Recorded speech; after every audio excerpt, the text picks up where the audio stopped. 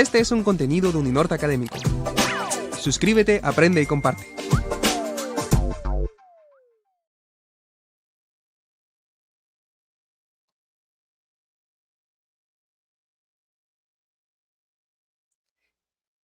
Good morning, everyone. Welcome to the Fulbright Reimagined Summit 2026.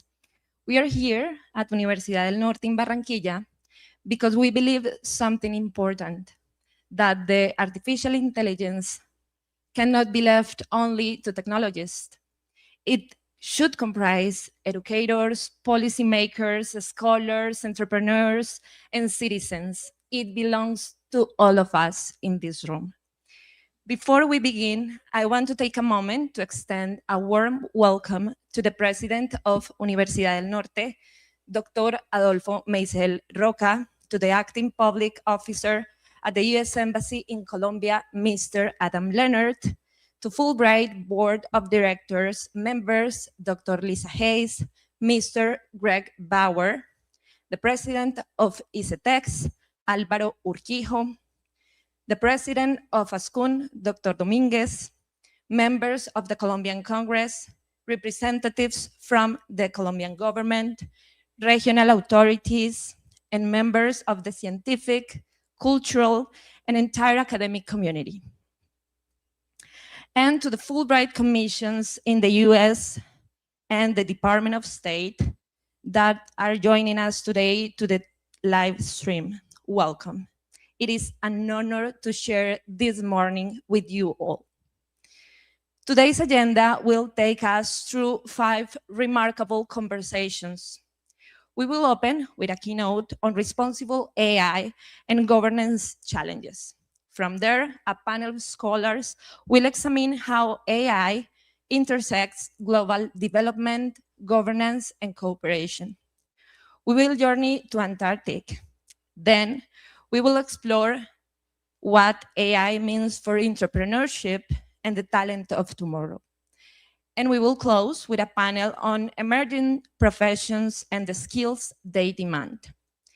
To start our morning, I want to introduce also a very special guest, Will Ia, our AI host for today. Will AI will be joining us through this summit, and we will brought to life by our Executive Director, Giovanni Anzola. I now pass the mic to you, Giovanni. Good morning, everyone.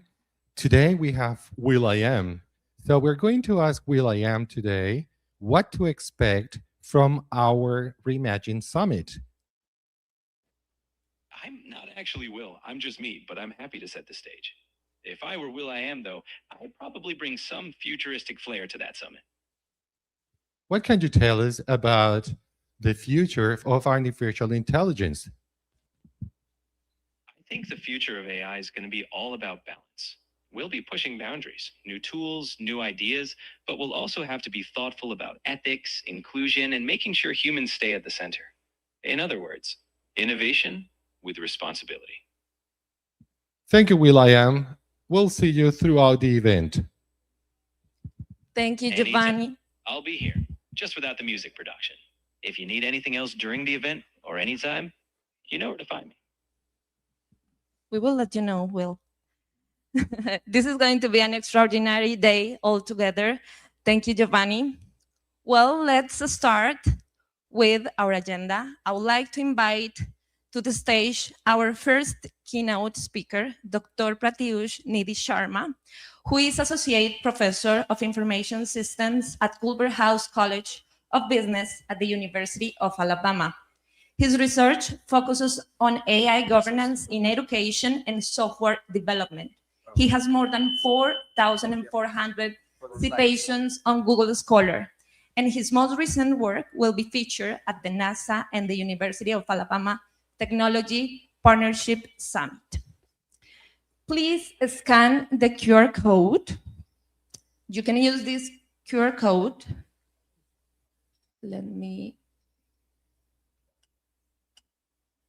Please scan the QR code for send all of your questions during the session. This link will close us 10 minutes before we wrap up, so please make sure you send all of your questions as they come to mind. Before we begin, I would like to invite, to capture this moment, I would like to invite the President of Uninorte to the stage, and Giovanni, and Dr. Mr. Sharma for our official photo. Before we start with the presentation, so we have to share a photo with you there. La foto y bajas otra vez. Perfecto.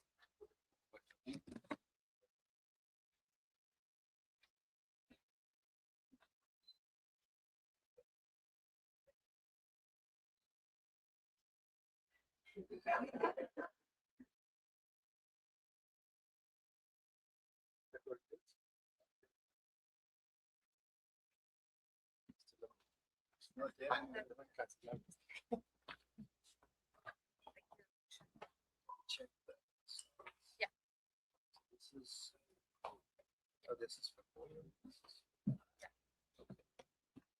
Thank you very much. Yes. Hello, good morning. Can everybody hear me okay at the back? Okay, so the most important question for today is how to pronounce this, right? That's the question on everybody's minds. So my name is Pratyush Nidhi Sharma, and I'm an associate professor of information systems in the Culver House College of Business at the University of Alabama. I also serve as the associate department head, and we are also building an AI lab at the Institute of Data Analytics at the Culver House College of Business. And I'm in charge of working with PhD students, and I teach executive MBA and MBA students at the college. So let me begin just a little bit with what the University of Alabama system looks like. The University of Alabama system has 3 major universities. All 3 are research-oriented universities. So up in the north, we have Huntsville, University of Alabama, Huntsville. That's where Marshall Space Flight Center is located. So Huntsville is known for space and rocket designs. So if you've seen the recent moon rocket go to the moon, all of that was built in Huntsville. And then it's shipped all the way to Florida through the Tennessee River. Then we have the University of Alabama, Birmingham, which is a big biomedical hub. So most of the biomedical research in Alabama is conducted at UAB. And then the main campus, which is the University of Alabama, is in Tuscaloosa, which is where I am. That's the mothership. And so we do everything in the state of Alabama, including law, business, engineering, arts and sciences. So we are a really large school, about 42,000 students and growing. And we have a really large group of faculty, and we are an R1 institution. By R1, which means that we are in the top few institutions in the United States. So I'm going to be presenting today about responsible AI, specifically looking at software development and licensing risks when you use systems like Copilot or any other programming system. And I'm going to take you, this is going to be an exploration through 4 questions, because I really didn't want to make this talk technical. Instead, I want you all to appreciate 4 simple questions that we will discuss. And hopefully it will give us a better sense of what responsible AI and software development means.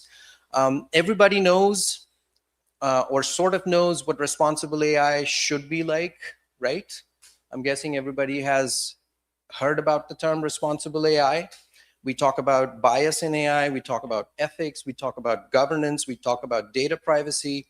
Those are things that if you just Google, you'll get a lot of information about.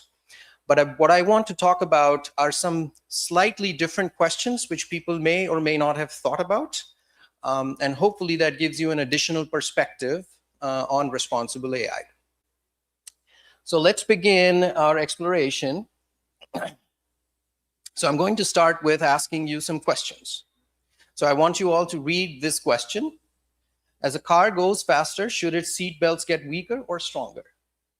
Right? When you're driving, let's say a Honda Civic, right? You have a seat belt, and that serves fine. But if you're driving a Lamborghini on a racetrack, you need different types of seatbelts. Do you all agree? Yes, right? So we know that as technology gets faster and stronger, we need more governance. We need more things that keep us safe, right? So we need stronger seatbelts. So I want to start off with a paper that was accepted very recently, my paper in Journal of Management. So Journal of Management is a top journal in management. And what we did is we looked at occupational fraud. So fraud happening in companies across 41 different countries. Okay, so fraud happening in companies across 41 different countries. And what we were really interested in is what is it about the countries themselves, the digital infrastructure of the countries themselves that potentially impacts the severity of fraud. And what we found is very interesting. What we found is as the digital infrastructure of a country improves, the severity of occupational fraud increases. So in other words, as the countries develop digital infrastructure, there's more damaging fraud. And it makes sense because fraudsters also have now access to more advanced technology and they can do more damage, right? But what we found was that the country level digital governance, the rules that a country's government sets, those are sort of the guardrails that actually help decrease fraud happening in companies.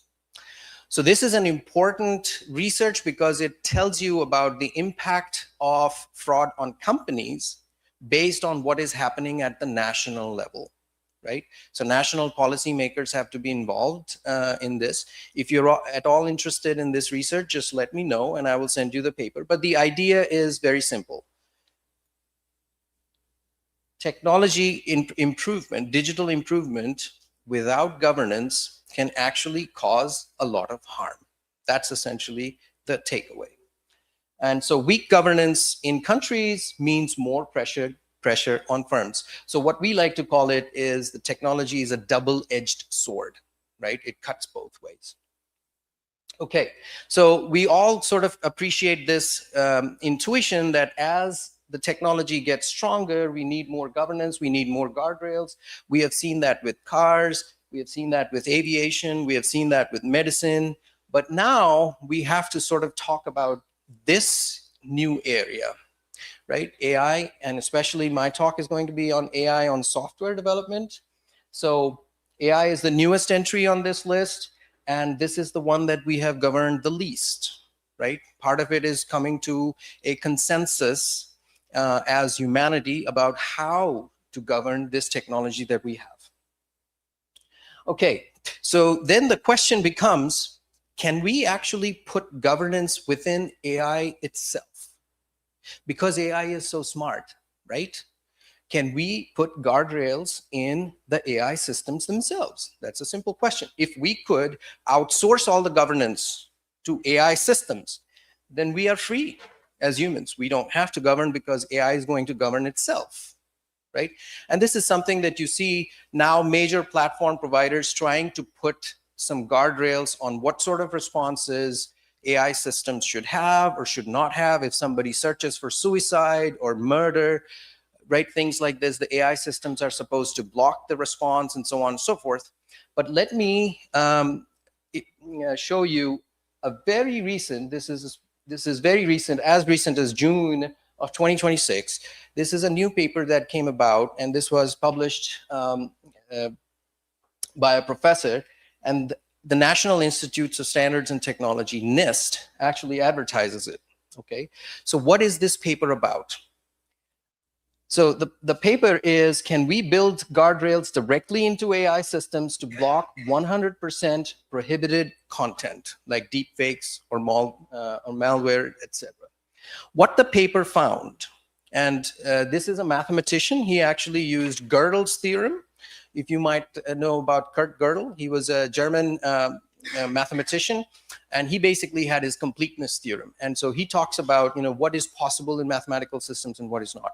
And so using that proof, what Vasilev showed is that regardless of how well built the rules are, there will always be a prompt to an AI system that will cause it to disregard its rules. Okay, so in other words, he has mathematically shown that it is not possible to build 100% safe AI systems by building regulation directly into the AI systems themselves. Okay, now this is an emerging research. We need more research on this issue, but this is where it stands right now. So what I mean by this is that the need for human guardrails, governance, policy, insight cannot be negotiated. We have to be the bulwark against some of the negative consequences of technology. And so we already sort of appreciate how AI is working. 97% of the developers use AI systems. But when it comes to governing software development, we see a lot less numbers, right? So only 5% of organizations feel confident they have a comprehensive AI governance framework. Now, second question. If you read a paper, let's say a research paper, we have some scholars here, and you use that paper in your own work, do you cite it to give authors the credit? Yes? Of course, it makes sense, because if you don't give credit, then people will stop producing stuff because they're working for credit, right? And so this holds true particularly for open source software. Open source software, you might have heard of Mozilla Firefox, Linux, and all of these softwares. These softwares, major currency of open source software is credit, right? Okay, so now you know that you're going to cite things. Now, how do you really cite things? Like, you've read a paper, right? You write a paper, and then you realize, oh, I read something that I can cite. So what do? You go back to the paper, look up the citation, and then you cite it, right? Because you have that paper in your transactive memory. You have that paper in your transactive memory, and you can cite it. Now, let's think about how memory works in AI systems, right?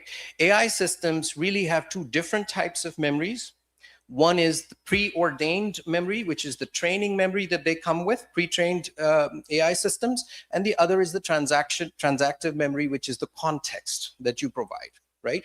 Like Giovanni was providing the context for Fulbright to will.i.am, right? So does AI remember what it learned?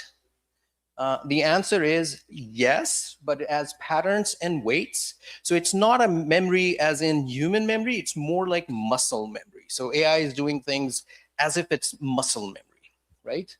Now, does AI remember where it learned? Right? When we ask AI to type stuff for us, it is typing stuff for us. Does it remember where it learned that material from? The answer here is no, because AI systems have source amnesia, right? When the AI systems were trained, they were trained using text, but they don't know where they were trained from, right? So this is a problem, and we will talk about why this is a problem. Now, the issue here is regurgitation. And this is one of the things that I'm going to talk about. AI systems, when you ask them to work for you, they create some outputs. Those outputs can actually match copyrighted materials, right? That regurgitation, verbatim exposition of facts could be a potential problem for citing stuff because AI does not remember where it learned from, right? So if you're asking AI to write a paper, it's going to write stuff unless you provided a specific context. If it's writing out of its context, it doesn't remember where it learned this from, and it doesn't have a way to cite it, right? So this is a problem. Okay, so now in software development, this is a problem of hidden provenance. Provenance basically means, again, attributing the source, right? So pre-AI, before AI, software development was like, well, you would go to a known repository in GitHub. GitHub is a software development platform.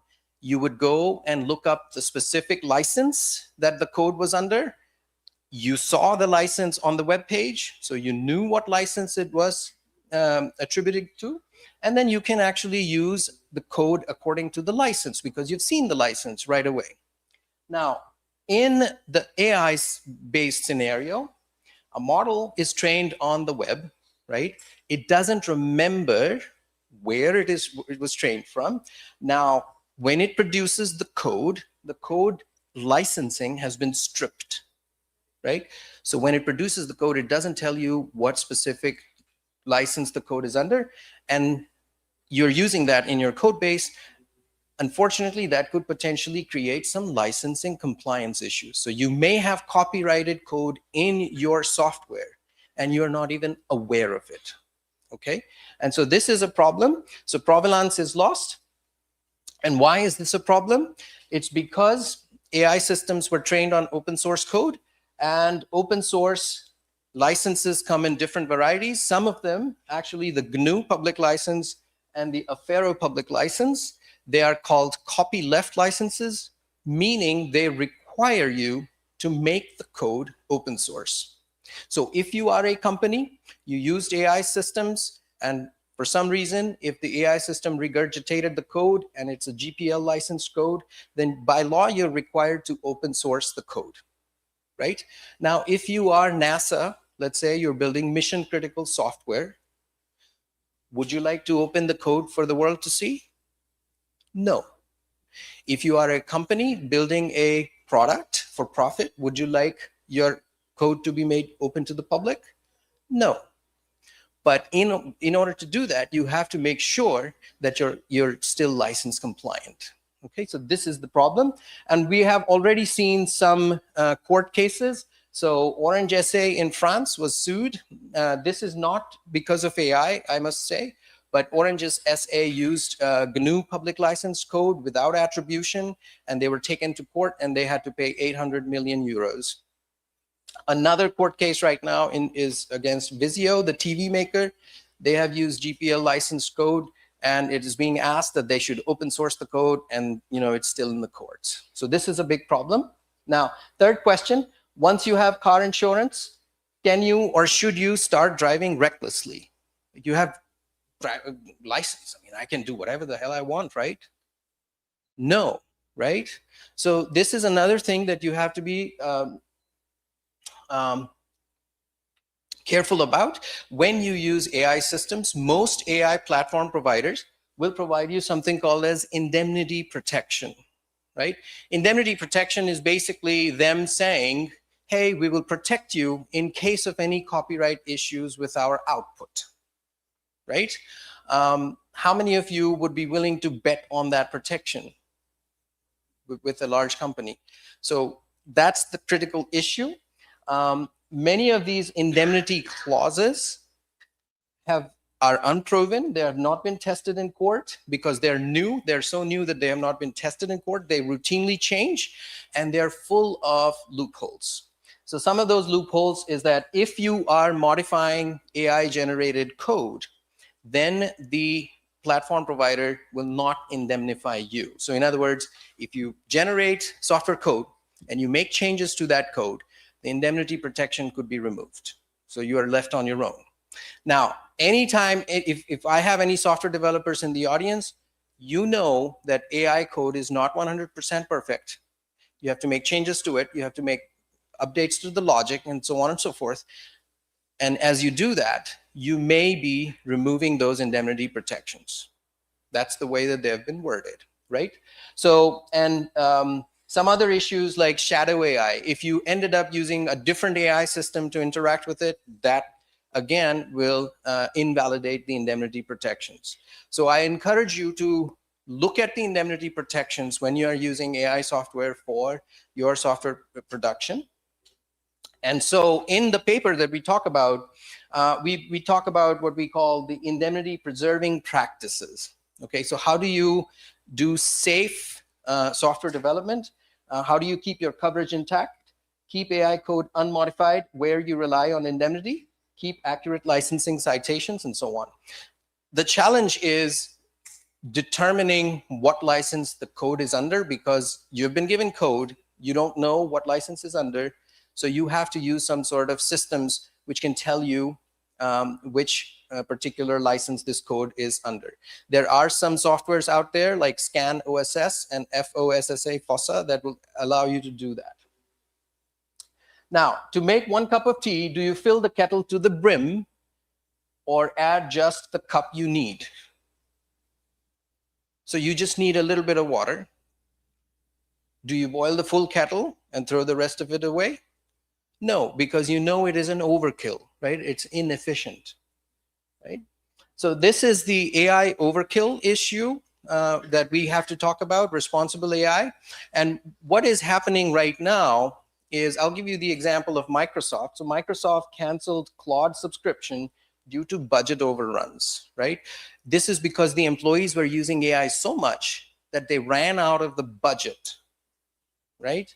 And so Uber, for example, is capping AI use at $1,500 per month per employee, which is still a lot. But you'd be surprised that software employees blow through this money in like a week. And why is this happening? Because people are getting more and more used to using AI as an overkill. Like you have to do a routine task that you can do yourself, or you have other software systems that can help you do that, but you are routinely turning to AI for routine tasks. Hey, AI, fix my font, right? And then AI has to work through the system, blow up some energy to do that. But you could have done that with a few clicks on your Word document yourself, right? So that's an overkill. Okay, so these are 4 everyday questions, 4 principles you all agree on. Seatbelts are needed for AI. Citations matter. Insurance protections are no substitute for responsible practice. And weighing costs and resources, not only the capability of the systems. So this brings me very quickly to the DevLeCops framework. That it is one of the frameworks that I've proposed. It's currently in review at a journal. So DevLeCops stands for development, licensing, and operations. It's a play on DevOps. DevOps is a software methodology.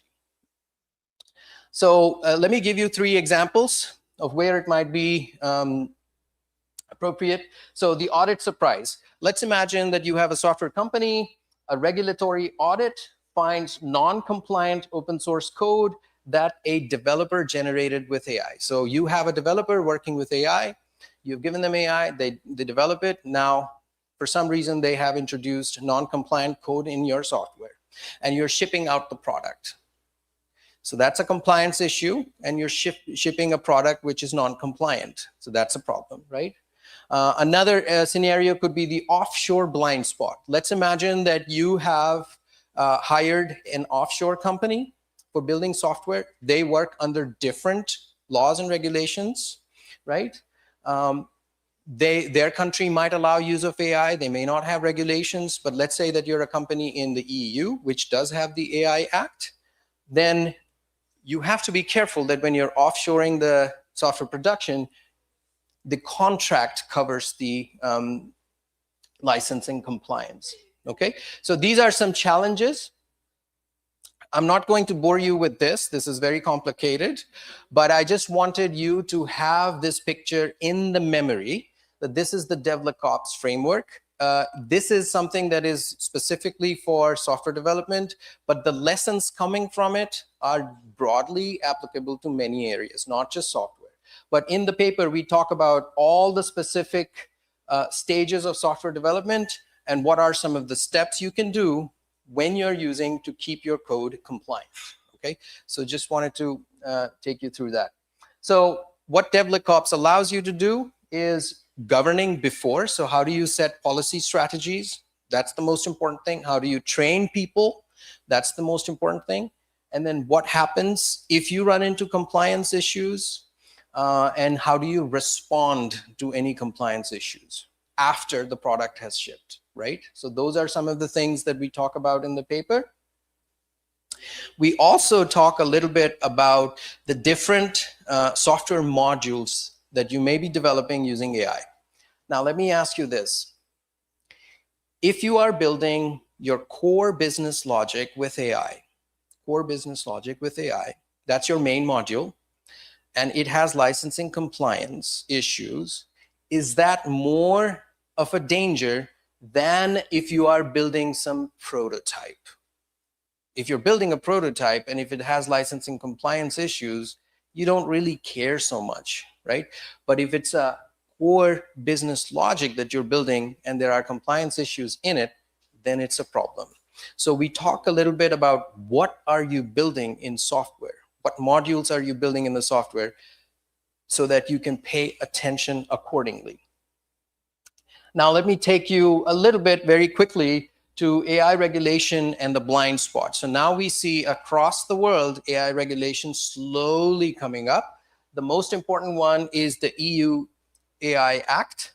The EU AI Act reaches any firm serving the European Union, and if you are non-compliant with the act, you can be fined up to $35 million or 7% of the global annual revenue of your firm.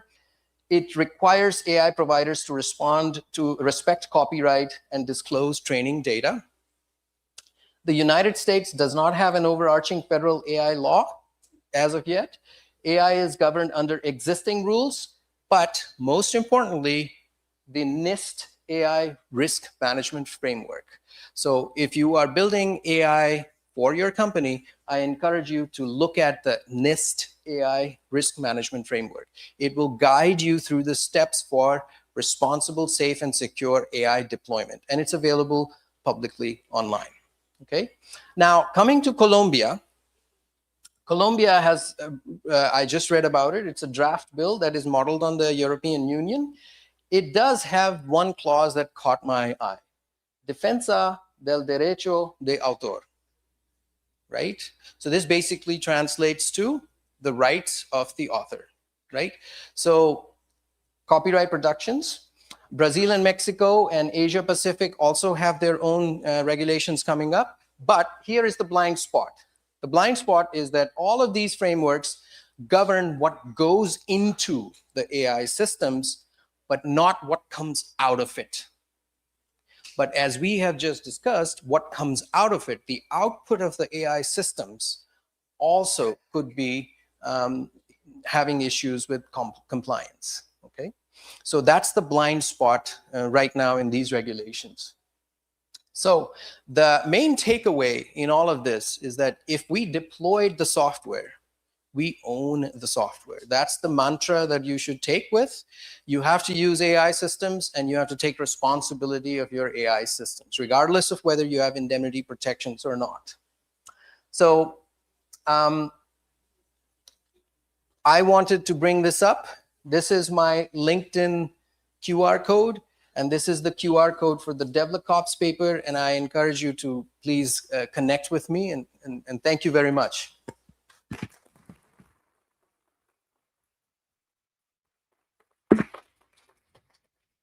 Thank you, Dr. Sharma. Before we get to your questions, let's hear what Will IA has to share. Giovanni, Will is all yours. Oh, sorry, sit here.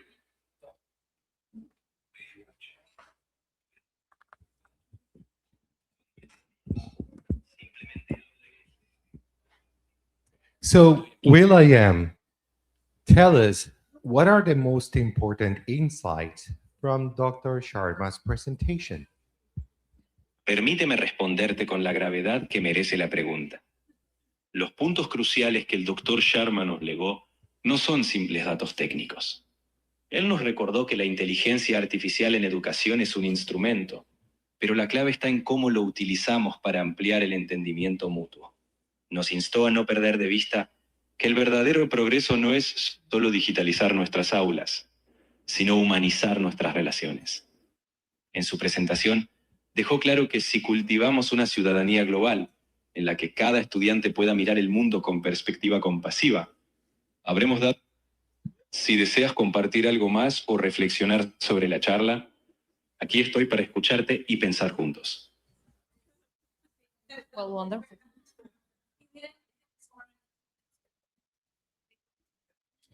Thank you, Giovanni. Well, now I would like to invite to the stage Dr. Pedro Villalba from the Department of Medicine at Universidad del Norte to join us, along with Dr. Sharma, for these 15 minutes of questions and answers. Thank you. Thank you. Okay, thank you, Dr. Sharma, for your excellent talk. I will first start saying that your work and also reading a little bit of your research, I can see that you put together three very important things in the topic of AI world these days. The first thing is the governance, which is a big issue for, I would say, every institution worldwide that is trying to get into this world. The second thing which is also very important is the relationship between human and technology. That is something that, of course, create different concerns. And the third thing is a structure framework, not only to work with, but also to study, do research, and also to develop this kind of technology. So, and I would say this is the very exact point of view that makes this conversation so relevant for us today. As the presenter mentioned, my name is Pedro Villalba. I am an associate professor at the College of Medicine, but also I'm the resource liaison of the Research, Creation, and Innovation Office at Universidad del Norte. And it's my honor to moderate this Q&A session today, and I will start with the very first question, Dr. Sharma. Let me tell you a little bit about this. Here at Universidad del Norte, we have launched a platform that we call Lucia. And Lucia is the way that Universidad del Norte is providing access to all of our community to free, to professional grade LLMs, large language models, including our students. And to our knowledge, this is the very first kind of system that is able to provide this kind of access to a very large side of people, or group of people. And Dr. Sharma, from your work on responsible AI governance, my question is, how do we balance broad access with accountability, especially with many of our members are still in the learning phase, only beginning to understand what are the potential benefits versus the risk behind these technologies? So thank you for the question. I think it is a very difficult question. I do not have all the answers. If you have a teenager, I'm going to have a teenager fairly soon. My son is 12 years old. But it is almost like you're giving a 16-year-old a sports car, right, as their first car to drive, without really telling them how to control the car or what are some of the good driving practices, right? So yes, my son could potentially drive a fast car, but definitely he needs the training, the ethics, and the acumen. That's the most important things. And this is what I want to stress upon. AI systems are what they are. It would be difficult for us, and although we are trying our level best to push AI systems to adjust to us. But now the question is, how do we adjust ourselves to the AI systems, right? And so the question that you are asking is that one aspect is providing access. It's the first step, and it's probably the easiest step to do. The second and the most critical aspect is, how do we train people so that they drive this car responsibly? Especially you have young students, what do we train them? How do we train them on? So that's the aspect that I'll always stress on. I'll give you a few examples. When we came out with the AI systems at the University of Alabama, all of the faculty were in equal measure surprised, scared, and anxious, and also in some cases happy that we now have a tool that can do a lot of things, right? So all the emotions that you can imagine came to the faculty members. Now, when you start dealing with AI systems, the most important thing for professors was, how do we guarantee that the professors themselves are not putting any private information on AI systems themselves? I'll give you one example. If we have to conduct faculty evaluations, so faculty evaluations are annually conducted, or promotion and tenure are conducted every year. Generally speaking, when a faculty member provides the portfolio of their research, they'll give us a big document, right? It could be 50 pages, could be 100 pages of their life's work, right? Now, you're dealing with 10 or 15 of such candidates that you have to decide upon, right? So what is the logical thing to do? The logical thing to do is to spend hours and hours reading through all of those, right? But do we, as human beings, do that? No. With AI systems, it's much easier to just upload everything on the AI system and then basically summarize this information, right? So this could potentially end into violations of the person's privacy, right? Because they didn't ask the AI system to judge them. They asked the faculty to judge them, right? Similar things about courses. So if we input information about specific courses, well, you know what? AI systems could over time learn that a certain professor, when they teach a certain class, they're bad. And then the next time a student really asks an AI system, hey, which classes should I take? Well, guess what? The AI system would have its own opinion, right? So being very careful about what is being put into the AI system is the governance challenge, I think. And I think that when universities such as yourself want to create access to systems like this, it is very important to think about all the challenges that could potentially happen when you have access to this. How can students use it, both in good ways and bad ways, right? How do we stop them from doing that? So those are some of the challenges that are human challenges. Those are not technical challenges. Those are policy challenges. That's the most important bit. Absolutely. Thank you so much, Dr. Sharma, for your answer. Shall we move now to the question from the audience? Is there any question as of now? Okay, hold on 1 second.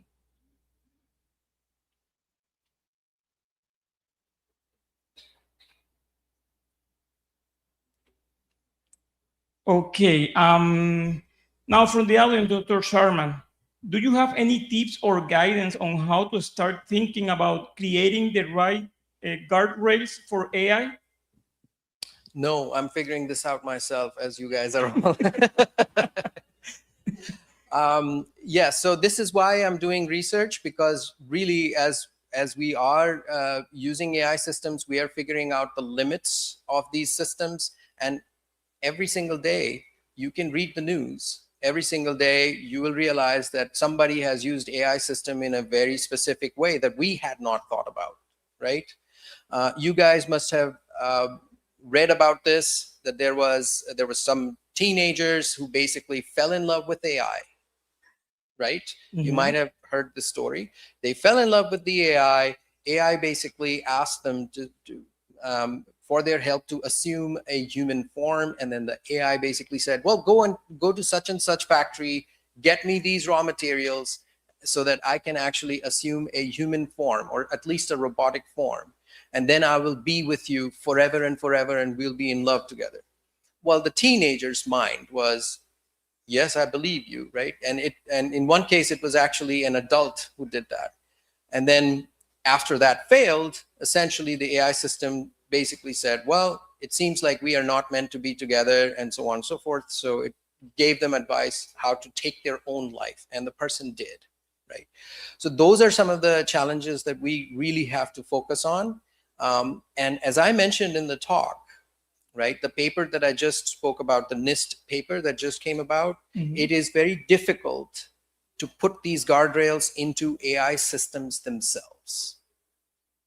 AI systems cannot police themselves to 100%, right, accuracy. So we as human beings would have to adapt and change. And how do we do that? It's basically how you teach your kids. That's where it starts. How do you teach your kids to be responsible AI users? Because that is where it starts. Absolutely, absolutely. Thank you so much. There's another question here that is really close to what is called the AI hype, or how the teenagers will call the AI FOMO. Would you agree that companies are usually more focused on implementing AI or everything fast than on doing it safely? I mean, the question is, the companies are more focused on doing it fast or doing it safely? Doing it fast. I guess all of you would agree, right? So Silicon Valley works on a different clock time than the rest of the world. And I think that is the main challenge, because what is happening in Silicon Valley is more about innovation, fast innovation, competition. And so they are producing these products, which is great that they are producing these innovative products. But we, as the rest of the users of the AI systems, we have to now think about the governance, the compliance, the ethics, because when these firms are engaged in competition, a lot of times it is difficult for them to pay attention to the ethics and issues like that. Yeah, absolutely, absolutely. Let me go with this question now. We hear about human-centered and responsible AI almost everywhere nowadays. Now, those words, especially when we think about the institution mission statement, it could become empty words very easily. So for you, Dr. Sharma, what does a university, or in general an organization, actually do differently when it places the human being at the center of this kind of technology? I'll give you one example that we struggle with. The basic question as faculty members that we struggle with is, do people still really need to have fundamental knowledge? Do they still really need to know stuff? Do they still really need to know math, physics, programming, and so on and so forth? There are two camps. The first camp is the few people. They're like, well, the store of foundational knowledge is sort of irrelevant. You just need to know AI and how to access it and do it that way. But as faculty members, we are not in that position. We have to ensure how we can provide foundational knowledge to our students, and that how that foundational knowledge can then be applied using AI systems. And this is important because AI systems, as you all know, they hallucinate, and that hallucination is inbuilt into the fabric of the AI systems. So you may get wrong answers and you may not even know about them. And this especially happens when the scale of the output is large, right? If you're asking AI to produce a paragraph, you can still fact check one paragraph. It is humanly possible to do it. But if you're asking it to produce 15 pages of text, which is, it is able to do it, where do you start? Because I, as a human being, have to go to sleep, right? At some point. So I cannot be focusing all of that energy on that. So the question is very, very tricky. We don't have good answers to this. But I think we need to start thinking about these questions. And I think all of you are already thinking about these questions. How do we train our next generation? Because we are what we are. We have had our time in one way or another on this planet. But what about the coming generations? How do we train them properly? That, I think, is the most critical question. And I'm sorry, I don't have the good answers, but I can only discuss these questions. Thank you, Dr. Sharma. Actually, it is my feeling that there's a lot of very good questions on the field while we are working on this kind of technology. And that is actually a good thing, because we are doing the right questions. And that makes me feel that we are on the right path as of now. So thank you one more time, Dr. Sharma, for your talk and your sharing with us your ideas. And also thank you to the audience for your questions and to participate in these talks. Let's thank Dr. Sharma with a round of applause. Thank you.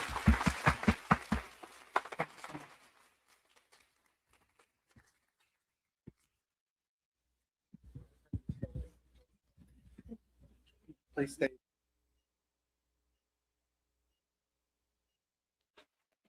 I would like to invite our executive director to present a token of appreciation to our panelists. So thank you very much for your presentations, and of course for the moderator. This is a bonus to buy a Lamborghini.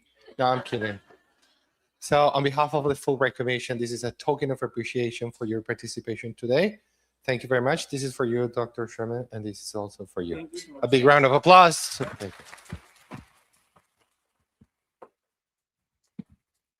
Thank you very much. Just a quick reminder, at each of your seats, you will find this QR code in which you can scan the whole agenda of our event. If you are agreed, you can scan it.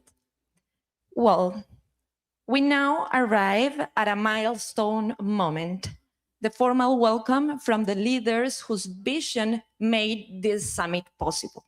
I would like to invite first Adolfo Meisel Roca, President of Universidad del Norte.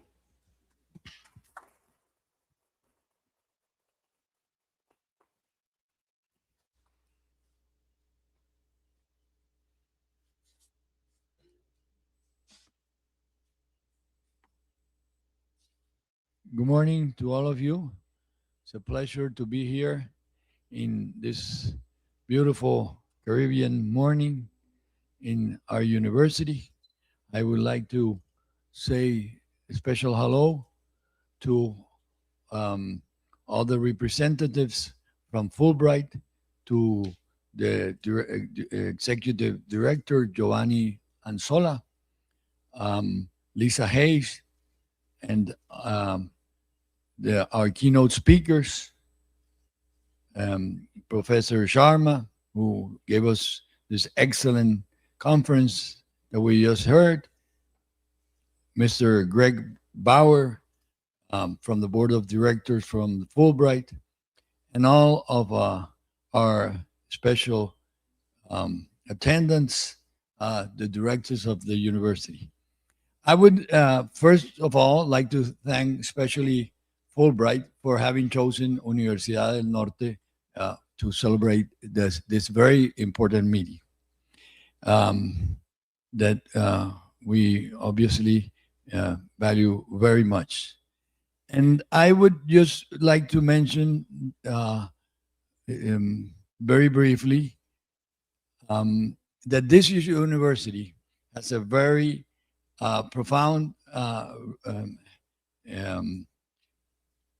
relationship with the United States, because the person who was the creator of this university, the promoter of this university, Mr. Carl Parrish Jr., was an American citizen, an immigrant from an immigrant family of engineers from Iowa. His father, Carl Parrish Sr., was an engineer, civil engineer who came to Colombia in the 1910s. And he finally, they decided to live in Barranquilla, which is a very bustling new city at that time. And the Parrish family constructed the new Barranquilla, what the new neighborhoods such as El Barrio El Prado and many of the emblematic buildings of the city were constructed by these firms of engineers. Carl Parrish Jr. Was a founder of this university in association with the main entrepreneurs in Barranquilla at the time, was also a civil engineer from Yale University. And he wanted to have in Barranquilla a university of excellence, and a university which was also attracted talent, and not necessarily persons who had the financial resources.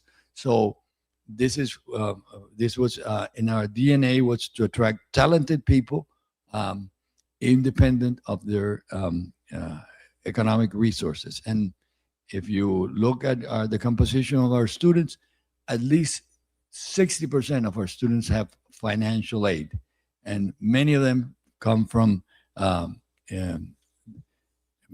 families who wouldn't be able to afford the cost of education in this university. I would cite just one example. The student who got the highest average in the exams that Colombian students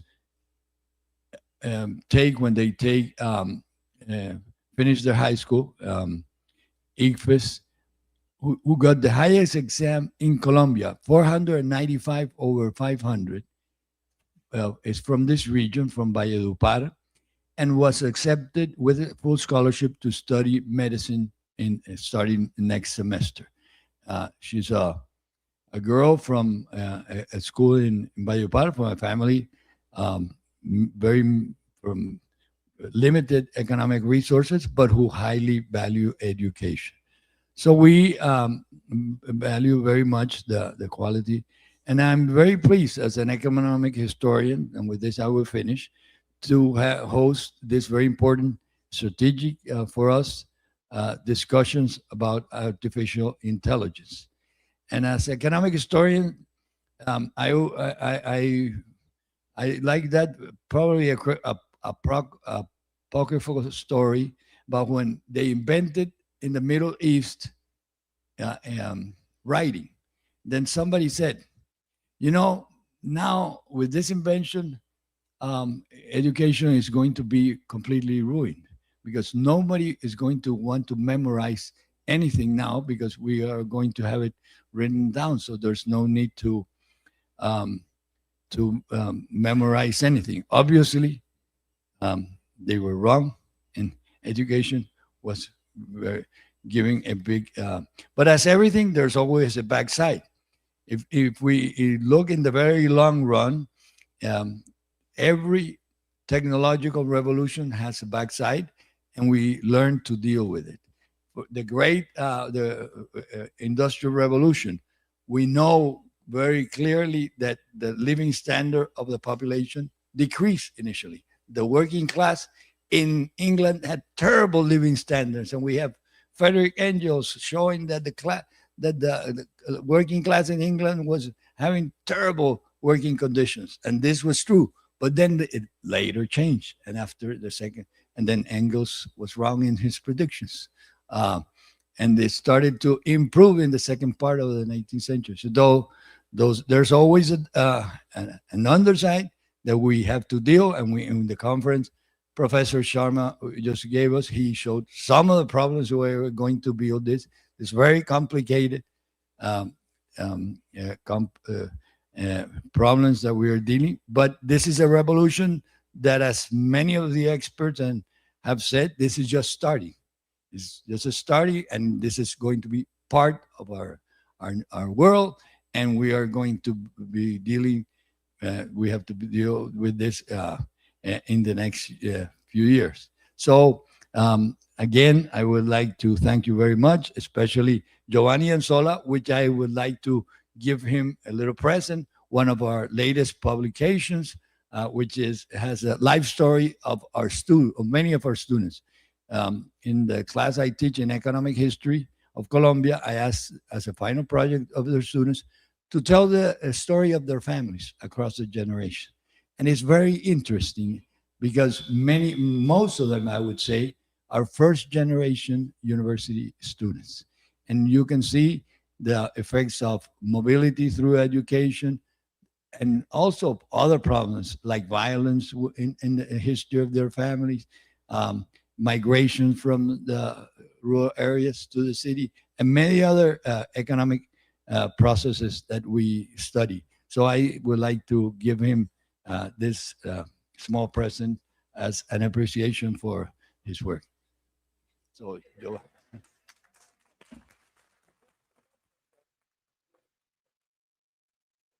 And now that you both are here, I would like to also invite Giovanni to present the token of appreciation from the Fulbright Commission.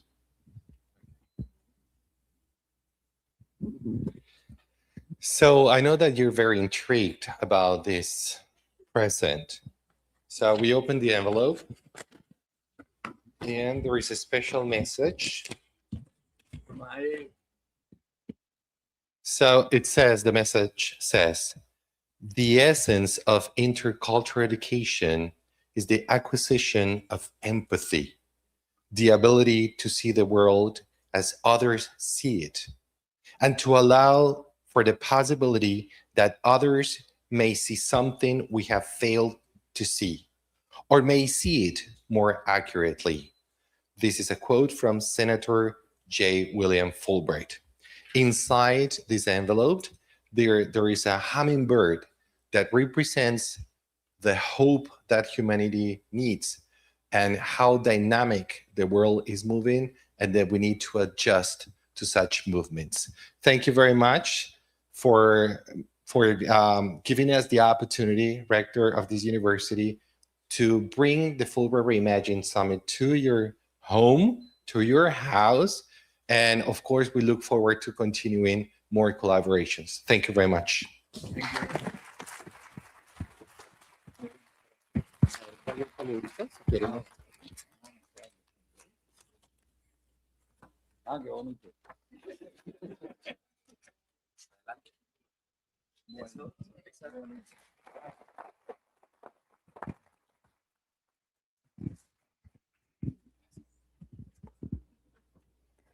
Thank you very much, President Meisel.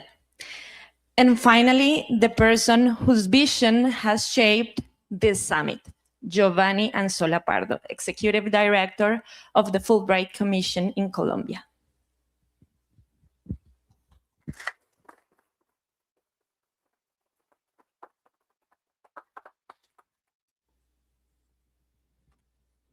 All right. So, dear colleagues, partners, friends, Fulbright scholars, and alumni, distinguished guests, welcome to the 2026 Fulbright Reimagined Summit. Fulbright is celebrating its 80th anniversary this year. 80 years. Yeah, the Fulbright Commission would deserve a round of applause. In Colombia, the presence of the Fulbright Commission started back in 1957. So the next year, we're celebrating also our 70th anniversary. And of course, this event is in the framework of the 250th anniversary of independence of the United States of America. Today is a defining moment in the history of humankind. The title of our event, Artificial Intelligence Horizons, Learning Pathways for Tomorrow, actually means that tomorrow is already here.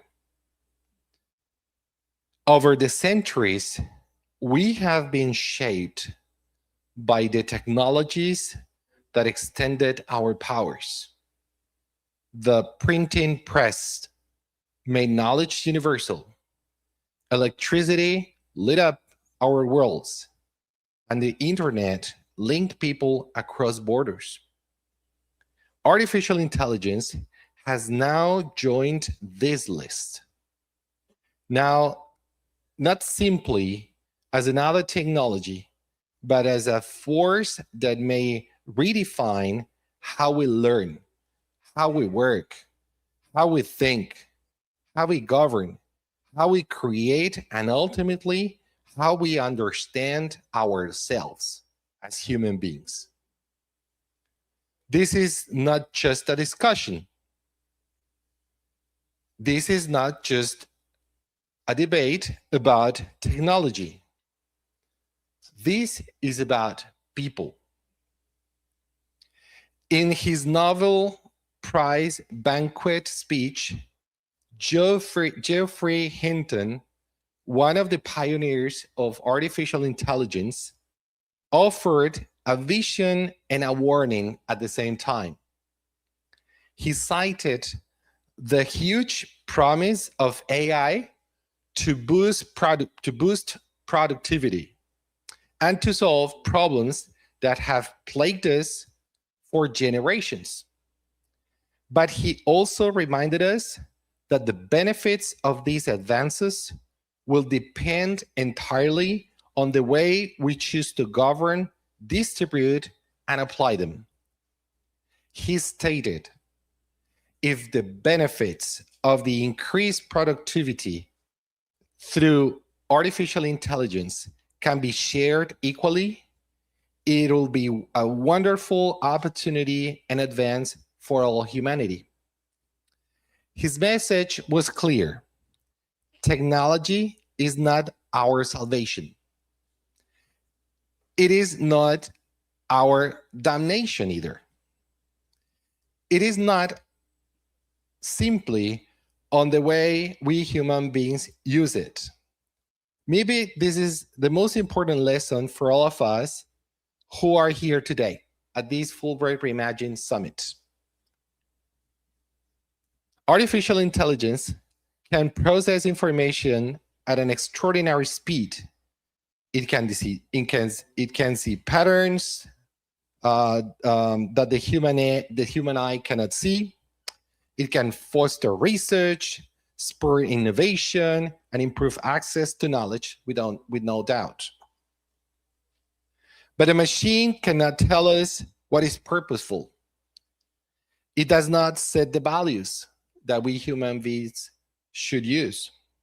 It cannot choose what sort of society we want to create. Those duties are still profoundly human.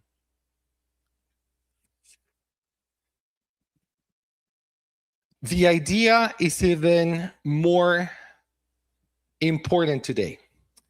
In the age of artificial intelligence, our competitive advantage as human beings will not just be knowledge per se.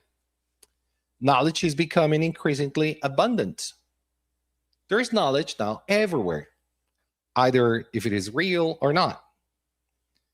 However, we truly believe that the key word for this summit that we should be using is authenticity.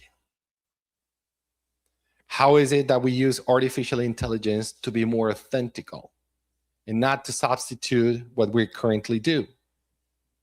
How is it that authenticity will be our strength?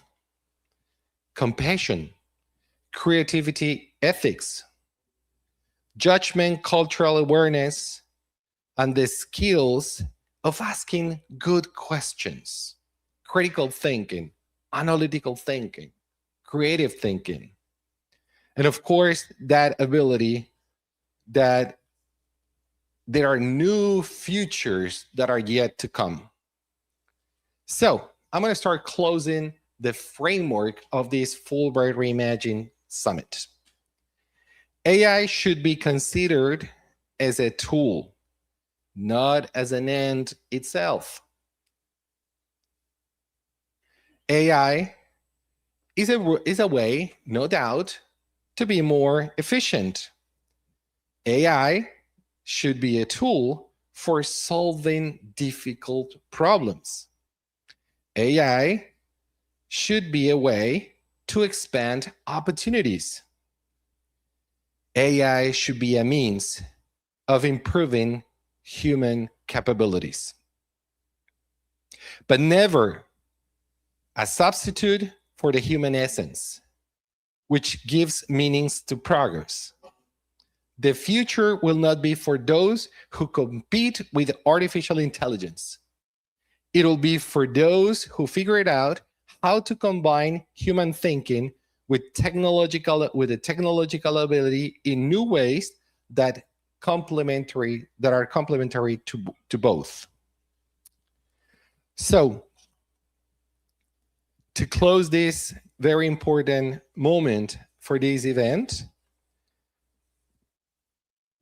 my sincere words of appreciation to the remarkable team led by Ginny Caicedo and Maria Angelica Diaz Granados, together with Isabella, Vanessa, Daniela, and all the staff of Uninorte who have been made this event possible.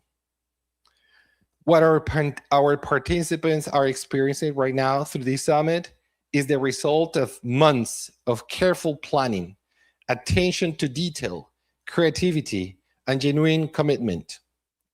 Their professionalism care, and unwavering dedication transformed an ambitious vision into a reality that we had with the president of this university, Dr. Maisel, months ago. And is to see how is it that opportunities such Fulbright can be decentered and that they can come to the regions of the world where there are also big contributions that the country need also to see. I would like, in this sense, to extend a very special acknowledgement to Director Adolfo Maisel.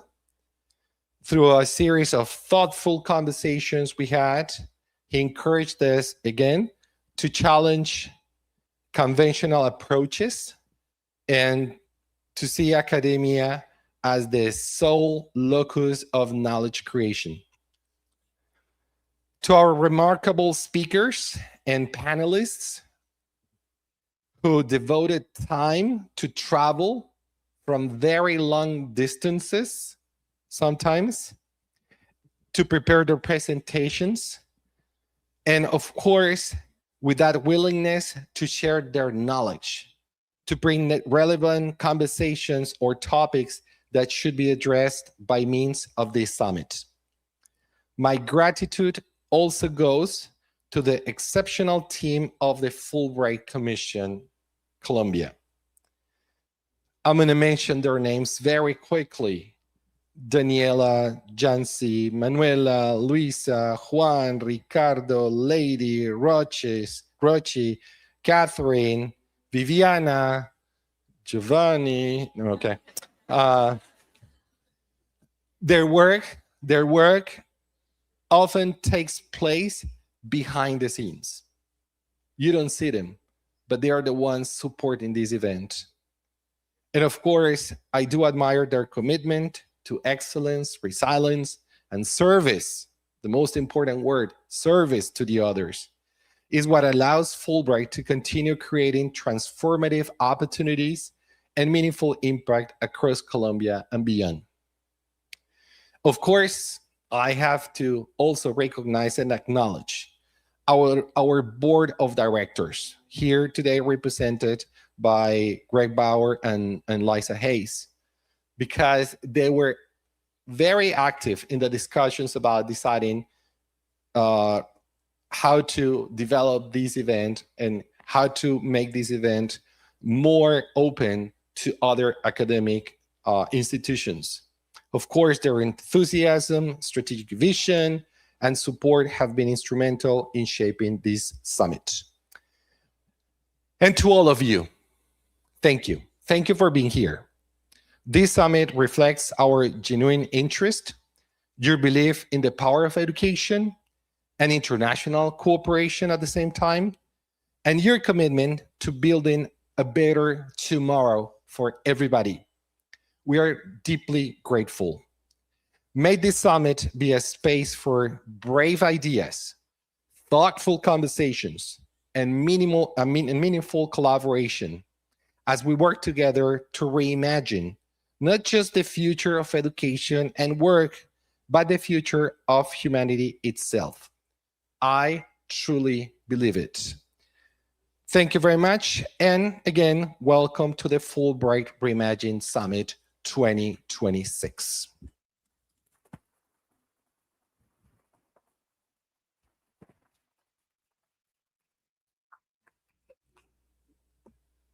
Thank you, Giovanni. Fulbright, not just for exchange, but for transformation.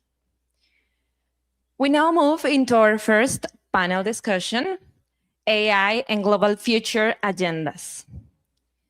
I would like to present our panelist, Dr. Ricardo Arjona, Computer Systems Engineering at Apple in Cupertino, California, specializing in embedded software and wearable systems. He holds a PhD in electrical engineering from the University of Texas at Dallas, a former professor at Universidad Tecnológica de Bolívar, and Fulbright posgrado para las regiones. Mariana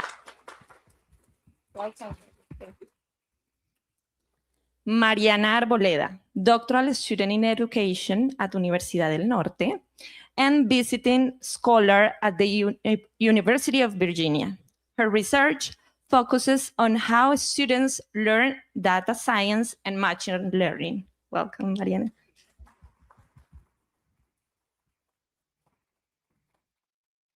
And our moderator, Ms. Natalia Barrero, international business professional with over 12 years of experience in digital transformation and AI applied to public policy. She currently serves, I'm sorry, just one line, 2 lines more. She currently serves as an advisor on digital economy at MINTIC, and this year she joined us as Humphrey Fellow 2026. Welcome.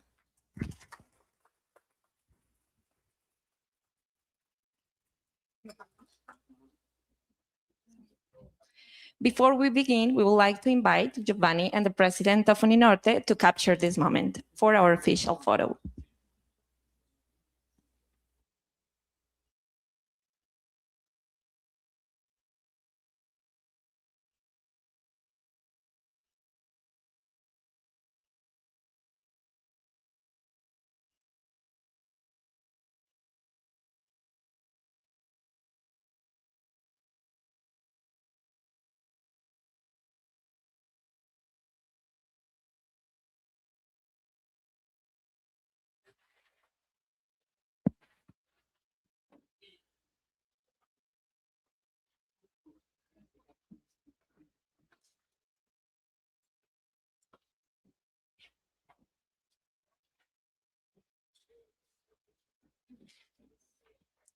Natalia, the panel is all yours. Thank you. Okay, thank you very much. Good morning, everyone. I'm very excited, but also I'm honored, as you said before, Luisa, to be here as a Fulbright Fellow 2026, Haber Humphrey. I'm going to be in USA on August. And also, I'm very nervous. Okay. Yeah, I work in the Ministry of Technology. I work on public policy on AI, and it's an honor to be with you. And first, I would like to begin know more about you. So let's, Ricardo, start. Could you tell us something about your pathway and your professional development in this area?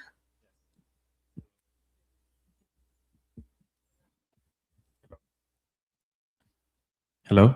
Okay. Here we go. Yeah, thank you, Natalia, for introducing me. So it is always a pleasure. Thank you, Fulbright, for the invitation. Coming back to the University of Norte, where I did receive my degree of electronic engineering 20 years ago. So this is always exciting.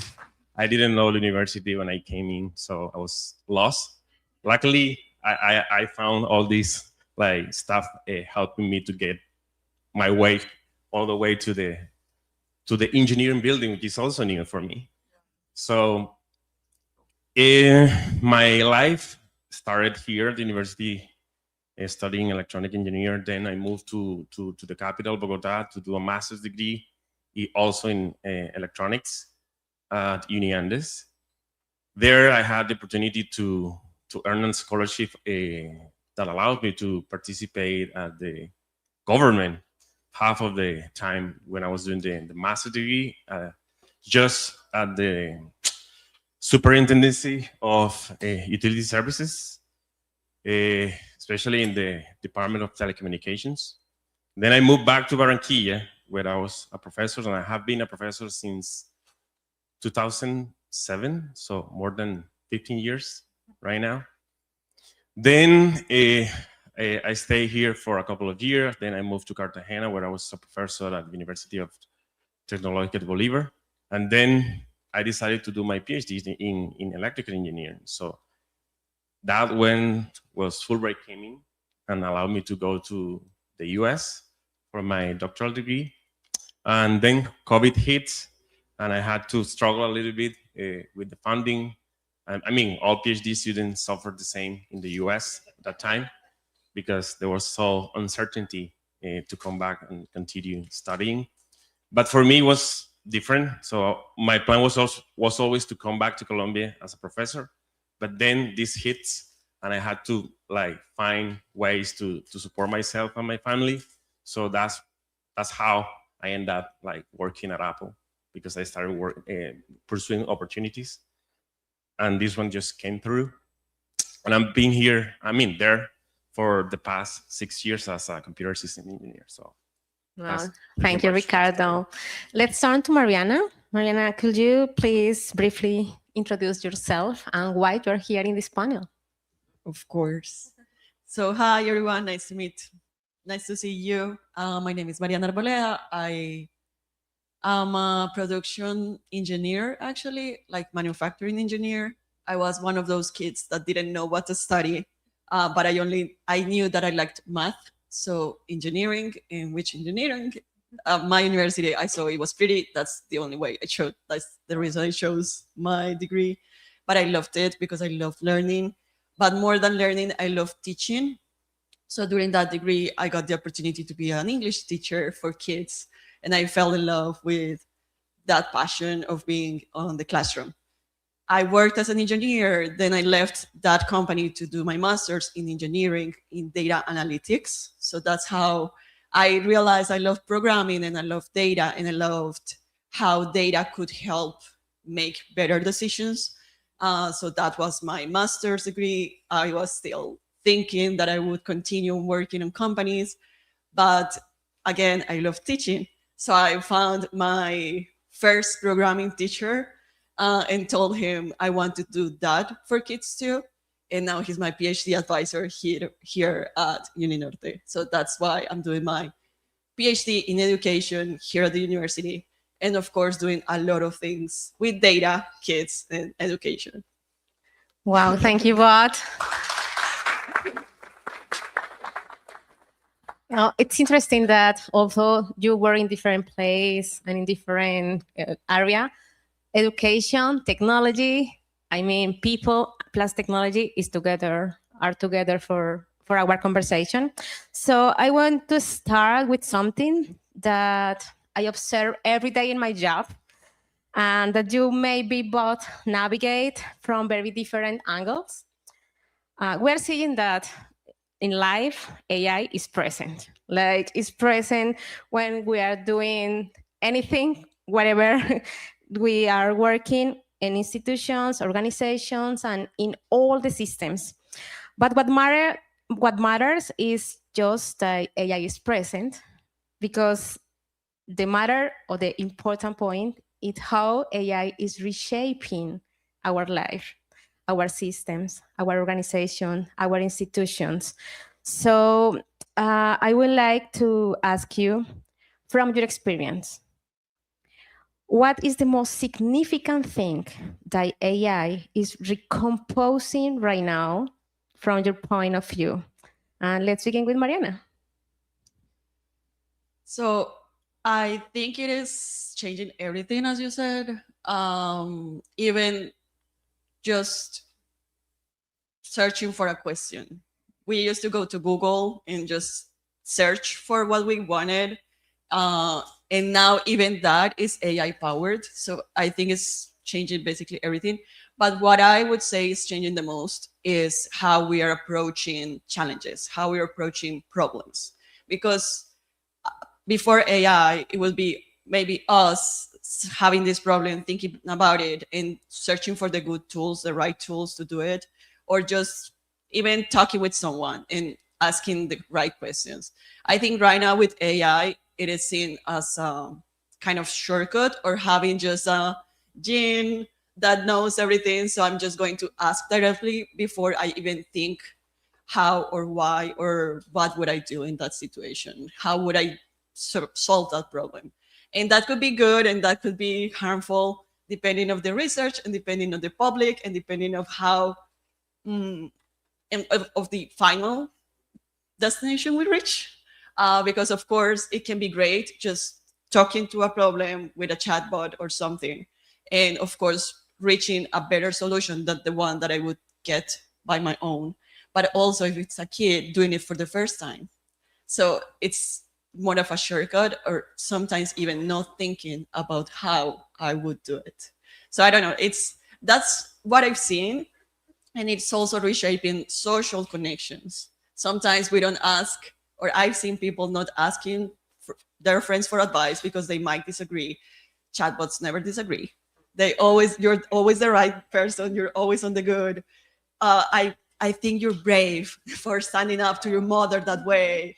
So that's also changing for good and for worse. I don't know. It's always there. Yeah, I completely agree. Yeah, it's an instant gratification. We are working on that with young people. Yeah, thank you for your insight, Mariana. Let's Ricardo, can you relate to what Mariana mentioned? Or do you have another experience? Yeah, I totally agree with Mariana's approach, but I also want to add, like, I think Dr. Sharma also mentioned that too. I think AI is changing the way people interact with technology. I think for everybody, it's clear that there was always like a barrier when it comes to understand a concept, to generate value, to find a solution. It was always related to how do I do this, right? So it was always, I don't know how to do this, so then I'm blocked, right? I think that is changing. I still remember when this technology came out, Arduino in Italy, just precisely to do that, make things easier for artists to play with technology, to do programming, and it did work. And I think AI is taking that beyond to another level where people doesn't need to know anything about programming or math or science. We're just, I think we were born as a philosophers, and now being a philosopher is coming back because we lost that piece during the process. Now it's all about, again, asking questions, right? Prompt engineering. So I think that is where we're coming back to life in some way, because I love to be a kid, and I think everybody wants to come back to that like period. And this is what is happening right now. So I think AI is breaking that gap and allowing people to do more with less and faster. And that is also giving opportunities to create, to prototype, to iterate more quickly. And as well, because it is also powered by these massive data sets, right? So when we ask a question and get a solution or a response, then we are probably getting the best practices of whole humanity when it comes to a problem. And that helps organizations, people to adopt the best solutions in their businesses, in their lives, in their like process. And I think that is changing everything. Well, very interesting point for what. And I would like to connect with something that you said, Ricardo. Yeah, we are living a transformation, but not just technological transformation. I think it's a cultural transformation. Yeah, you talk about how it changed our minds, our kids, but also how it changed our relations and the way that we are creating relation with others, just using questions. So it's very interesting. Let's move on to another topic related with that. And I think it's a narrative that we are listening every day, or at least in my job, and it's about democratization. Because I don't know if you know, but the first time that someone talked about artificial intelligence was also at the same time that Fulbright was created. Yeah, it was in the 50s. And today, we're talking about artificial intelligence as a common thing. But at that time, many researchers were creating that. Why it is more common to talk about that? Because our institutions and all the technological companies are thinking about democratizations, you know? But the question is, do you believe really AI is democratizing for everyone? What do you think, Ricardo? Do you have the microphone? Okay. I don't think it really is, especially because for a person to use AI, it needs at least a device or a terminal with internet connection. And that is what is actually giving you access, right, to the technology. And not too many people have these things nowadays, despite all the efforts from governments, institutions. So I don't think it is doing that. It is giving us as a tool other options, but the access is very limited to these resources. So once it is granted, I mean, for those that are able to use the technology, then of course everything opens up. I mean, we used to read a lot of information. Now AI can help us to summarize it, so we are learning faster. The same happens when we have an idea and we want to take it to the market, but we don't have the skill or the engineers to develop that, right? Now we can just pull a series of prompts to make it happen very quickly. So people can now turn ideas into products or services that can easily be evaluated by the market and then generating development for them. So yeah. Wow. Okay. I don't know, Mariana, if you agree with Ricardo's assessment. Yeah, I agree. Because like when you were talking on the previous question, I promise, I love AI. I don't hate it. I use it every day. I promise you. And you're right about something. And I also think it's on the line of democratization. It is like the way that we're interacting with tools and with technology is changing for the good. And it is definitely lowering the bar or opening like a bigger door for people to just start using some technologies. And I was just thinking of a friend, one of my best friends from school. She never studied. She never went to college. She works for Airbnb. But every single day I get messages from her like, oh my God, I love AI because I did this website for our apartments, because I'm creating these amazing pages that she could never, because she wasn't even interested when it required her to really learn coding. But now she's like, oh my God, this is amazing. And she's showing me every single day her website and how she makes it better and better every day. So I think from that perspective, it is helping to democratize technology access to those who already have devices, internet, and of course, like some kind of education on how to use it. Like definitely, but well, no, and not but yet. And also, like we hear from the education side, we always hear like AI now gives everyone access to all knowledge. Now AI can help you learn anything.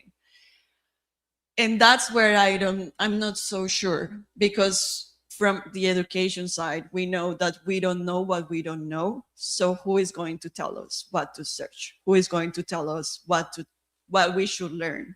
And that's where I don't think it's fulfilling its purpose. Or I heard this sentence yesterday in a podcast, and it was like, it is over promising, but it's under fulfilling that prophecy.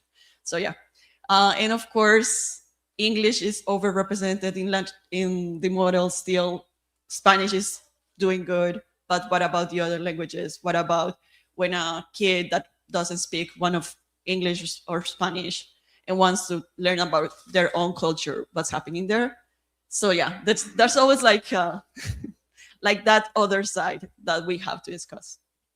Yeah, I agree. I completely agree. It's a discussion that is difficult, because even if technology, I mean AI generative, has given access to people who is not developing technology, has the opportunity to be in front of artificial intelligence without knowing coding or logical things.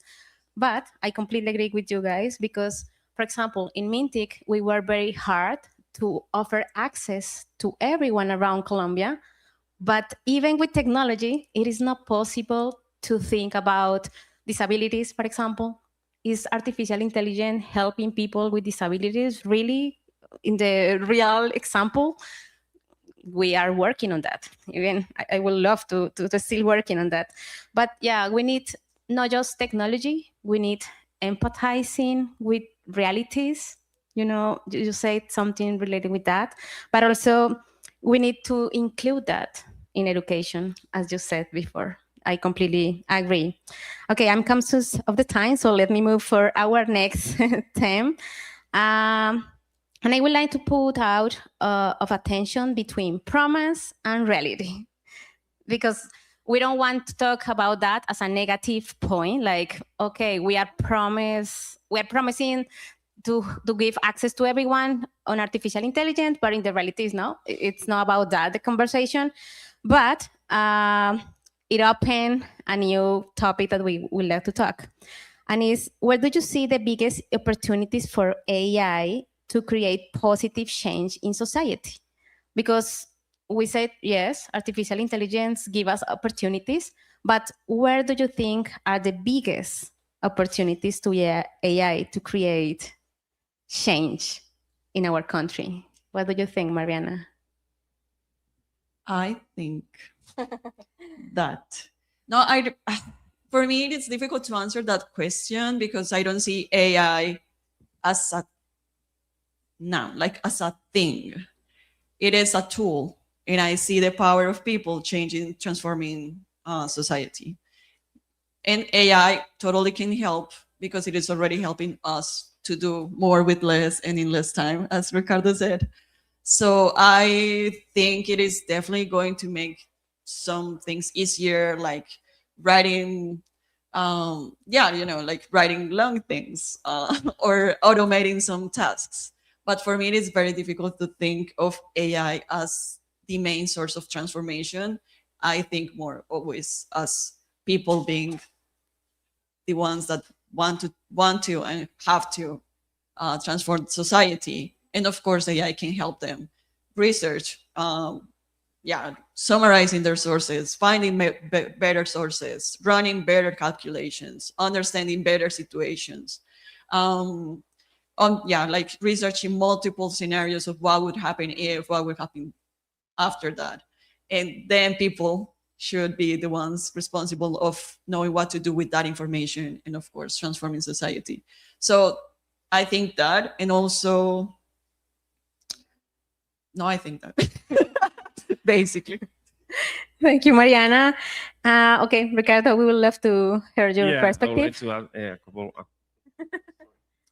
I think AI as a tool can help us to build more tools, right? So we can be more efficient with our time and do great things. So we don't dwell too much when we finish a task. We just can go and move to the next one immediately.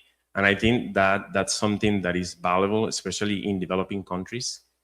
In developing countries as well, we have so many limitations. I mean, in terms of education, access, connectivity.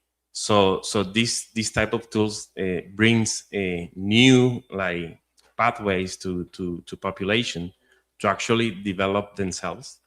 And I mean, social development is all about meeting the needs of people, right? To improve their quality of lives. And I think all of that is related to development as a society.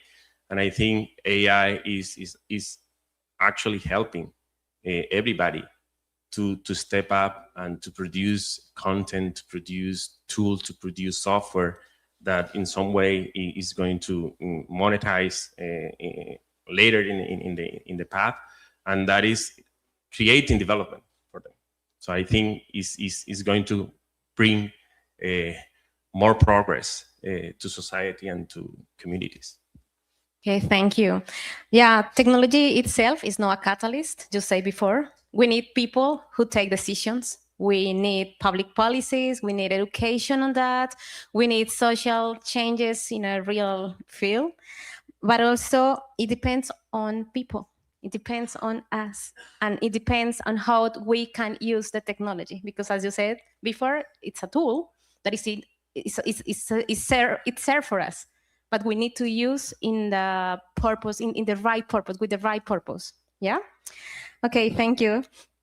Yeah. So far we have talked about technology, public policies, social impact, but I would like to finish with a special question about people, actually. And I would like to listen you about what does it mean to be human in AI era, in this time, what mean to be humans? Yeah, I think I will start with saying I think it is clear for everybody that AI is a tool. It is not like a replacement of anything. I think general thinking is not there present in the AI technology. So critical thinking is still an asset that human possesses. So, and it will take, I think, a while for AI to get there. So this is something that we need to take. It is not true, for example, because people is saying these days that, oh, because with AI I can do things faster, then I'm working less. That is false. In fact, I'm working more because I'm doing things faster, and then more work is just coming. So it's crazy. But at the same time, I think we need to be very careful when using these type of tools, and also when we don't pay attention of the essence and what is important as a human beings, and that is basically socializing, interacting with others. At work, for example, I used to do things, and then in the past I was just giving the feedback from that person. Now I'm giving the feedback from that person multiplied by 10, because they are just sending the same stuff to AI, and then AI is all giving feedback. So it is crazy. I mean, managing all these inputs, of course, for the benefit of doing things great, but yeah, I think humans bring something that technology and computers cannot do. Yeah, at the end, there is always going to be human intervention, because no matter what you ask to the AI and the results and outcomes it produces, at the end you need to review it because you don't trust, right? So, and that's what it is, like a cycle, and that's what humans we always be there. I mean, doing our stuff. Yeah, completely agree. We are the expert. AI is an assistant. Mariana. I actually love this question. It's something I actually enjoy talking about. So you tell me if I speak a lot. Because what makes us human, comparing us to AI, for example, is being able to care and think about more than one thing at once. And I say that, of course, we know models are created to optimize, and they can see multiple scenarios and choose the best one for optimization. But that optimization happens for one goal, while we as humans can have multiple interests, multiple hobbies, multiple passions, and we can see each problem that we try to solve from that, with all that richness that means being a human. I heard another example that is going to make sense for you, I promise, is you can train and build a robot and ask the robot to go and get you coffee, for example, and the robot will get you coffee. But a friend, when you ask a friend, can you go and get me coffee, that friend can go to a cafeteria, be in front of the menu and say, no, this is way too expensive. Let me call my friend and say, and ask if she still wants it, or if I should get something else, or if I should go somewhere else. Because you as a friend care about your friend, and you have your human mind saying, this doesn't make sense. AI, or technology, is going to fulfill one goal and do it very, very good. And it's going to optimize. So another philosophical or ethical questions that researchers always think about is, you can ask a model to optimize paper production, And in 2 days, you're not going to have trees. Humans know that we have to take care of the environment, that we still need to have a home after producing paper, or if we're not going to, be able to use it. So that's why I say that what makes us humans is having that multiple principles and concerns and context beyond our problem that make everything richer and that can help us even in life. So that's one thing that I love about humans. And also like that we can bring multiple perspectives, even with ChatGPT. When people use it as a therapist, it can emulate empathy very good. Like there's an pattern out there that says to be an empath, you have to first restate what the other person is saying so they know that you listened. Then you're going to like give some comforting words, and then you're an empath. But as a friend and as a human, you also know that sometimes the person is not right. Like sometimes they need that reality check and say, are you sure the other person is being the toxic one, or is it you? And that's what also makes us human, like being able to disagree, being able to understand, hey, what I'm listening. Also, like I relate with that from the other side because I lived that.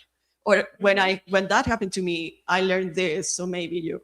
So I think being a human is so complex and so beautiful that even very good models, very convincing models, and I just thought of the last example, is that as humans, we can also say, I'm sorry I didn't listen. I'm sorry I wasn't paying attention.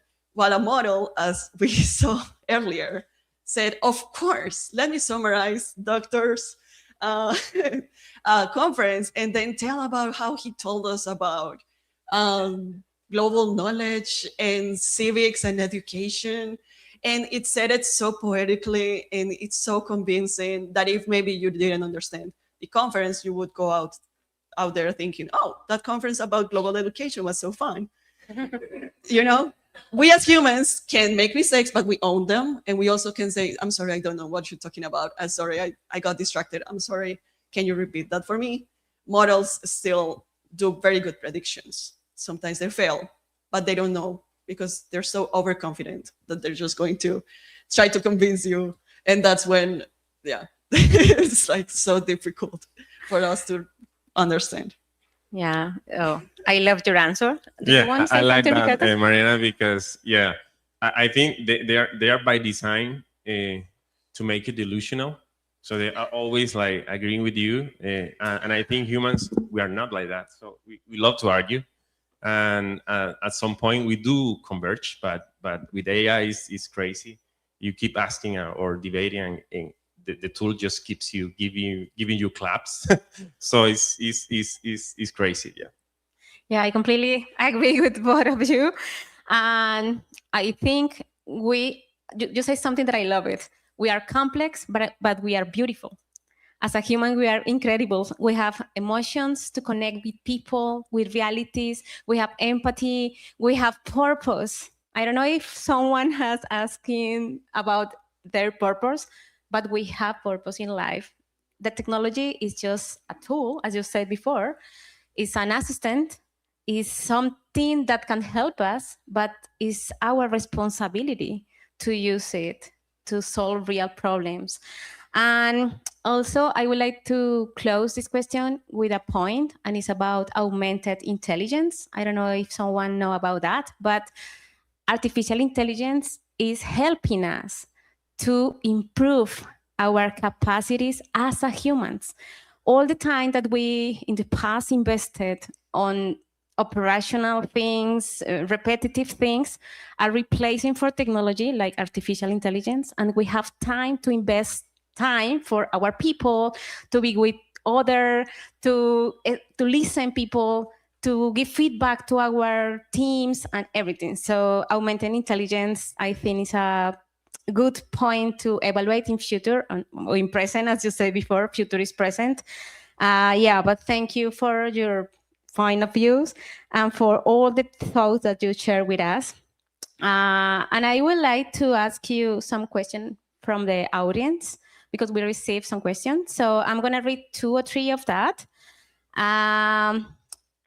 Okay, so the first one said, AI and similar tech is changing global economy. Do you think the whole economic system could evolve to all digital-based market and distribution systems? And if it's so, what benefits and risks it implies? Difficult? Yeah, it looks like a hard one. I don't think it will solve it that way. I think absolutes are demonstrated to do not work. So there is always like a middle ground where technology and humans can interact and develop humanity. So it did happen with the internet, with the car, with the many other inventions in history. And if we just look back, the thing that we see is that none of them took over, right, about how we do things currently. And I think that is going to be the same thing for AI, because as humans, we are not like connected to technology in like if we need them for surviving. I think many people just live their lives in such a different way without technology. So I think, of course, we need progress, we need development, but at the end, it's just going to be like a balance across all of them. Yeah, okay, thank you very much. I just want to complement with something that you before said, and is all the transformations in history has changed something in societies and systems, but always has bring positive and changes, not negative things, just changes. For example, nowadays we are seeing that labor market is changing. We are working with a hybrid teams. We have agents plus person. So nowadays we need the leaders develop new skills to be a good leader in this era. It's just an example for this question. Okay, let's move for another. For both of you, what gives you the most hope about AI and what worries you the most?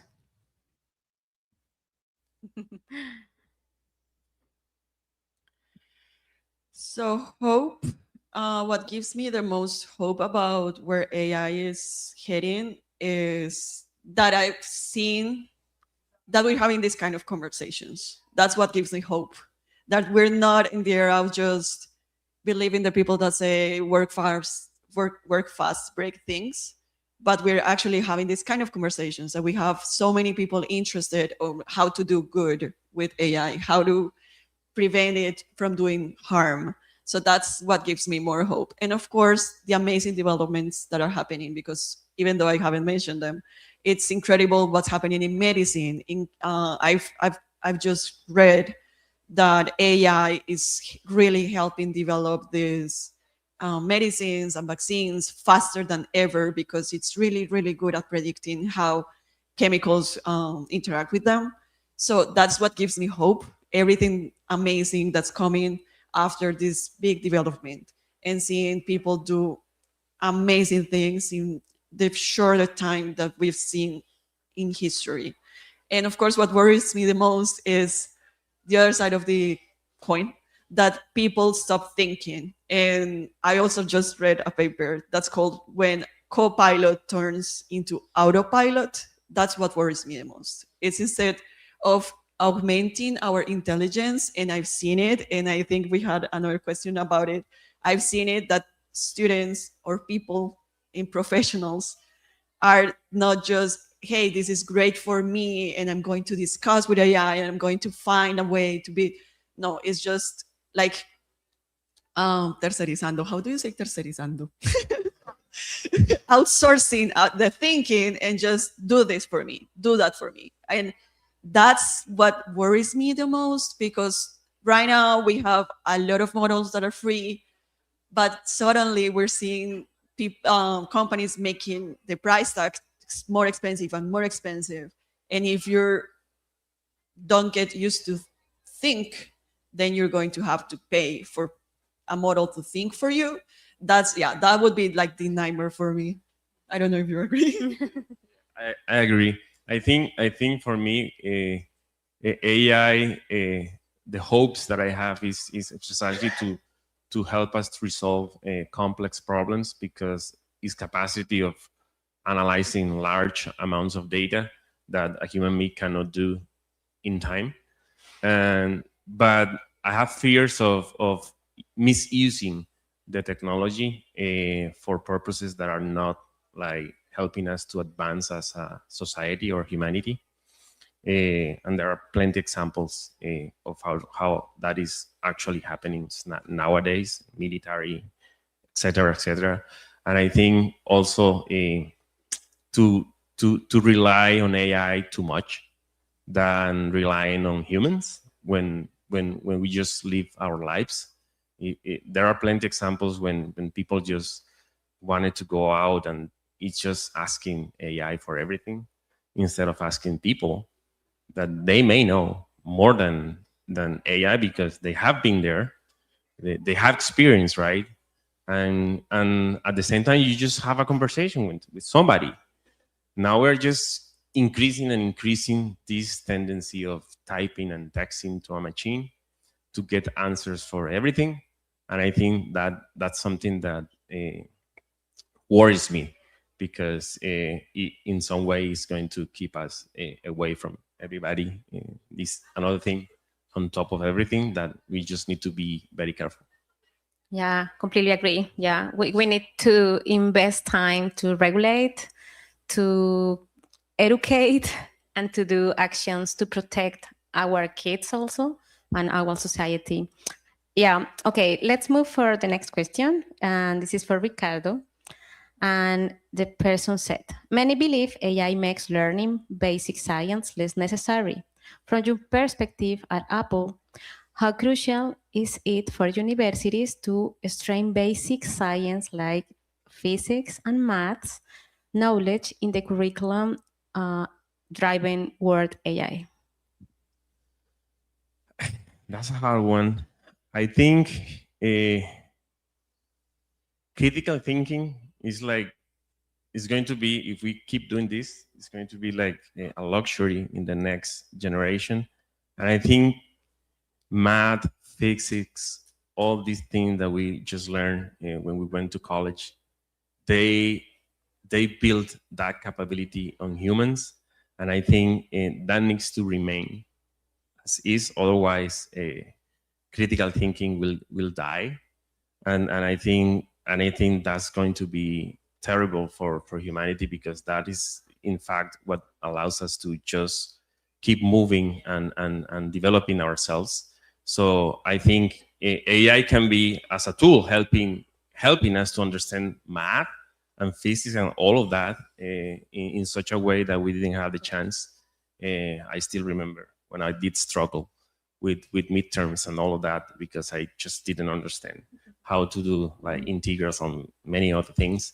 And I think AI can help now students to understand that, because the capacity of summarizing all the information. So I think it's just going to be part of it, and I think it's needed. Yeah, thank you, Ricardo. Mariana, you said that you want to share something. Please. Go ahead. Briefly.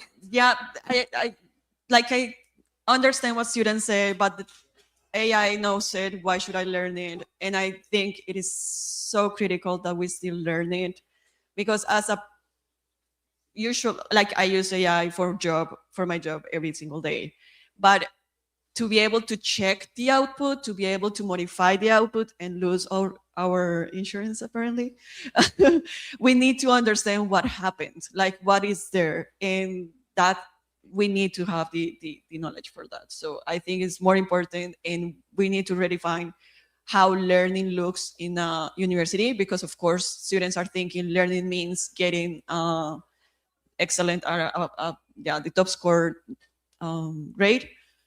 That's not learning, that's just having good grades. So how do we instill and how do we promote actual learning is the real question. But yes, I think we need it more than ever. Yeah, so thank you, Mariana. Thank you, Ricardo. And last message, the future of AI will not depend only on technology, as we have talked, and it will depend on people, organizations, and leaders who decide how to use it. Thank you very much, and enjoy the rest of Fulbright Summit. Thank you.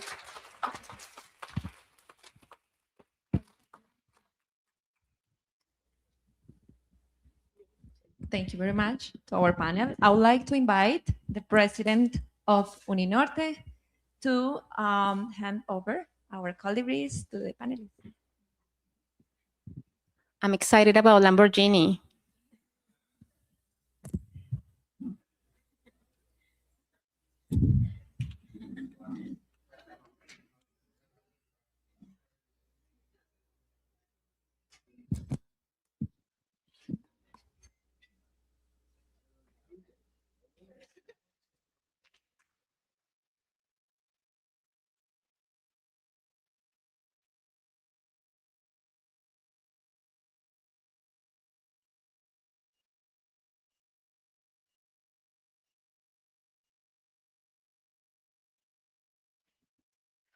Well, before we take our coffee break, we have a quick poll for you, and we will love your participation.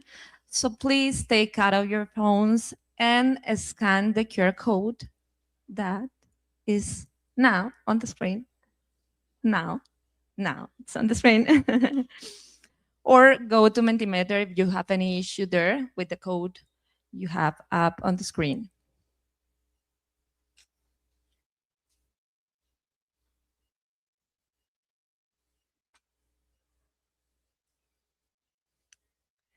"30 seconds to join."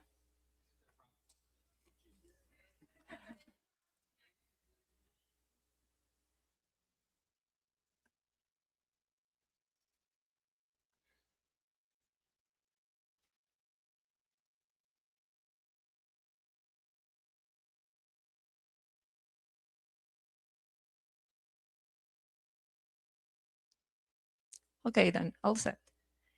So here is the question. Which country produced the highest number of native AI foundation models between 20 and 24?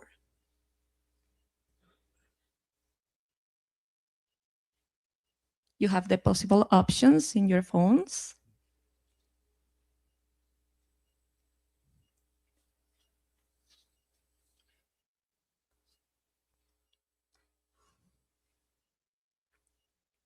Let's see your questions, your answers.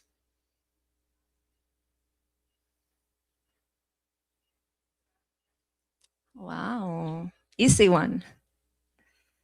So the answer is United States of America. Very good. The 36 of you. So just for you to know, according to reports such as Stanford AI Index, the United States has consistently led the development of notable AI foundation models, including the most influential large language models and multimodal AI systems. Thank you very much for your participation. And now our coffee break. I know all of you were waiting for this. But before taking the coffee break, just quick reminders. The first one is that the next session is going to take us to the Antarctic. So please don't miss this presentation, and that all of you are invited to our special lunch. And the team will guide you after the event. But those are important reminders. So please take this coffee break. We have 15 minutes, and see you back here at 10:30. Thank you.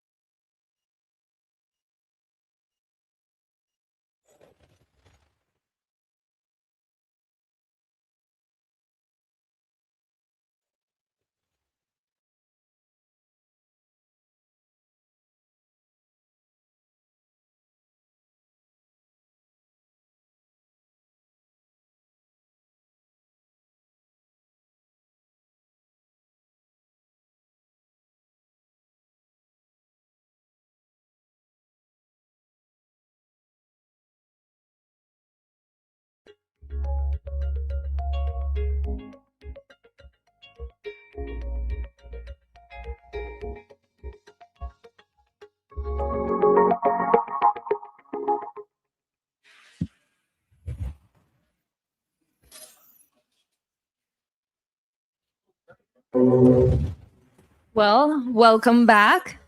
I hope that the coffee was as good as the conversations you sure had in this coffee break.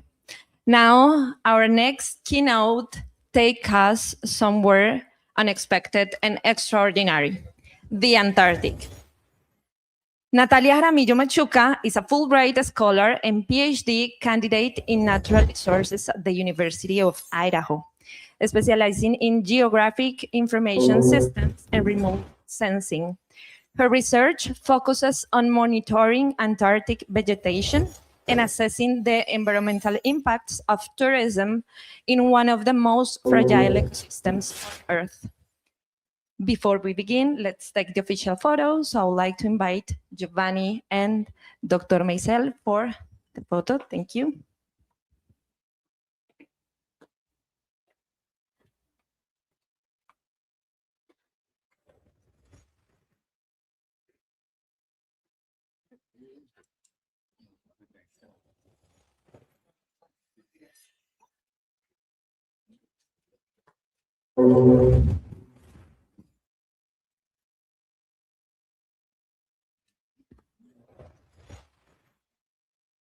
There are many photos in your phone, so thank you.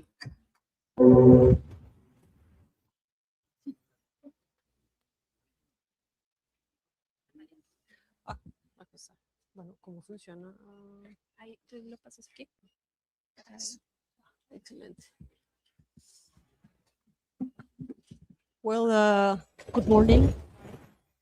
First of all, I wanted to say thank you to Fulbright and of course Universidad del Norte for this invitation. I'm so glad to come back home again, Colombia. It has been a very, very long trip from Idaho. I live in Idaho, in Moscow, Idaho. It's a very extreme city where I live now. I am doing my PhD. I'm a Fulbrighter, cohort 2024. And of course, I'm so happy to be here with you just to share a couple of things about my adventure in Antarctica and my path in Antarctica. So the first question I always ask about all my interventions or any conference or event I participate, it's basically this one. No, this one. These are the Q&A for the final of the conference, but I hope this one, which is a simple but a very important question. Mostly because, for us as Colombians, because Antarctica is not like a closer area, territory, you know that. And it's like a geographic area which is far away from us, apparently, at least geographically. And it's a question I have to answer in the most of the events I participate because of that, because it's kind of strange for a Colombian person just to be interested on this remote location. So anybody has an answer for this question right now? I think there's at least one person who can answer this question, but we're gonna solve this throughout this conference, I hope. So I am so interested in Antarctica right now because of these reasons. It's apparently so far away from Colombia, but in reality it's not, because it plays a critical role in regulating Earth's climate. This is the most important thing. We are part, as a nation, as a country, we are part of a system. I'm not talking about the governance system, but the international system related with the climate. We are involved in just one climate system. So the second one is the influences of the ocean circulation and the weather patterns. Our climate regulation depends in a very high percentage and relies on what is happening in Antarctica. It also serves a natural laboratory for understanding global environmental change, which is a very important topic right now. And we, as a Colombians, we recognize us as citizens of a country which has incredible amount of environmental topics, and as a biodiverse country for excellence. So Antarctica matters for us. And this is the most important thing. It's like what happens in Antarctica does not stay in Antarctica, because every single thing that happens there has like a consequence, and that consequence, it's very close to us in very different ways.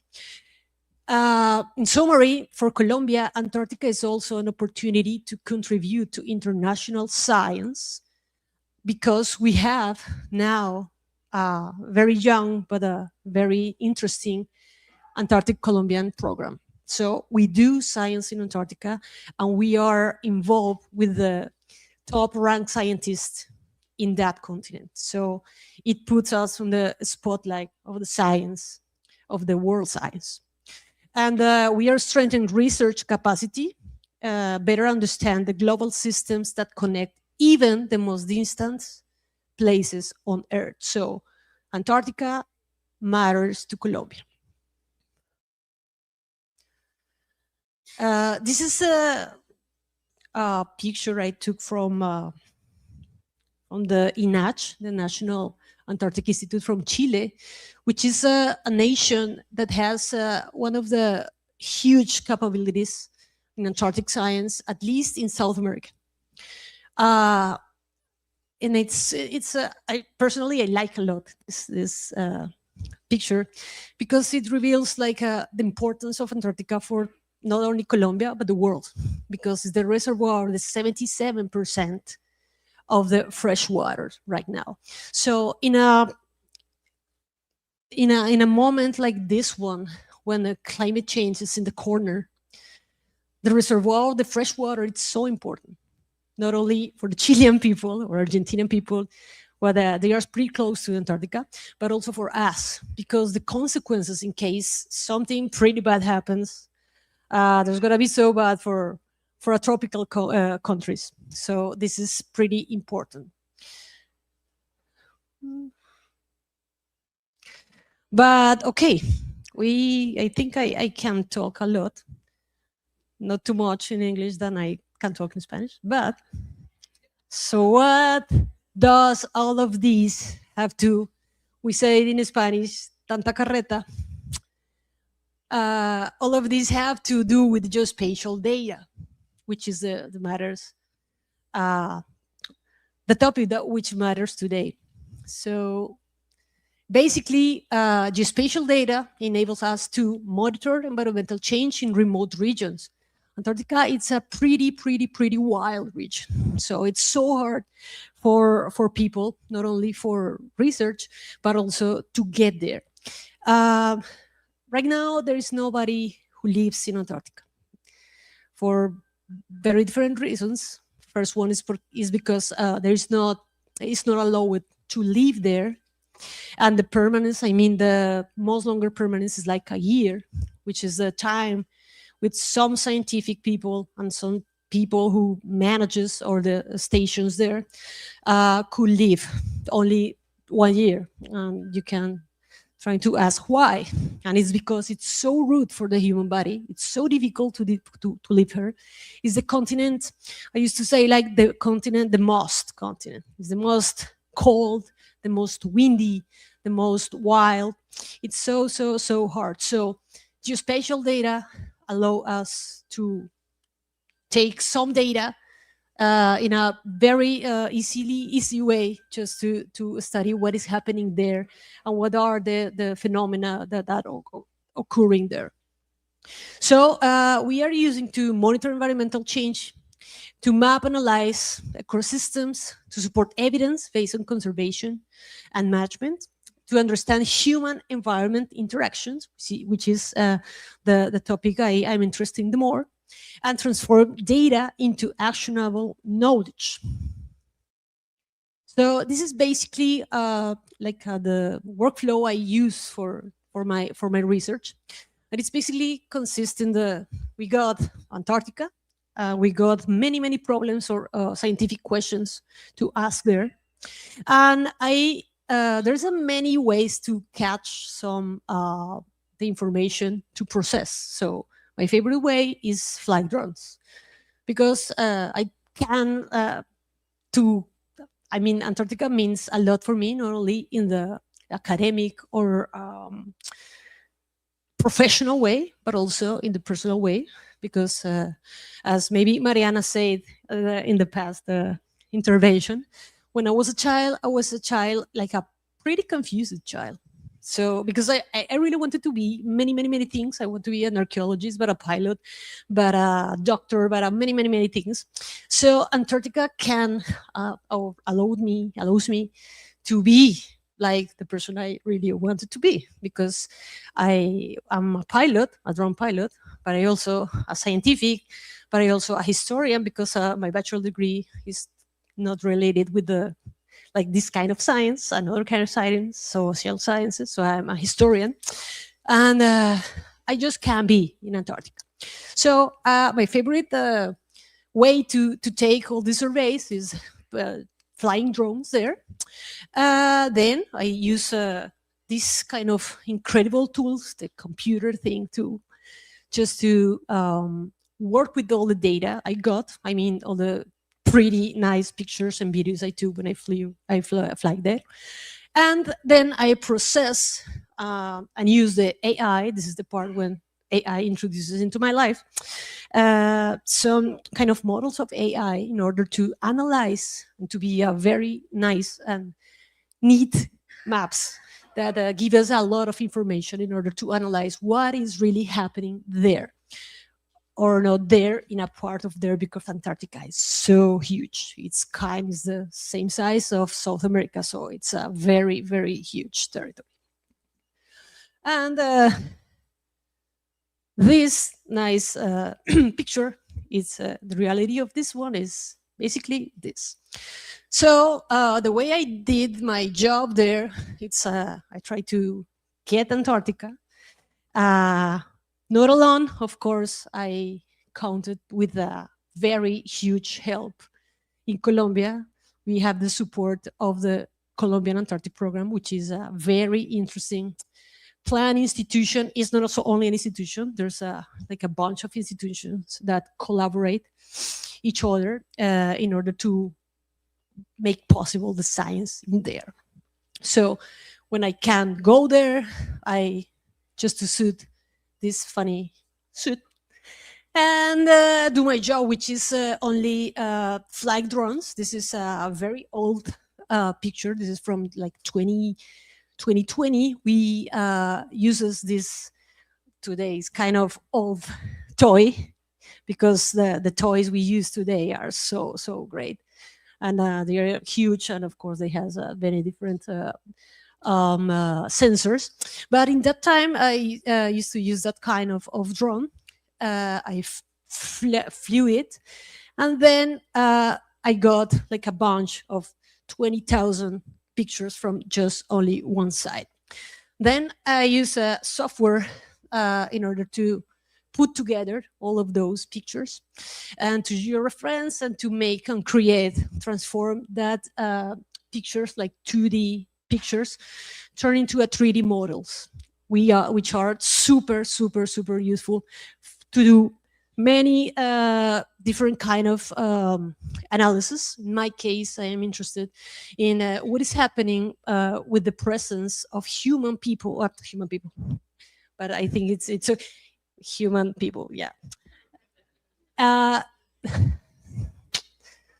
Too much influence of AI for humans in there, and our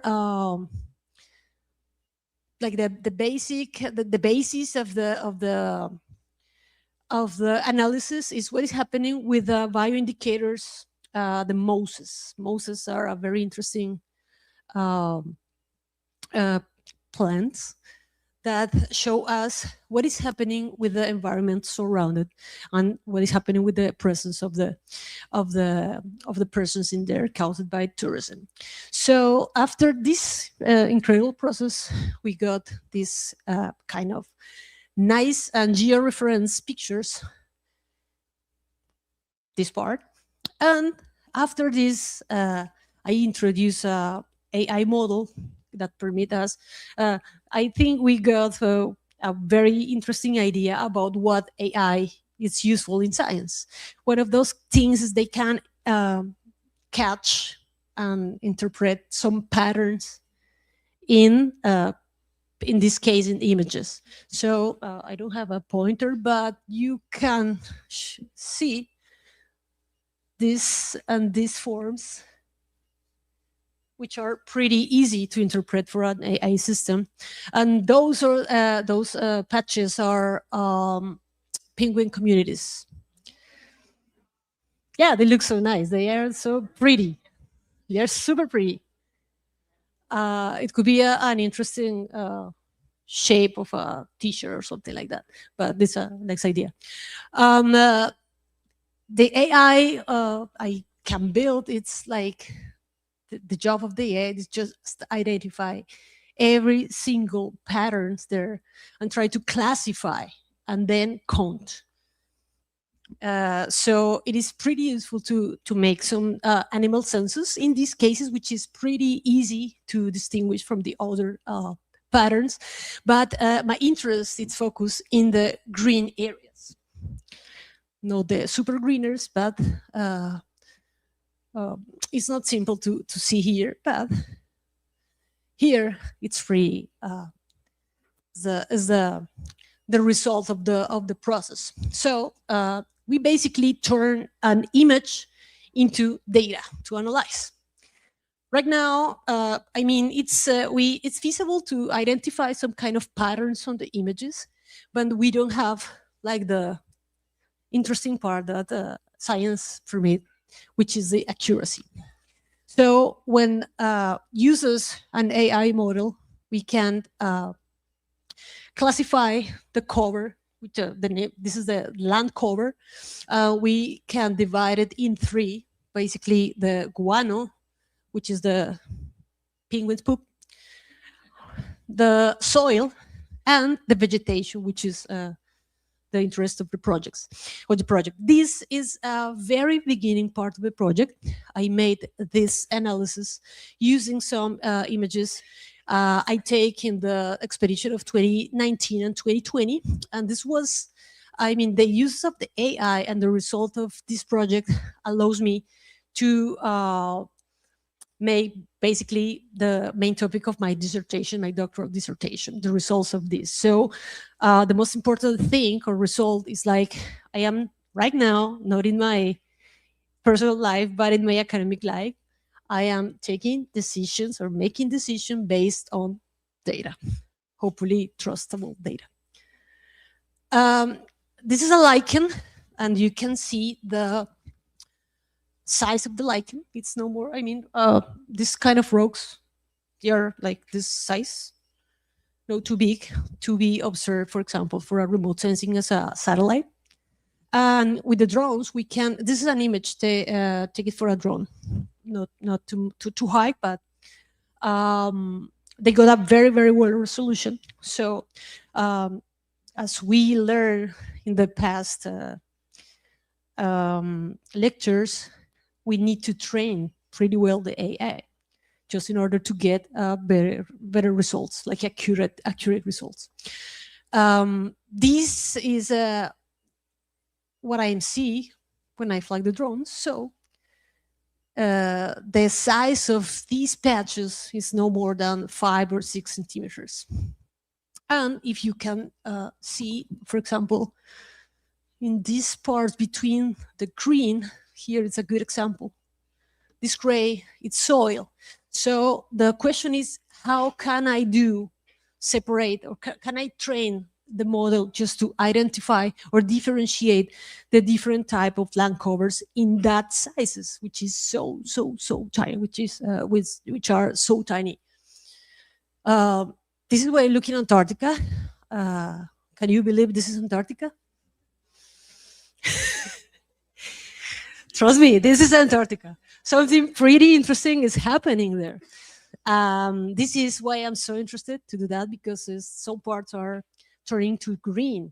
So it's kind of crazy just to think that Antarctica could be like this. I mean, super green in I don't know how many, I don't think it's too close, but it's like kind of hundreds of years. It's possibly that happen. And we are trying to figure out why is the reason, if the reason is related with the natural causes, of if the human intervention is trying to accelerate that kind of processes.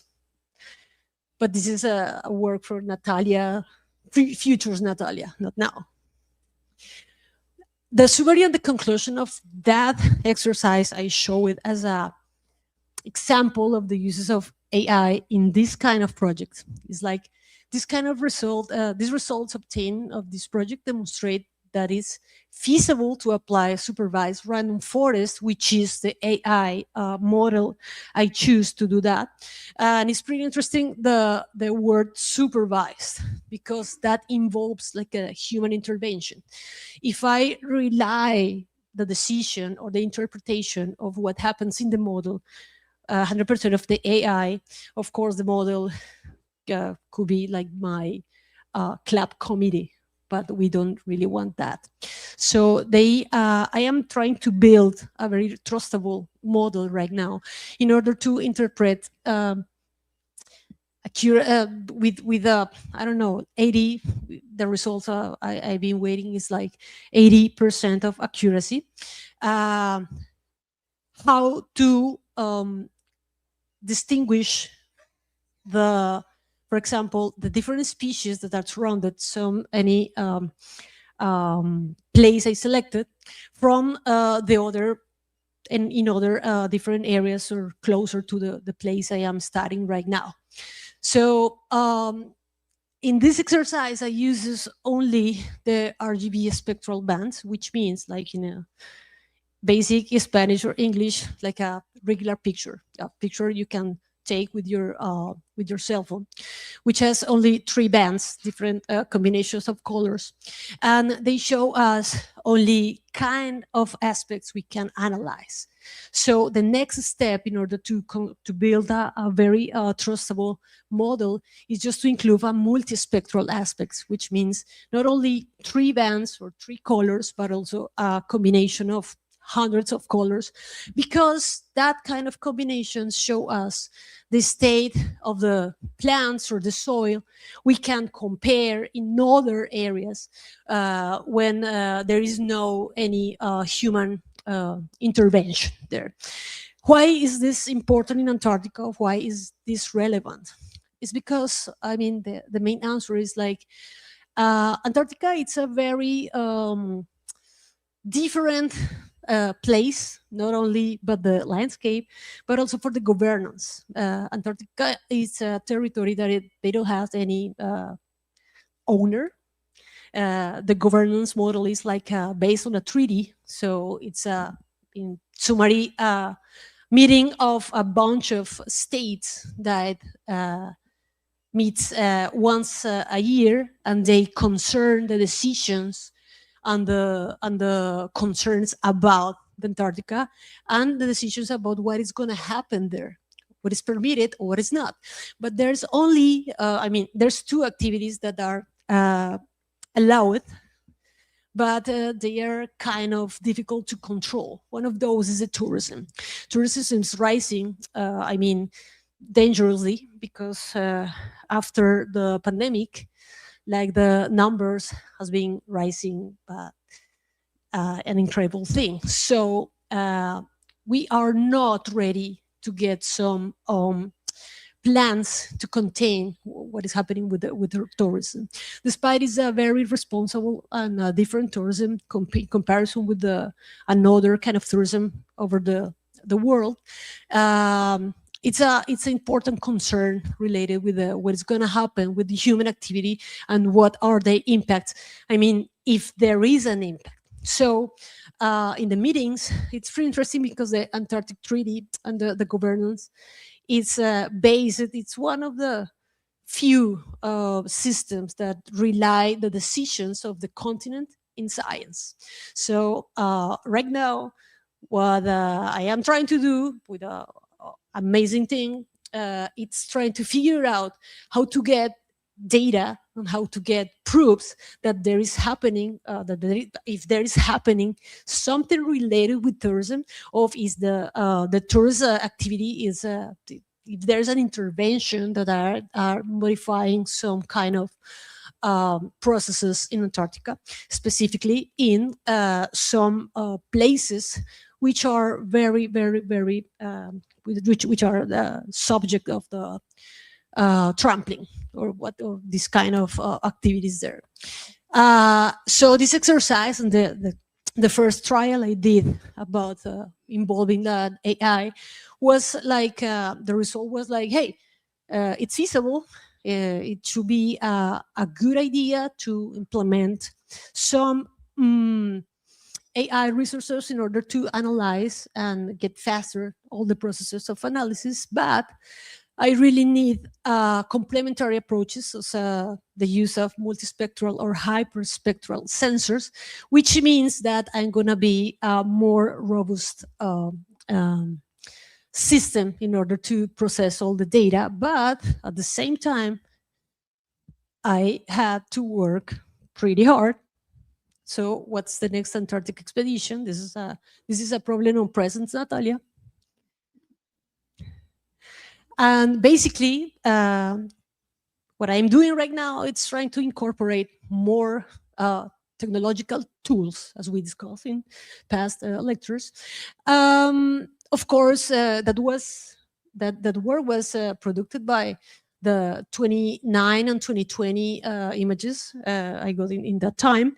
But right now, of course, the technological time is different than the human time. So I got a lot of very nice toys and tools to implement that. But of course, my job is going to increase for sure, because I'm going to need to analyze a bunch of, the size of the data I will collect. It should be like 3, 4, or 5 times that I used to get. And I really need to process this whole bunch of data using AI tools that I didn't have like 5 years ago, but right now, happily, I have it. And of course, I have to use supervised models in order to teach and train the system to do what I really want to do.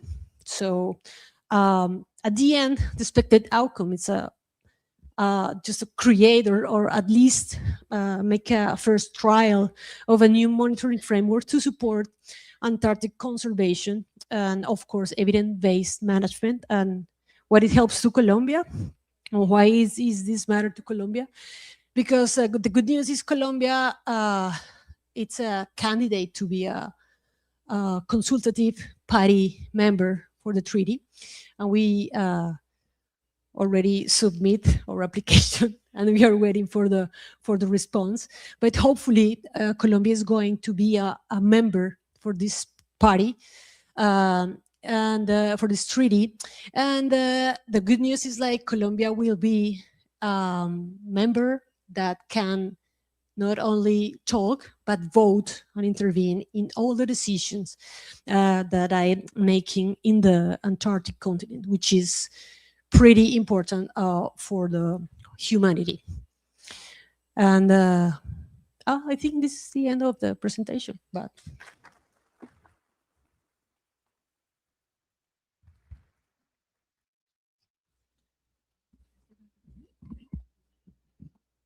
But you are allowed to ask for, because I think there's a bunch of information that for sure it has to be clear, because it's a very tricky topic sometimes. So you are so welcome to ask.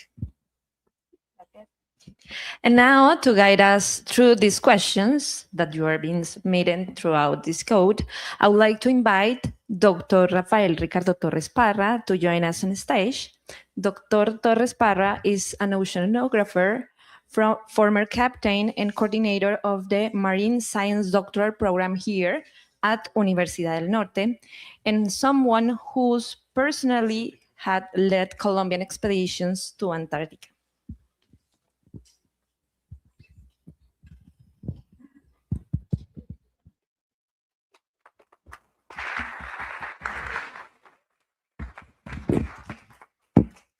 Well, good morning to everyone, and thank you for the invitation. Thank you, Natalia. I enjoyed a lot your talk. We had the opportunity to travel from the Caribbean to the Antarctica in a few minutes. So thank you for that. And I want to start this conversation in a positive way. I want to share with you that a student of Uninorte in a master's program presented a project to the last Colombia expedition to Antarctica, and that investigation is on development at the moment. So I know that when you sit down there, you might think that Antarctica is as far as Natalia shows, but maybe it's not. So as you have a lot of experience with the Antarctic Colombian program, what can you say or recommend to any researcher that maybe could be interested in go to Antarctica with the Colombian program and do a specific research? Well, this is a interesting question. I cannot say I don't know, because I know this one. Antarctica, it's like the Great Lakes of science in the world. So my first advice is, like, you definitely have to be ready to participate in this call of. By the way, there's a call of proposals or projects each year. I'm not pretty sure which is the date, but this is opening yearly. And because Colombia has an expedition yearly, fortunately, and it's we have to get ready, not only for to stay like in a very wild environment, but also scientifically. So a good research question, a good methodology, a person who has to be pretty flexible in order to, it's a very changing continent. All the conditions are pretty variable there. So you must be a flexible thing. Captain can confirm that, because it's an Antarctic man also. And definitely passion. Passion, it's so important to do this. Passion because it's not easy. Or as a Colombians, we know that make science here, it's not an easy path. Yeah, Antarctic, it's worse. But you need to be persistent, and you need to be so passionate about that. and have to have a clear idea about what you're trying to do there, and contact people experience, and that kind of things. But it's possible right now, thanks to the Colombian Antarctic Program, Armada Nacional, those institutions that are related and make it possible. This is it's possible. Okay, great. So in short, it's not easy, but it's feasible. Yep, basically. Okay, just you need passion and good ideas. Yes, okay, good great. ideas. Thank you for your comment. Well, I have a question here from the audience. So they want, actually you say something about, but maybe you can go deeper to answer this question. What does your spatial AI enable in your research that wasn't possible 5 years ago? Wow, I think we have a more generative AI available nowadays. And there's some kind of, for example, I work pretty close with the GIS system. So my experience with the AI, it's 100% focus on geospatial analysis. So I cannot just ask to ChatGPT to help me to analyze this data, because it's not feasible. But I try to use all the infrastructure that are derived from, for example, the S3 package and the geographical information system. So this random forest is pretty cool right now. We have to put a little bit of effort just trying to learn a little bit of programming, which has been so difficult. But I mean, not difficult, but fun, difficult. But I mean, the capability of the speed of data analysis, it's more feasible right now. It's more robust, and the models and the way you can do training, these are super easy to use right nowadays than 5 years ago. So definitely, this is a huge difference. Great. I have many questions, so I have to choose some of them. I like this one. Do you have an anecdote while living on the ice that we would find hard to believe? An anecdote? Oof. Just one? Just one. Okay. This is gonna be weird. Go ahead. Once when I was living in an island, super isolated island, like this one that was 2015. This is my second expedition. I was living in an Argentinian scientific base. In the times there was not internet connection. There was nothing, and I was in the middle of nowhere, literally. And you can looking for the place is Media Luna Island, half moon island. And one day I was sleeping, and I just listened a knock in my window. I was like, who? I mean, nobody can just knocking my window at like 6 a.m. in the middle of nowhere, because all the crew, because we are like kind of sleeping, and of course we assume there were nobody surrounded the island or nothing. And when we say like, okay, I just woke up and I just meet the base chief, and he said like, hey, you listen the knock? And yeah, who is? I don't know. There's a person in front of the door of the base, so we have to unlock the door, because last night we got like a super huge storm, like an ice storm, pretty bad. We were super unlocked, so we unlocked the door, and we opened the door, and the person, I mean, yeah, it was a human person. The person was, but this is a human person.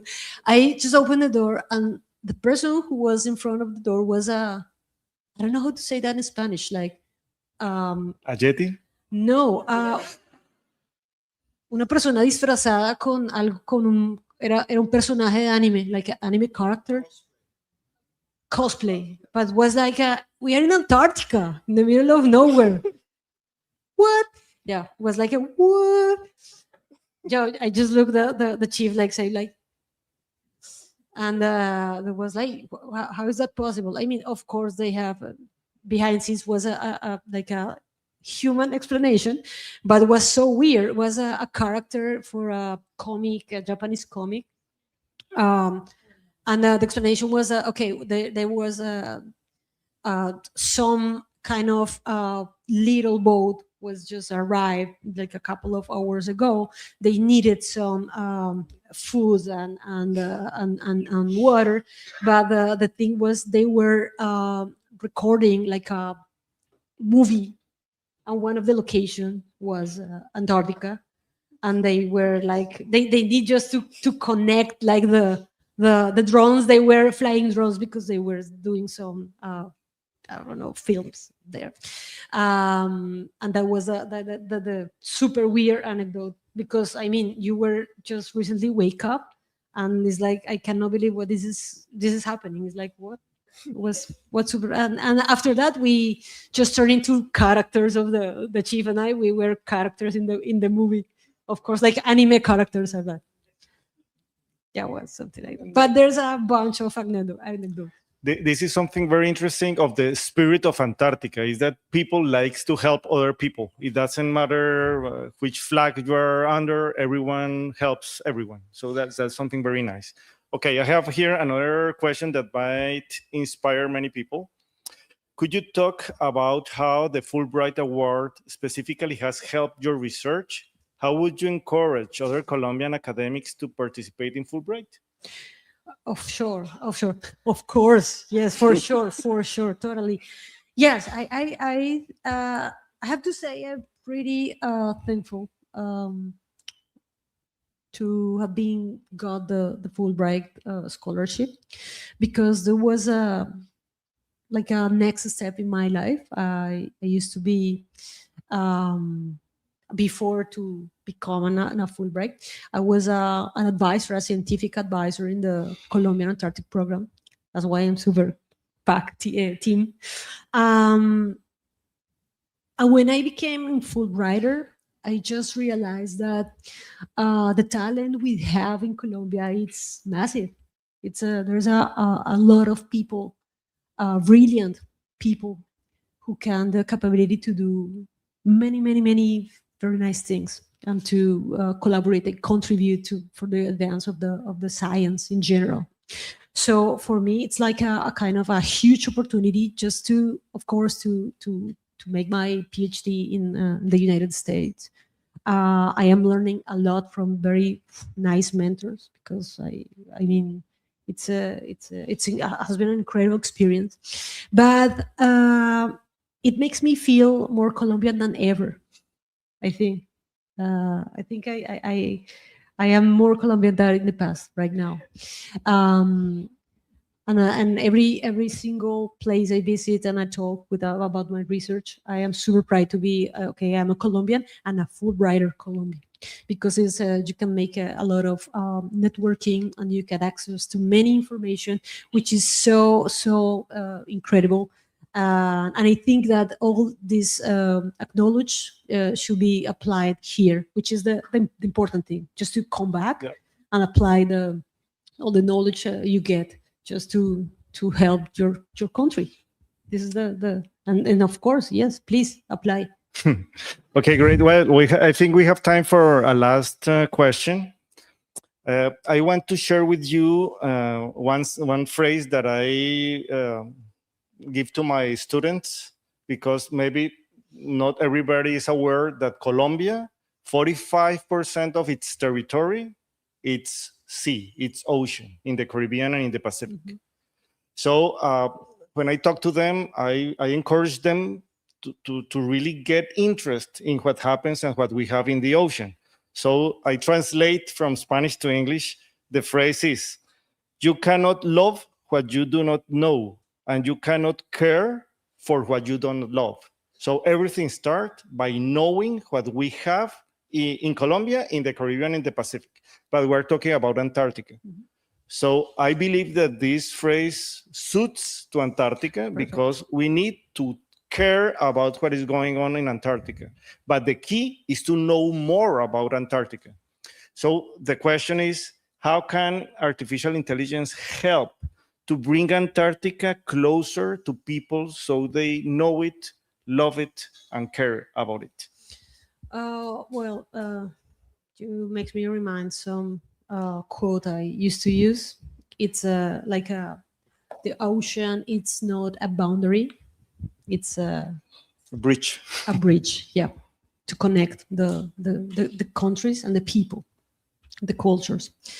For Colombia, I mean, one of the first of the main relationships with Antarctica, it's the ocean, because you, Captain, as an oceanographer, can explain much better than I. We share the water literally because of the currents. We share in a moment the water we can find in Antarctica in any moment. Just come closer to our coast, and also not only the water, but for example, the whales. Whales used to born in our coast, in Pacific coast, but they don't live permanently in our coast. They just live in Antarctica, and they feed the babies in Antarctica. But the babies born here. So this is like a more evident connection between Colombia and Antarctica. And for example, the AI just help us to facilitate the ways to monitor this kind of phenomena. Not only the migration of this kind of species, but also to incorporate it in our analysis. In my topic, my research topic, I mean, spatial analysis. It's super linked with AI, even before we called AI, because we used to incorporate like machine learning processes just before that AI just becomes in a popular way here, or incorporate to our lives. So the machine learning and this kind of automatized learning has been incorporated for many years ago, and right now we use this to supervise, to monitor, and to improve all the processes and the tasks we are doing. But of course, we have to take care with not rely on 100% in the answers of the AI. In my experience, always AI model works pretty better when there's a human person supervising all the tasks. Okay, great. I think we can give homework to the audience. You can go to ChatGPT and ask, why is Antarctica important for Colombians? Okay. Well, let's give our greetings with an applause for Natalia. Thank you very much, Natalia. Thank you.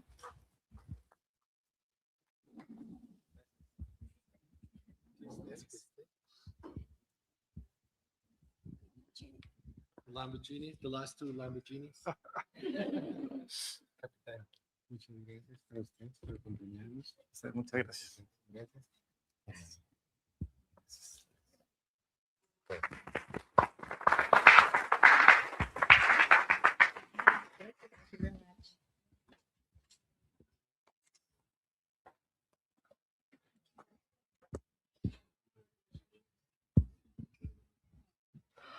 Well, thank you very much. Our next keynote addresses to what I believe is the most defining question of this moment. Not whether AI will change everything, because it already changed, but whether our communities will shape that change or simply absorb it. So I would like to invite to the stage Greg Bauer, who is CEO of Scale Labs and a leading expert in scaling and digital transformation. He has spent his career at the intersection of technology, business models, and emerging markets, with a particular focus on Latin America. Before we begin, let's take the official photo. So I would like to invite Greg, Giovanni, and the president of Uninorte.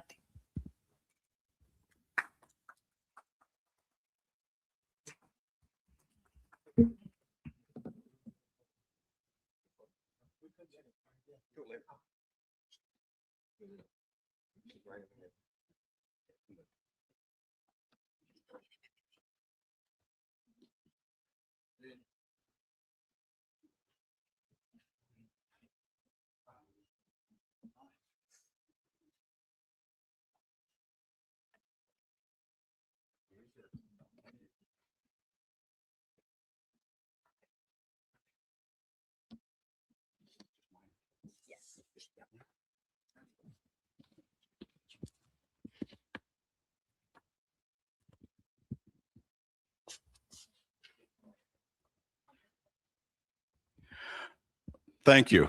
So a couple of things. One, I was told I wasn't supposed to make slides today. So you're going to have to listen to me talk, or maybe more importantly, listen to me read, because I wrote the presentation some time ago. Now, I guess it's my job to bring this all kind of to a close. I didn't know that when I wrote the presentation, but fortunately, a lot of the things I've heard here today are very relevant to the things that I put in the talk to talk about today.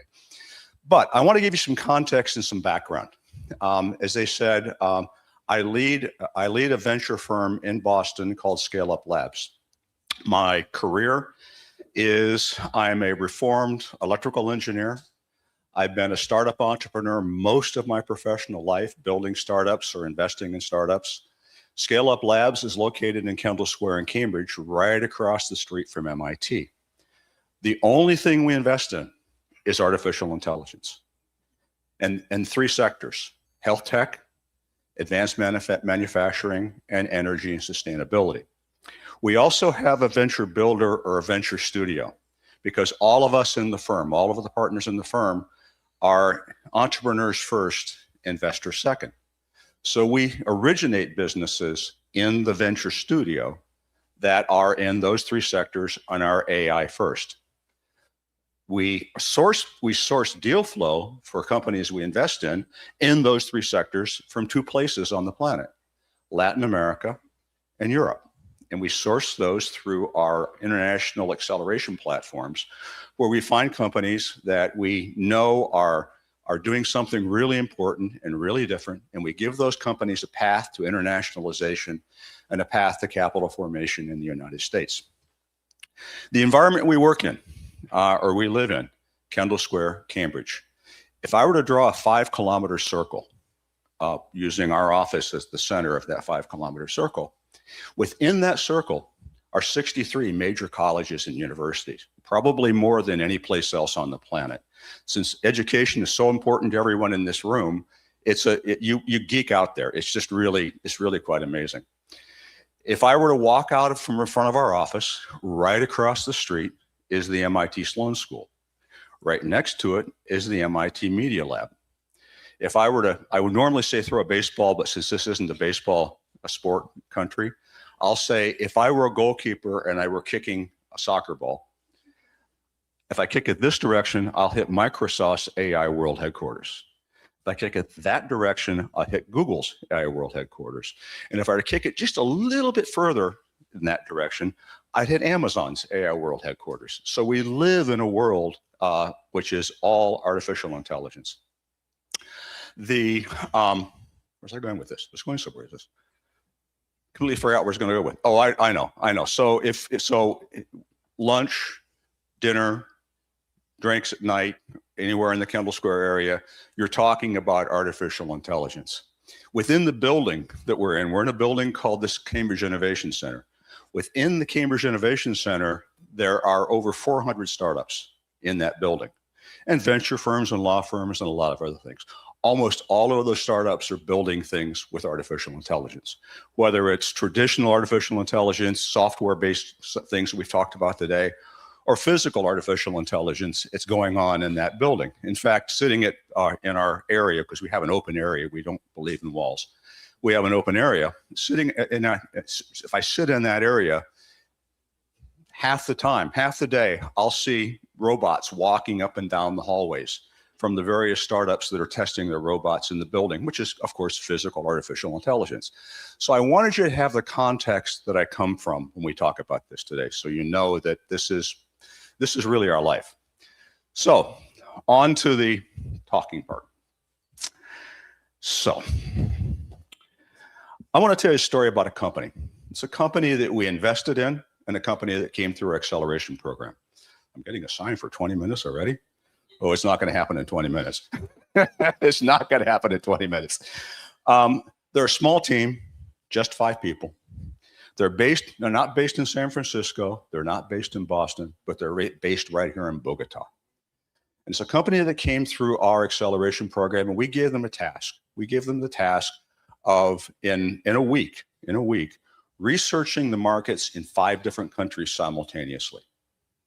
That meant they had to do market research, they had to do interviews, they had to do competitive analysis, they had to do all of these things. And this team did it in a week and with just 5 people. None of those people were data scientists. None of those people had any real experience in this, but they did it with just 5 people using AI. And in doing that, they proved something really interesting. What they proved was that a team from Colombia, a team from Bogota, could in fact use tools, use technologies to do something that was completely revolutionary. It really blew my mind. It truly blew my mind. Most startups in San Francisco would have taken 2 to 4 months to do that. They'd have had a team of God knows how many people and a budget of $50,000 to $100,000. These guys did it with 5 people and no budget. Now, you may think I'm telling you a story this is a technological story about artificial intelligence. It's not. This is a human story. This is a story about how 5 people had the courage to do something different with a tool that had never been used for what they did it with before, and had the courage to know that they were doing it, and they might fail. They may not succeed, but they made it happen. This is happening every day in our lives. Sorry. So what is really happening? First thing I want you to understand is geographic, because where AI is being built matters enormously. The foundation models, the large language models, the multimodal systems, the agent frameworks that are beginning to enhance the categories of knowledge work are being developed in a remarkably small number of places. San Francisco, Boston, London, Tel Aviv, and Beijing. And a handful of companies and a handful of university departments that have the compute power and the talent diversity and the budget to make it happen, and with a handful of companies. That's not a criticism. Oh, I'm sorry.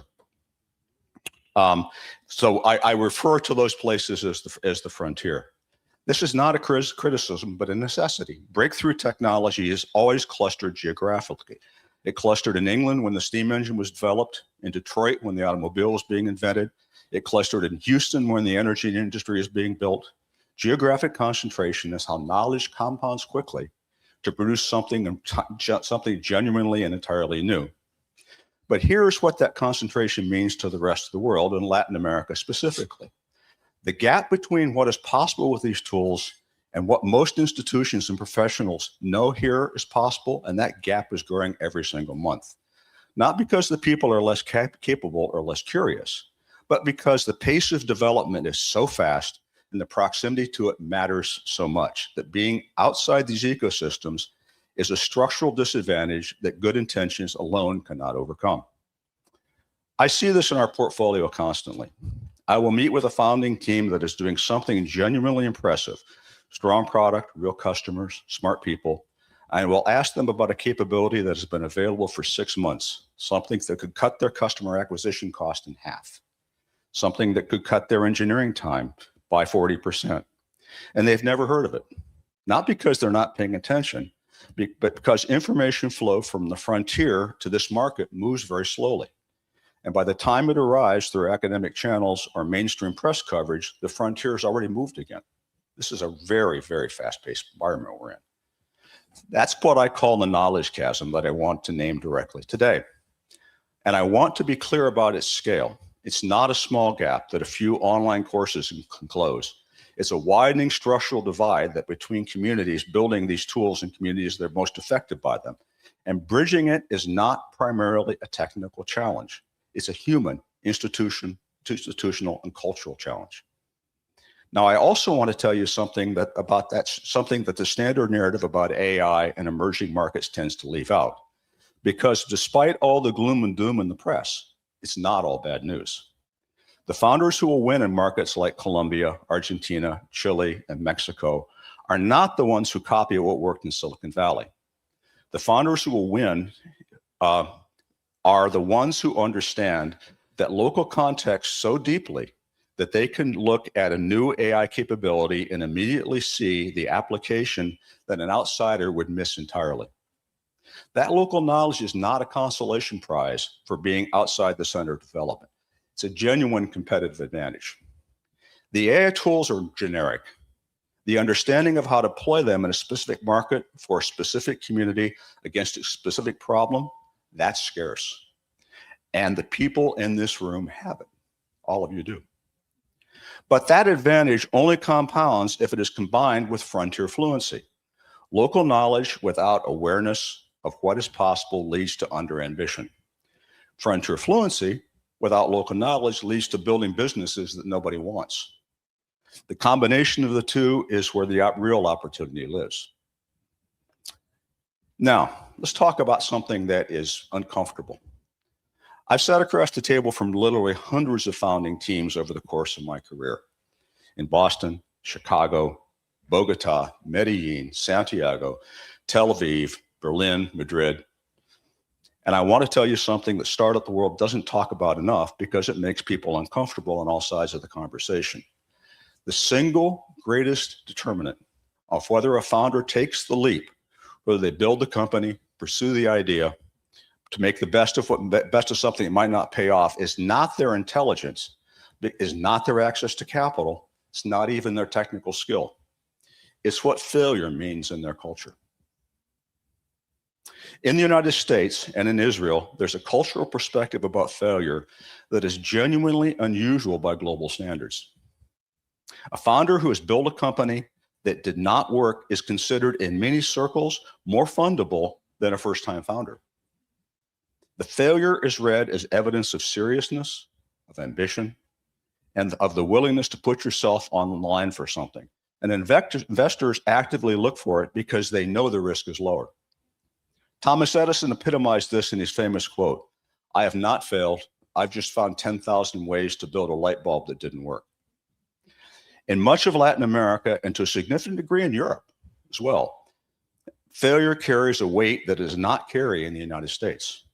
It carries a social weight, the judgment of a community that watched you try and watched you fall short. It carries family weight, the expectations of parents who sacrificed to give you some opportunities they did not have. In some markets, it carries genuine financial and legal weight, regulatory environments where a failed company can follow an entrepreneur for years. Now, I want to be totally clear here. I'm not criticizing the culture. I'm criticizing the systems that create it in these markets.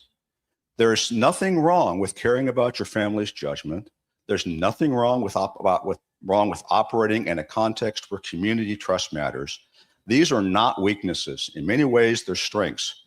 They produce founders who build more carefully, who cultivate deeper relationships, and who think about sustainability in ways that the US system of moving fast and breaking things simply doesn't. But they do suppress experimentation. And in a moment when the entire global economy is being restructured by a technology that rewards exactly that kind of experimentation, that suppression has a cost that compounds over time. And then there's the government. I can't talk about cultural environment for innovation without talking about institutional environment that shapes it. I've worked in markets where government is a genuine partner to innovation. Boston, Silicon Valley, and Israel are all case studies. In Latin America, Chile is the best example. And in Europe, it's Estonia. They've done amazing things in Estonia. And I've worked in markets where government oscillates between two failure modes: excessive regulation that treats every new business model as a threat, and an attempt to lead innovation directly, which produces with remarkable consistency neither speed nor genuine risk tolerance nor entrepreneurial success. I'll tell you, not to keep trying. Colombia is an example of the latter there. The governments that get AI policy right in the next 5 years will not be the ones who write the most comprehensive regulatory frameworks. They would be the ones that create enough space for the private sectors in the academic institutions to experiment, fail, and try again. This is a genuinely difficult balance to strike, but the cost of getting it wrong is not abstract. It's the difference between shaping your own future and inheriting someone else's. Founders that I most admire in Latin America are not trying to become Boston or Silicon Valley or Tel Aviv. They're trying to take the specific thing that these markets do really, really well, the permission to attempt, the comfort with uncertainty, and combine it with something that their culture already does well: depth of relationships, patience with complexity, genuine rootedness in the communities they're trying to serve. That synthesis is not just a nice idea, it's a competitive advantage. I want to paint you a picture. It's Tuesday morning in San Francisco. A team of 12 engineers is shipping a capability that will fundamentally change how the legal contracts are reviewed. By Thursday, 3 venture firms have already heard about it. By the following Monday, 2 competing teams have pivoted to build something adjacent. Within 60 days, 17 companies are working on variations of the same idea. Fact. When does this knowledge reach the law facility in Bogota? When does it reach the ministry official responsible for modernizing the public procurement process? When does it reach a young lawyer in Barranquilla who is talented enough to build something extraordinary with it only if she knew it existed? In my experience, 18 months. Sometimes 2 years later, sometimes in the form of a Harvard Business Review case study about a company that's already been acquired, describing a competitive landscape that no longer exists, being taught by a professor who has never shipped a product in the field being described. In the 12 months between 2023 and 2024, the capability of the leading AI systems roughly doubled by practical measures. The 12 months after saw another step change of comparable magnitude. We are now in a moment where a professional who is genuinely current in AI capabilities 18 months ago and has not been actively engaged since is operating with a mental model that's not just outdated, it is structurally misleading. The things they believe are hard are now easy. The things they believe require a large team now can be done by a single person with the right tools in 2 days. I want to name something specific that I observe repeatedly in my work across the region. I call it the confidence gap. When professionals and scholars in Latin America and Europe who have had direct, sustained exposure to the frontier of AI development are asked to make decisions about it, design curricula, write policy, evaluate business models, they frequently underestimate what is possible, not because they're not smart, but because their reference point is 6, 12, 18 months behind the actual frontier. And when your reference point lags you that far, you make overly conservative decisions. Every person in this room has spent time inside a U.S. university in the last 3 years and has had access to something that cannot be downloaded or streamed or summarized in a newsletter. They've had proximity to the researchers building the systems, proximity to the graduate students testing the limits of what's possible, proximity to the conversations that happen after the seminar ends, in the hallway, over coffee, between people who are genuinely at the frontier of this field. The question that I want to put back to every scholar in this room is, what did you bring back? Not your dissertation, not your credential, not the line on your CV. What did you bring back in terms of live content that is actionable knowledge that AI can do right now and what it will be able to do in 18 months in the institutions and communities that you return to do not yet have. Fulbright's model of knowledge transfer was designed for a world in which knowledge moves slowly enough that a scholar could spend a year or two in the US and return home with insights that would remain relevant for a decade. That world no longer exists in AI. Closing the mismatch between the pace of the technology and the pace of the institution requires a deliberate form of episodic, credential-based transfer to continuous network-driven knowledge exchange. The network already exists. The capability already exists. What is needed is decision. I want to tell you about two futures, not hypothetical futures, not science fiction, two futures that are both already happening right now in markets that I work in every day and in the network represented by the people in this room. The first future looks like this. The productivity gains of AI flow overwhelmingly to the companies and individuals who are already closest to the technology. The knowledge chasm, therefore, becomes a power chasm. Countries and communities that were not at the table when these systems were being designed find themselves dependent on platforms built elsewhere, governed by priorities that were not theirs. The middle-class professional whose knowledge work made them economically secure discovers that the specific thing that they were paid to do can now be done faster and cheaper by a system that doesn't require a salary. And the first-generation university student who worked extraordinarily hard to get the credential that was supposed to be her ticket to a different life finds that credential now opens fewer doors than it did the generation before. The second future looks like this. A researcher returns from the University of Virginia with something more than a paper. He comes back with a relationship, a prototype, and a vision. He and his team at the Universidad del Norte build an open source educational robot called Reversa. It's flexible, it's affordable, it's designed for the specific constraints of Latin America. And piloted in Barranquilla, Medellin, Abuque, Pereira. Children aged 5 and 6 develop a working memory, planning skills, spatial reasoning, and cognitive foundations for mathematics and problem solving. A community forms around the robot. People in Abuque and Cauca design new outfits for it so it doesn't always look the same. This is not a product story.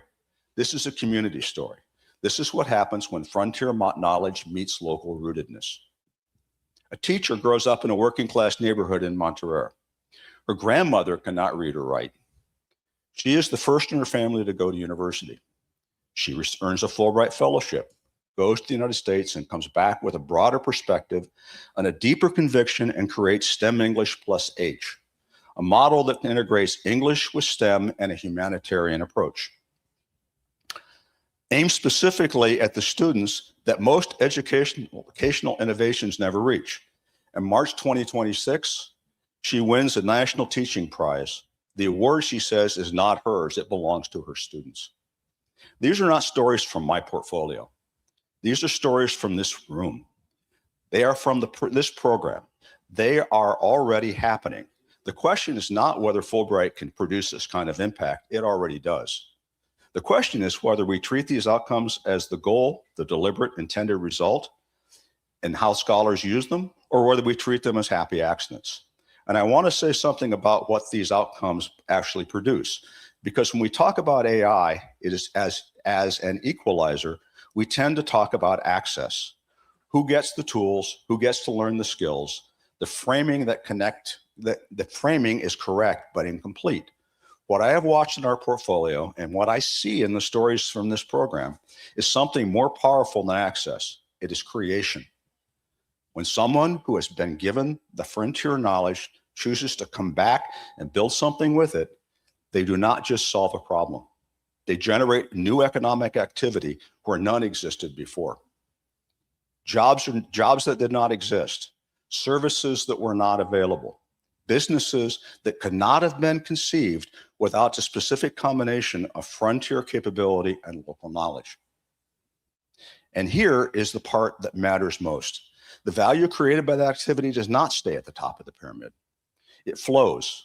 The Fulbright scholar who builds a diagnostic AI tool for a rural clinic is not creating value for other Fulbright scholars. She's creating access to care for patients who never see a specialist. She's creating employment for community health workers who now have tools that they could not previously afford. She is creating tax revenue that funds public services in communities that have historically received none. She is creating a proof of concept that other builders in her region can see and replicate.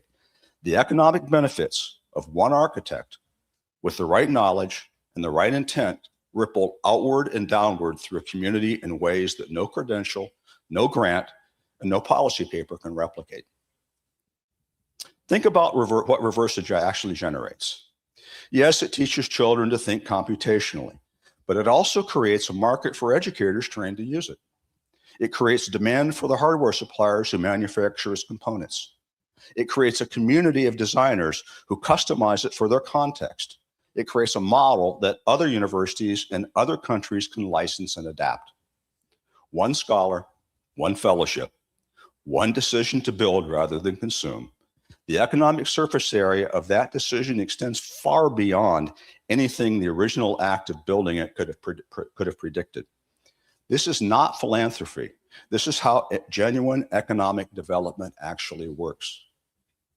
Not top-down redistribution, not bottom-up creation, seeded by people with knowledge that their communities could not otherwise access, aimed deliberately at problems that the market alone would never have solved. This is what I mean to say when AI can transcend the socioeconomic structures that have historically determined who benefits from technological change. Not by ignoring those structures, but not by pretending they don't exist, but by creating new economic activity at the intersections that these structures have always ignored. The rural clinic, the underfunded classroom, the small business owner who cannot afford the consultant, the first generation professional who has the talent, but not the network. The architect who chooses those intersections as their target is not sacrificing economic return from social good. In many cases, they are finding the most durable and defensible market opportunities that exist because they are the only ones willing to go there. Every major technological revolution has presented the same fork. The printing press, the railroad, the internet, each concentrated power among those who already had it or created new entry points for those who previously had none. The outcome was never determined by the technology. It was determined by who had access, who had agency, and who had the wisdom to deploy it toward human problems rather than merely profitable ones. The window to shape how AI lands in this region is open right now. The countries and institutions that move during this window will define the economic and social map of the next generation. The ones who wait for the technology to mature, or the best practice to be established, or the risk to be fully mitigated, will become consumers of a system they had no hand in building and no real power to shape. AI will not save anyone on its own, but the people who understand it, who can build with it, and who care enough to aim it at the right problems, those are the people who can do something extraordinary. Not eventually, now, with what exists today. So, excuse me. Okay. I want to speak directly to three groups of people in this room. For the scholars and the emerging professionals, your credential is not your moat. It never was, but especially not now. The AI era is not particularly impressed by where you went to school or what GPA was.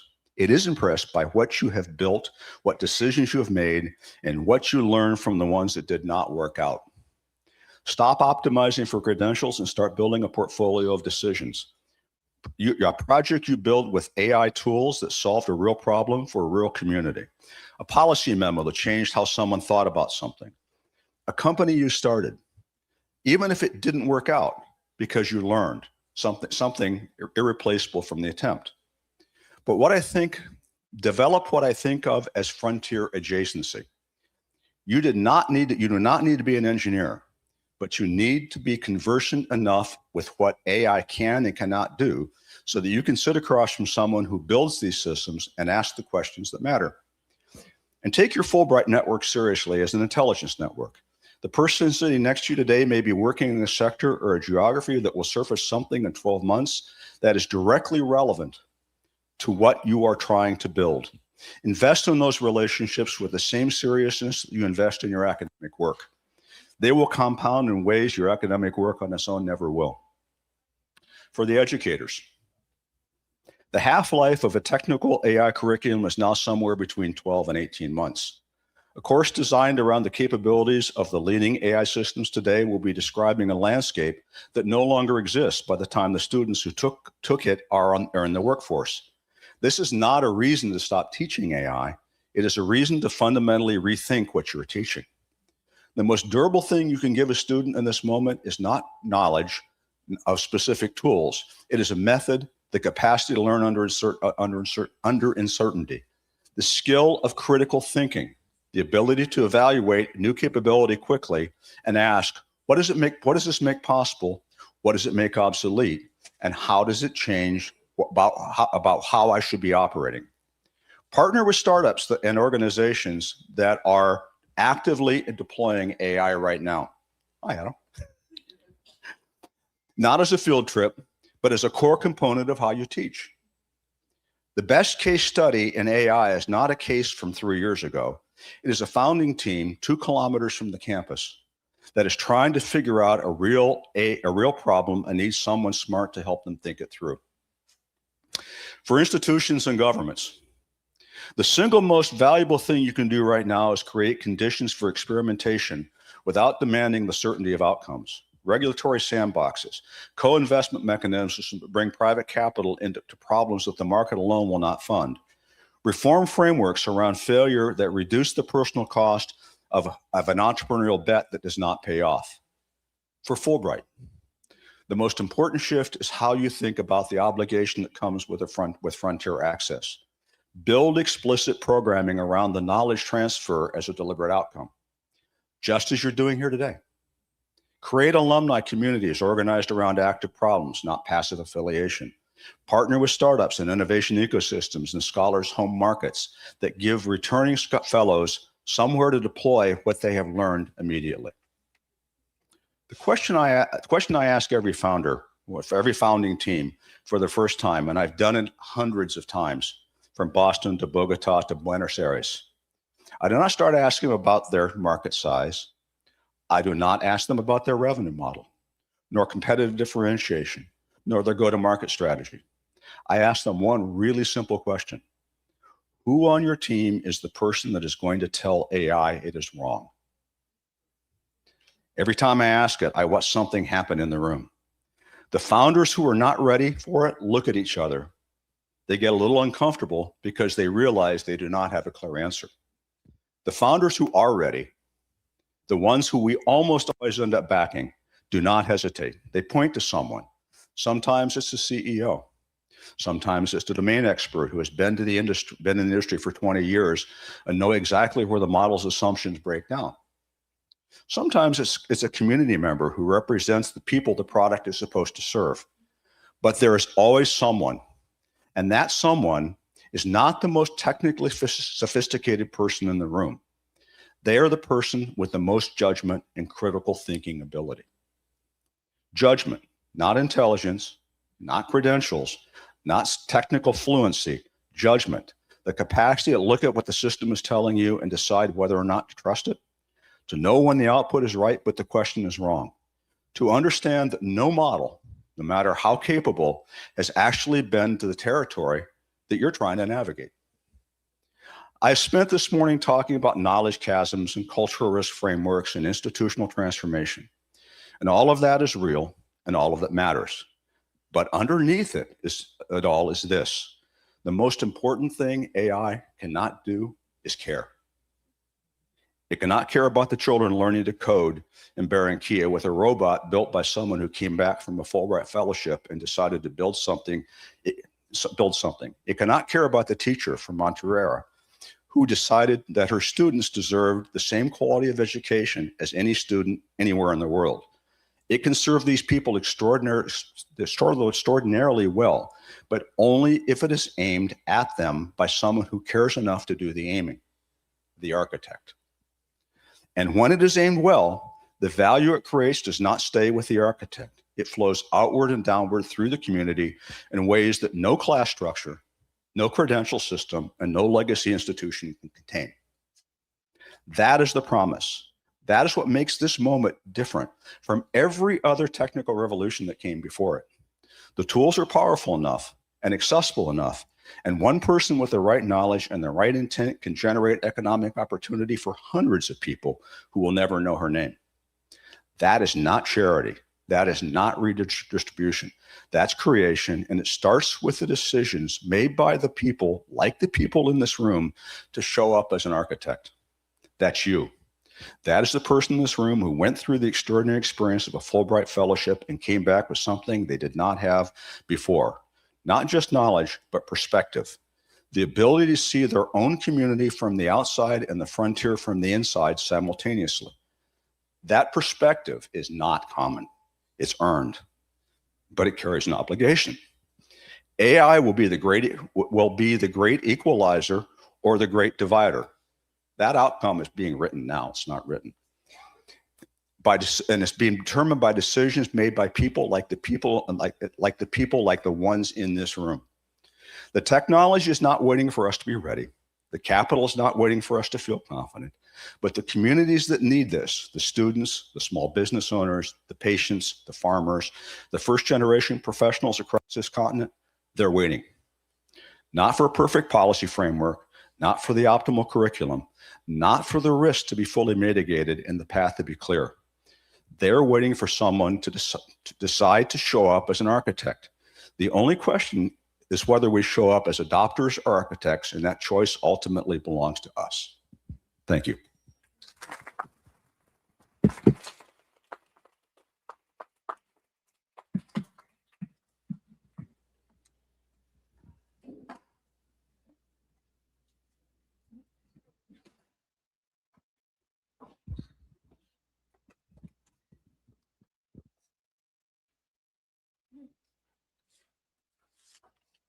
Well, now to guide us through these questions that you submit through our code, I would like to invite Dean Maria Clemencia Sierra to join us to the stage with Greg again for 2 questions that we have from the public.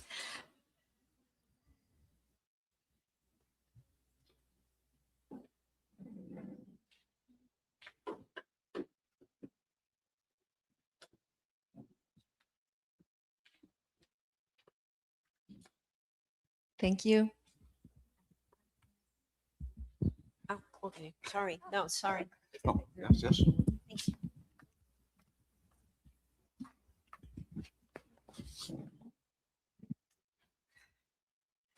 First of, I'm going to be nice.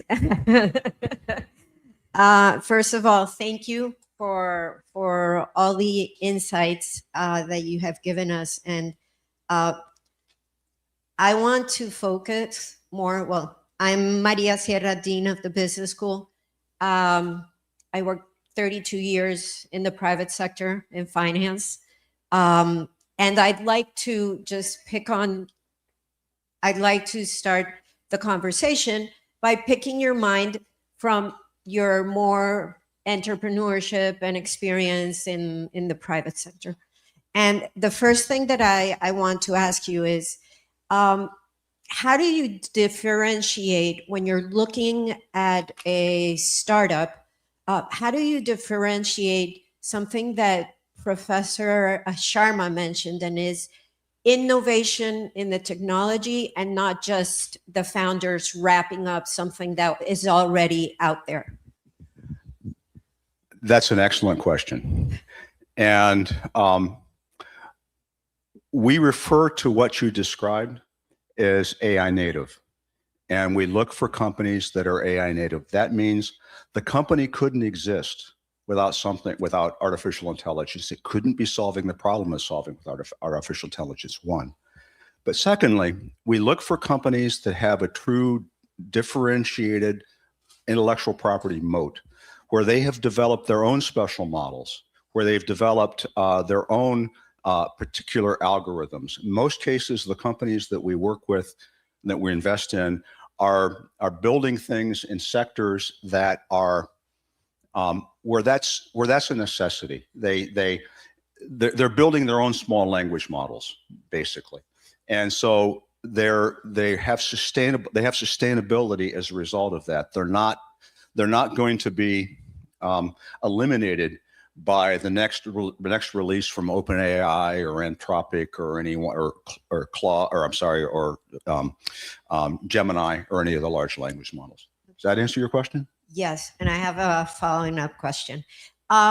You mentioned that one of the questions you ask founders is who's going to correct AI? I think you mentioned who's going to tell AI it's wrong. Yeah, who's going to tell AI it's wrong? What other question do you ask founders in terms of it's breaking the deal or not, investing or not investing? What does a founder need to say in their pitch that will attract? Well, founders need to say a lot in their pitch. That's do we have? They keep putting up signs that say we haven't got any time. But let me summarize it. Let me summarize it this way: there are two questions that are the most important questions that we ask founders, but more importantly, they're the most important questions that the founders have to ask themselves. And there's only 4 words in the two questions, and that is, so what? Who cares? Okay. And those are the hardest questions for a founder to answer, because in order to answer those questions honestly, he or she needs to look at themselves in the mirror and be willing to potentially admit that their baby is ugly. And nobody wants to admit their baby is ugly. I want to try to bring every single, like the conference members have been putting up together, and I want to touch on Natalia on the Antarctic. The question is, in all the experience you have had with founders, is there any startup that Natalia can contact that can make her work in Antarctica much better? Well, that's a really interesting question. Yeah, actually, there are. One of the startups that we recently invested in is a startup from Chile. The name of the company is G-Strata. And G-Strata is using AI and ground vibration measurement to identify underground sources of liquids, be they water, be they hydrogen, be they clean white hydrogen, so forth. Any liquid oil, any liquid underground. It's really quite fascinating. They put 2 probes in the ground, only go down about 6 feet, and just drive them into the ground with a sledgehammer, and pound the ground with another sledgehammer, and they measure the vibrations, and they use AI to analyze the patterns of those vibrations, and with greater than 90% accuracy, they can identify water is particularly what they were after, but they can identify underground sources of fresh water. Not only can they identify that it's there, they can identify how deep it is, they can identify its quality, and they can identify what the flow rates will be if a well is drilled. But I can see that as being quite helpful to you in understanding what's underneath the ice. And so, but it's really any source of liquid. If I thought about it more, there's probably scores that I could reference to you. But I'd be happy to talk to you about it at some point in time. You mentioned Chile is what we should be looking, the country we should be looking at. What have you not found in Colombia? Maybe I should say what I have found in Colombia. Okay. What I have found in Colombia is a regulatory environment that is very severe. That is it really gets in the way of the founders. I found good intentions, but inconsistent. And the good intentions often produce substandard outcomes where Colombia will use organizations like, I hope I don't insult anybody in the room, Impulsa or Sena or Rutiene and Medellin, that their intentions is to create, please don't record this. No, their intentions are to create good outcomes. They put a lot of money at it, but they're not being run by people who truly understand what it means to be an entrepreneur. Chile has taken a different environment, their different approach. Boston has taken a different approach. Israel's taken a different approach. And the approach that they take is where the government creates an environment to make it attractive for entrepreneurship to happen, and then gets out of the way and lets the private sector do it. Okay. And the private sector will always fill that gap. Okay. And what makes Chile attractive in Latin America is what they call Corfo, which is the Chilean Economic Development Agency. It was modeled after the Massachusetts Technology Development Agency, which was responsible for the Massachusetts Miracle. And the gentleman who became the Minister of the Economy under Pinochet, believe it or not, had gotten his doctorate at Boston University during the time of the Massachusetts Miracle. And he says, I think what these guys are doing here is right. And he carried it back and became Minister of the Economy and modeled Corfo directly after the Massachusetts Technology Development Corporation. And it is extremely successful, and this is where consistency comes in. It's survived every administration, right, left, and center, since Pinochet. Okay. So. And now I'd like to bring in Ricardo and Mariana, who spoke up more about the social responsibility and the human aspect of AI. When founders are talking to you or reaching out for advice from a human perspective and how to use AI without being irresponsible, what advice do you give them? How can they maintain that humanity while they're trying to strive to make money using AI technology? Okay. Again, we need a lot more time than we have, but we have 5 minutes. I know. We got 5 minutes, a whole 5 minutes. They gave us more time. You know, I found that time is fungible. Oh, so, okay. So two things. One is, we don't make this a mandatory condition for investment, but we make it an important condition for investment. And that is, we'll ask the question, and these, of course, remember, we're only investing in AI companies. We'll ask the founders or ourselves the question, who else is going to benefit from this? Some of the things I talked about in the talk. Mm-hmm. Who else is going to benefit from this? What's the social outcome that's going to happen from this? I'll give you an example of that in our own work. We run the acceleration platforms in Latin America and Europe, but specific in Latin America.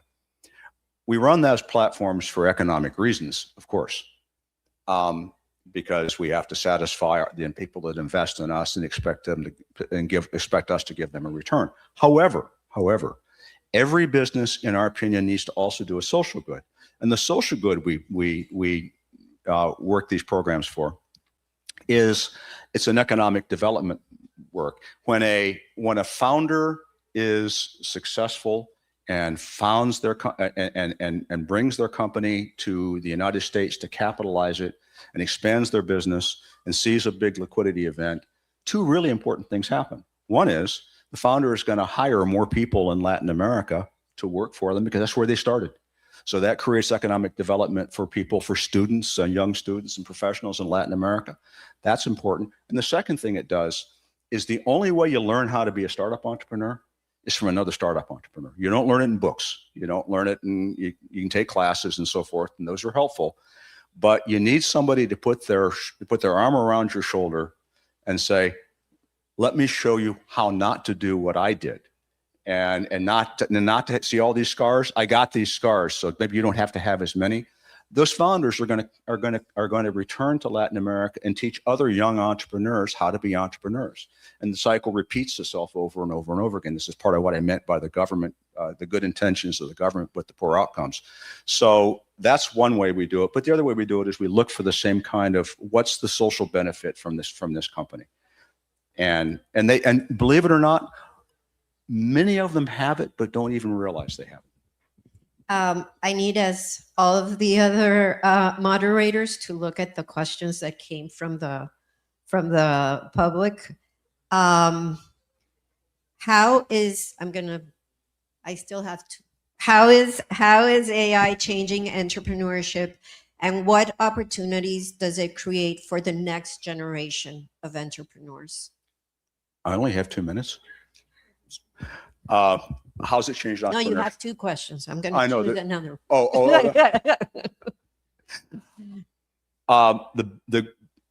The most tangible way it's changing entrepreneurship is the speed at which things happen. The startups have always moved at a very fast pace, but a decision that could be made in 2 weeks before needs to be made in many times 2 hours, because things are changing that fast, and I think they're changing faster than we realize here in Latin America in terms of how fast they're changing. It's a very different world, but it's also changing in ways that are, and we talked about some of that earlier today with Dr. Sharma's presentation. Software development. Software can be developed much more rapidly with much lower budgets and so forth. So the amount of capital that it takes to build a business today is lower. That's true even for businesses that are relatively complex businesses. The third way it's changing is not a positive way; it's a negative way. Is because it's so easy to build with AI that founders are building companies that because they can, not because they're solving any kind of a sustainable or important market problem. So 75% are probably not viable businesses. Last question. Uninorte is working on setting up like the whole academic environment to do spin-offs. What would be an advice, and what would be a don't do this, don't even take your time thinking about this as you start setting up for spin-offs? There are 3 universities in the world that do spin-offs exceptionally well. And I would try to model myself after one of those 3 universities. Number 1 is MIT, number 2 is Stanford, and number 3 is Technion in Tel Aviv. Okay. They are the best at doing spin-offs of any place in the world. Now, what do? They recognize that the political environment and the time constant at which a university operates is incompatible with that of a startup. So they build a firewall between the institution and the businesses that they're spinning off.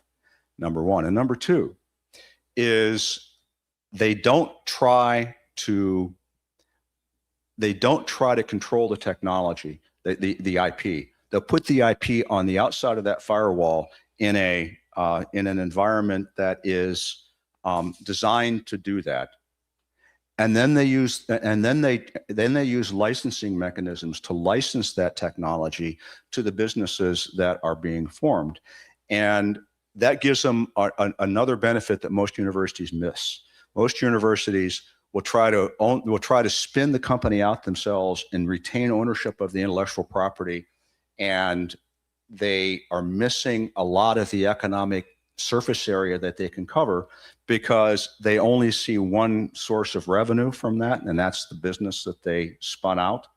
Whereas if they use licensing mechanisms, they can license that in many different places and see multiple sources of revenue from the same intellectual property that the university's developed. Thank you. We finished on time. Thank you.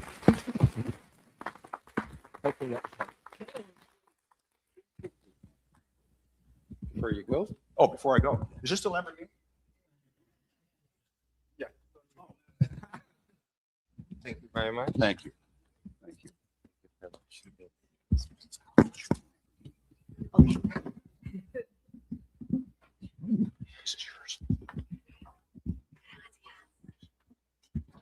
Well, thank you very much.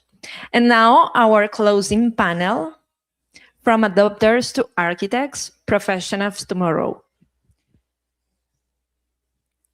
For this panel, we gather 4 Fulbright scholars who are, each on their own way, already navigating all of these transformations.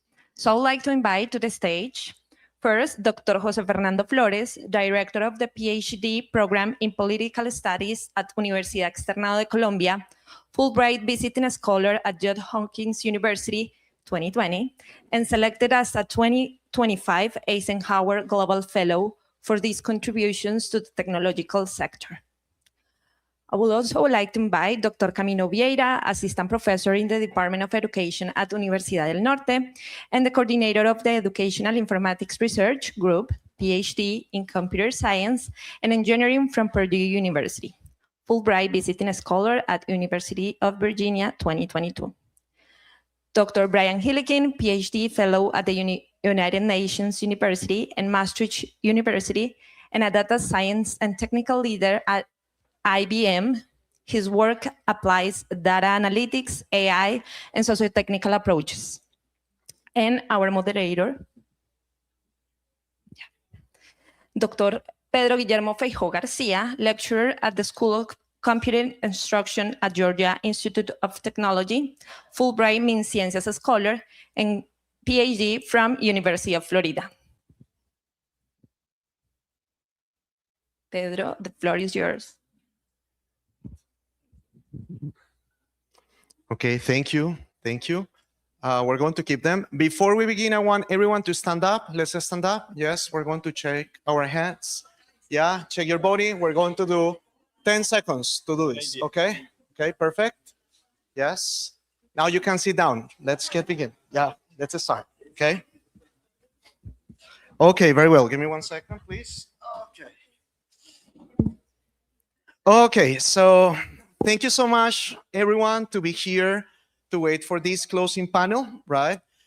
We had an amazing day with many good insights, amazing conversations. We talked about AI in so many different fronts, as well as we had the opportunity even to discuss Antarctica when it comes to thinking of AI. You know, like we get to see that AI is touching so many different aspects of society, not just when it comes to thinking of research, but actually that's something that we're going to discuss in the panel. We're going to talk about so many different aspects, referring to policy, referring to upskilling, referring to many different things. As I was introduced before, I'm Dr. Pedro Guillermo Feijó Garcia. I'm the director of the People Agents Research for Computer Education Lab. That stands for PARSE, right? And I'm a faculty member of the School of Computer Instruction at Georgia Tech, right? So for this closing panel, I have the privilege of being seated here with 3 amazing Fulbrighters who are going to share their expertise referring to different fronts that we're going to discuss. We're going to have Dr. Jose Fernando Flores that brings extensive experience at the intersection of public policy, technological modernization, and government. We get to have Dr. Camilo Vieira that focuses on educational innovation, computational thinking, and preparing institutions and educators for emerging technologies, right, especially in the age of AI. And we have Dr. Brian Gilkin that brings a global perspective from his work in artificial intelligence, data science, right, and sustainable development with extensive experience collaborating across academia, industry, and international organizations, okay? So before we begin our panel, I'm going to have a warm-up question, right? I know, and then we're going to dive in, but I want this warm-up question to be something that I'm going to ask you, and you're also going to, not only to respond to it, but you're going to give a brief introduction of who you are and how you connect with AI. So the question is, what do you believe is the single greatest opportunity, as well as the single greatest challenge that artificial intelligence presents for Colombia over the next 5 years? So what about we begin with you, Camilo? Let's go. Good afternoon now. Right? Thank you, Fulbright, for inviting me to be part of this and for coming here to bring the summit to Uninorte. We are very happy to have you guys here. So I'm an engineer, kind of computer scientist. We didn't have computer science back then in Colombia, just like systems engineering. And I worked a few years in software development before I realized that I wanted to work with people and for the people and contribute to Colombia from a different perspective. And that's how I moved into education. So I'm a computer scientist who does computing education. And so like I really like math and I like my technical skills, but I have enjoyed a lot learning from the humanities and from the social sciences in education and trying to solve these different challenges that we have in education. So I'm going to focus on that response in the area of education. Many of the things that we've discussed today include that AI will not replace us because AI has many limitations that we are good at. And one of those that has been mentioned several times is critical thinking.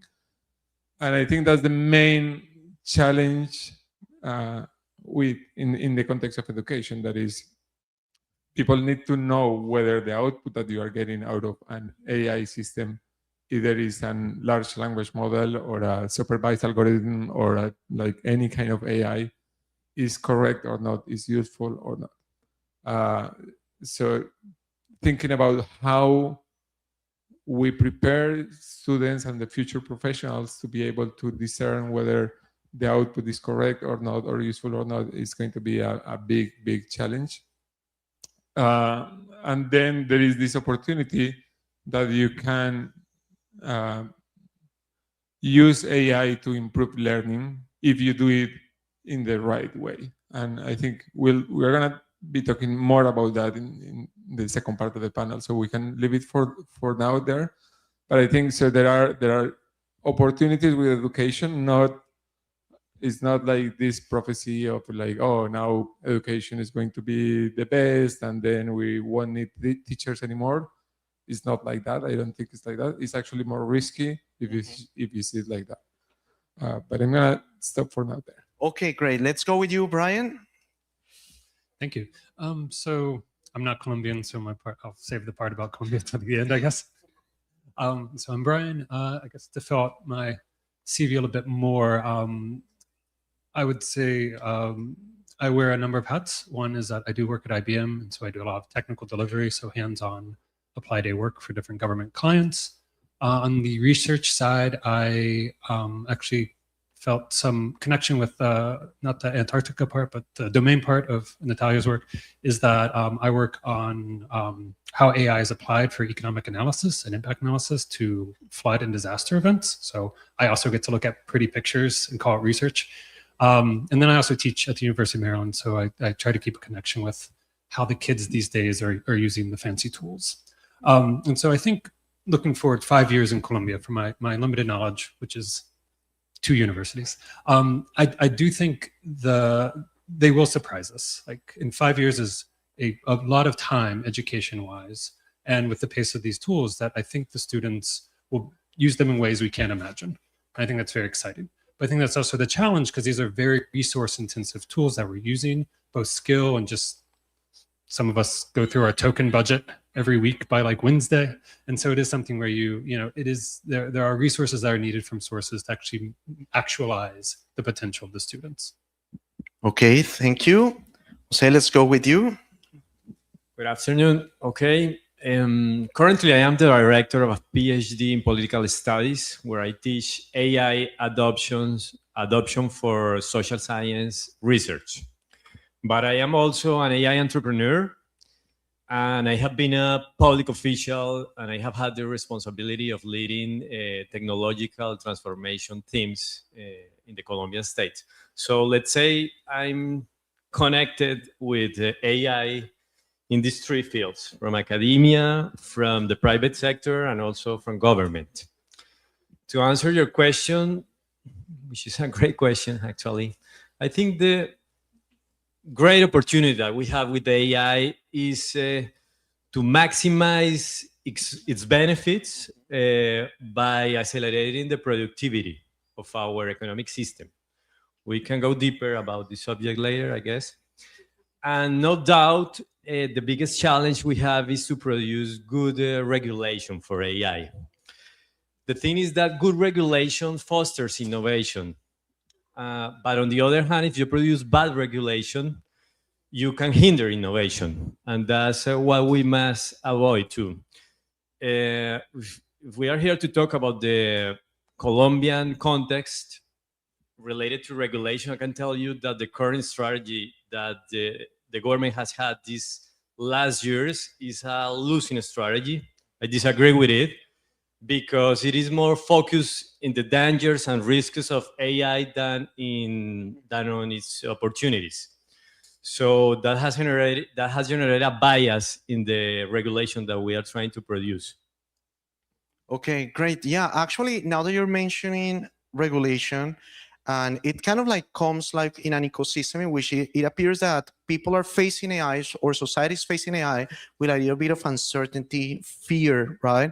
So we know that Colombia is still defining anything that is concerning on how we regulate AI. So this question goes first for you, Jose. What are the main opportunities and risks you identify in the current landscape? And what principles should guide the country's approach to governing these technologies? Okay, great question. I like a quote from Charlie Munger. Show me the incentives and I'll show you the outcome. Because it illustrates very well what's the final objective of any regulation. The challenge is to build a good system of incentives with good regulations for fostering innovation. So here in Colombia, we have had at least 10 bills in Congress. I have had the opportunity to advise some congressmen about the subjects on AI. And last year, the current government presented another bill for producing general legislation on AI.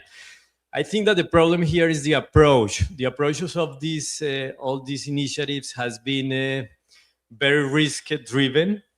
The government project, for instance, is kind of a copy of the European Union legislation, which is very prohibitionist. And I think that's not the right approach. For taking the words of Greg, I think that we have to focus on the opportunities rather than on the risks. So I think the next government will have a great opportunity to change the approach to an approach, a regulatory approach that aims primarily to foster innovation, to create effective ecosystems for innovation. And that is essential because I think the main principle that should guide a regulation on AI should be the principle of permissionless innovation. This comes from Adam Thieter, an American scholar, who claims that the freedom to innovate should be the rule. And the prohibition should be only an exception in terms of innovation, and it should be very well justified. This means that we should only intervene and prohibit innovation when we have clear evidence that it can produce a certain damage. There are good examples of this kind of intervention. For instance, deepfakes, no doubt, should be prohibited. Autonomous lethal weapons too. But the principle of permissionless innovations should be the general rule because we must allow entrepreneurs and scientists to innovate without the fear of breaking rules that are not justified. So I think that we would change the general approach for an approach, not a prohibitionist approach, but an approach that privileges the opportunities. We're gonna be able to produce good incentives, good regulation for AI. That's great. I like what you're mentioning, Jose, because when it comes to looking at Colombia in the AI ecosystem, we are currently mostly in a position of using AI or applying what are the innovations that are coming from other countries, right? So this is something that, yeah, when we're looking at AI from a prohibitionist point of view, that's something that actually places us in a position that is a little bit unbalanced because we haven't innovated yet to actually get to test like how AI is supposed to work, right? And this is something that is connected to my second question that I want to address to you, Brian, in the sense that now we see that there are countries that are very much the leading countries when it comes to designing models, when it comes to proposing solutions. We just had like a very quick question here in the summit that was referring to the US and people seeing also China. Like we see these big nations that are somehow providing these innovations, right? But that is kind of like a little bit connected to what we get to see when it comes to hegemonic AI.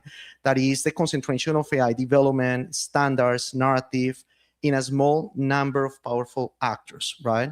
So from your experience working with the United Nations and in data scarce environments globally, right? I want you to tell me, what does that concentration of power mean concretely for a country like Colombia? Yeah, so at the core of this, I think, is who do we trust, right? And I think when you think about building out an AI and basically calling an API and you get your inference, do you trust the company that owns that inference? In my work, I work on US federal government projects. And so it's something where I've seen things where we build entirely closed systems and we're not able to actually use these tools. And on my current project, my client just uploads a bunch of client-sensitive health data into Claude and pushes go and thinks he does AI really, really, really good. You know, but it is this thing, why should we trust these companies? And I think for Colombia, it's an even more pressing question because, you know, if I myself am in the United States and I'm giving a lot of information, even if just through inference, to OpenAI or to Anthropic or others, I assume I have protections or maybe I don't care because that's how the American mind works. But there is movement to introduce models that do work in more of what we would say a sovereign way, so sovereign AI. So there are labs in Germany and France, Mistral, which is in France, Cohere, which is based out of Toronto, where they're very concerned of how can we build AI models that work within a more highly regulated environment, within a country-specific environment, and what does that look like? They tend to be more open sourced, and that allows an entity to set them up within their infrastructure, but also it provides an alternative to just giving resources to one of these very large American labs. For me, there's a lot of appeal in that, not just from like should I give data to these corporations, but also in my own work, in my research, where I deal with smaller foundational models, which are very domain specific. So I think in that regard, both for Colombia to think, all right, could we have models that are more Colombian centric, but also can we build things that fit this domain better? So there's blueprints that can be followed. There's models out there. Some are working well, some are not working well, but I think it's not just we have 4 large American corporations that we can give everything to. There are alternatives. I think it's just learning to use them, contributing to them, and also seeing the kind of possibilities that you can use with them. That's great, Brian. When you're mentioning that we need to have something that is more Colombian-centric, are you referring to the context, like in the sense of the data, how it happens to be collected, how it happens to be analyzed, or in the sense of maybe collaborating with other kind of like spaces, other organizations? Like, can you elaborate on that, please? Yeah, I mean, I think there's a big data protection and security aspect to it. But I think there's also opportunity within Latin America for Colombia to play a big part in like, what would that look like? When ChatGPT first came out, the 3.5 model, I was so excited because I assumed it would just break into like a million little GPTs and we'd have all these little specific models for things. And that's happened, but it hasn't happened. But I think the potential's there and the technology's there to do that, to build out things that are more specific to this context rather than just the American context. There was a comment earlier how these large models are very English-centric. And I would say they're like very like coastal American-centric, even in their language. And that extends also to how they think, because that's the people who have built them are reflected in that. That is a humongous challenge, right? Like right now we have a state in which we are not fully developing AI in the country, right? So I want to ask the 3 of you, like maybe any of you can participate on this one. What do you think it would take for Colombia, right, to stop being just a passive user of AI innovations and become an active contributor to the AI ecosystem worldwide? Who like to? Okay, Camilo, you can go. Yes. So I would like to start going back to the previous question, because I feel like Brian is talking rightfully about the copyright and like who owns the data and who am I giving my data to. But Mariana also mentioned before that even if Spanish is probably like well represented in AI systems, like in Colombia there are more than 60 spoken languages, and those are not represented at all in AI systems. And if we have educational gaps based on ethnicity, based on geographical regions, or on rural versus urban context, these are going to expand rather than like close with these systems, if the systems are to support learning. So one of the things, now going back to your question, is how do we build systems that understand our context, that understand our culture, that start from our data and not just their data. There is a concept that I find very interesting, that is the archaeology of the 1%. And is if archaeologists were to describe societies only based on what they found on this, like on the pharaoh or like the chiefs, then they would assume that those societies lived like that, right? So if someone were to come and look at our AI systems, they may think that we all speak English, that we all live like Americans live, right? So I think there is a huge disparity in terms of data. And so for like most people, I'm sure are familiar with what AI is, but basically you need a lot of data to be able to have AI. That's what gives you all the intelligence.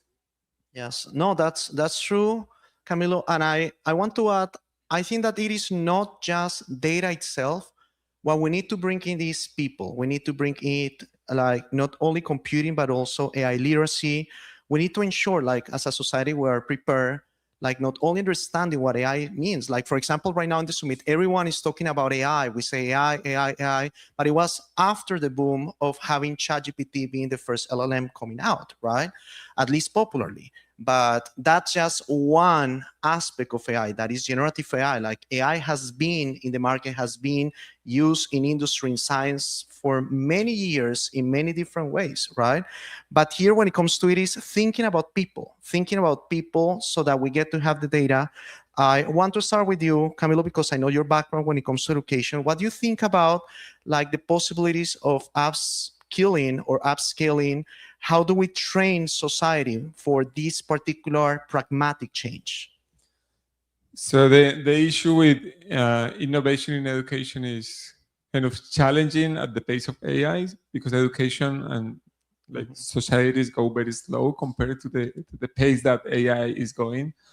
But at least for like over the past, I don't know, 3-4 years that ChatGPT came, we have shifted from the idea of, oh no, you have to ban AI, to, oh no, we have to teach with AI. We have to think how do we prepare students with the tools to use AI effectively. And so I want to go back to like, what is learning, right? Like, how do we learn? So learning requires effort and energy consumption from the brain. And you want to, like, you connect what you already know to your new knowledge. But then in education, what happens in education is that most students move around getting a good grade. Like, that's like extrinsic motivation. And the issue with extrinsic motivation is that people are smart enough to hack the system, to get the reward, to get the 5 grade without learning anything. And I think that's kind of what is happening sometimes with AI. Like there are a couple of papers that talk about like lazy thinkers or cognitive debt, where students are just trying to get the work done without investing any energy on that, like without making any efforts. And the issue with that is that we just give them the AI and the task and like just figure it out. What I think is that AI will be most effective for learning if it comes after they have think a little bit. or more than heard of it, that they have put an effort on thinking about these different ideas and thinking about the task. And then you can use AI to like talk about those ideas, to create an interactive partner that help you think about those ideas. So going back to your question, I think is the way of integrating AI, at least like now we are not saying just ban it, bring it, but then think about how to bring it and how to have students think about it and how students evaluate those outcomes. I don't agree with this idea of prompt engineering because I think AI is already helping with prompt engineering. That's not going to be a very challenging task. The most challenging one is how we use that knowledge, how we use those tools and how we evaluate the outcomes of those tools. Yeah, I know, Camilo, that your background is very much rooted in STEM. You're an educator. I want to ask Jose, your background is a little bit more kind of like on law, policy, you know what I mean? So is that something that you share with Camilo? Like when it comes to thinking of AI, is it more as a burden? Is it more as an opportunity? What do we need to train people that are not necessarily going to be computer scientists or engineers on how to adapt with AI? Yes, I think the most urgent challenge related to AI that we have right now is to be able to produce a massive reskilling and upskilling of the labor force. No doubt about it. The question is how we can do it in an efficient way. I think that here in Colombia, we have two main obstacles for producing this national policy. The first one is the fragmentation of the institutional efforts. Right now, we have at least 4 ministers working on the same mission. We have MinCiencias, MinTIC, MinComercio, and the Ministry of Education. And then we have the SENA. They are all trying to do the same thing with different strategies, and that's a mistake from policy. Not communicated. Exactly. Yeah. We have to articulate all these efforts in a national and unified strategy for upskilling. This would require a national mission too, I think. And this strategy has to be different from different sectors of the economy, from different sectors of and different professions, let's say. It would not be the same for computer scientists or for social scientists, because a social scientist, for instance, does not need to be an expert in coding or producing software, but it has to understand the basics of artificial intelligence to be able to adapt to this revolution. That would be the first obstacle for this national mission of upskilling. And the second one would be the funding, I think. We need to be able to guarantee permanent funding for this national strategy, because right now we can stay with the career that we study, that we learn at the university. We have to implement a model of lifelong learning. Currently, the useful life of a skill is about 3 to 5 years, and we have to keep this strategy of permanent reskilling to cover the whole population, because they will need to continue studying for their whole lives. And from a national budget perspective, this requires a lot of money.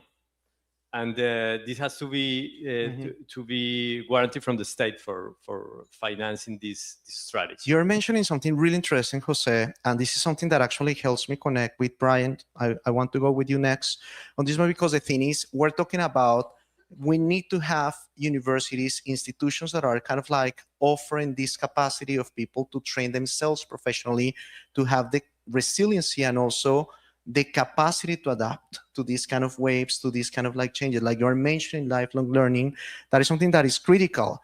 I want to follow up, Brian. So one point that comes to my mind is when it comes to thinking of how do we upscale not only people that are in the profession, but also how do we provide mechanisms for current faculty, current educators, kind of like to be able to make that particular change when it comes to incorporating AI in society.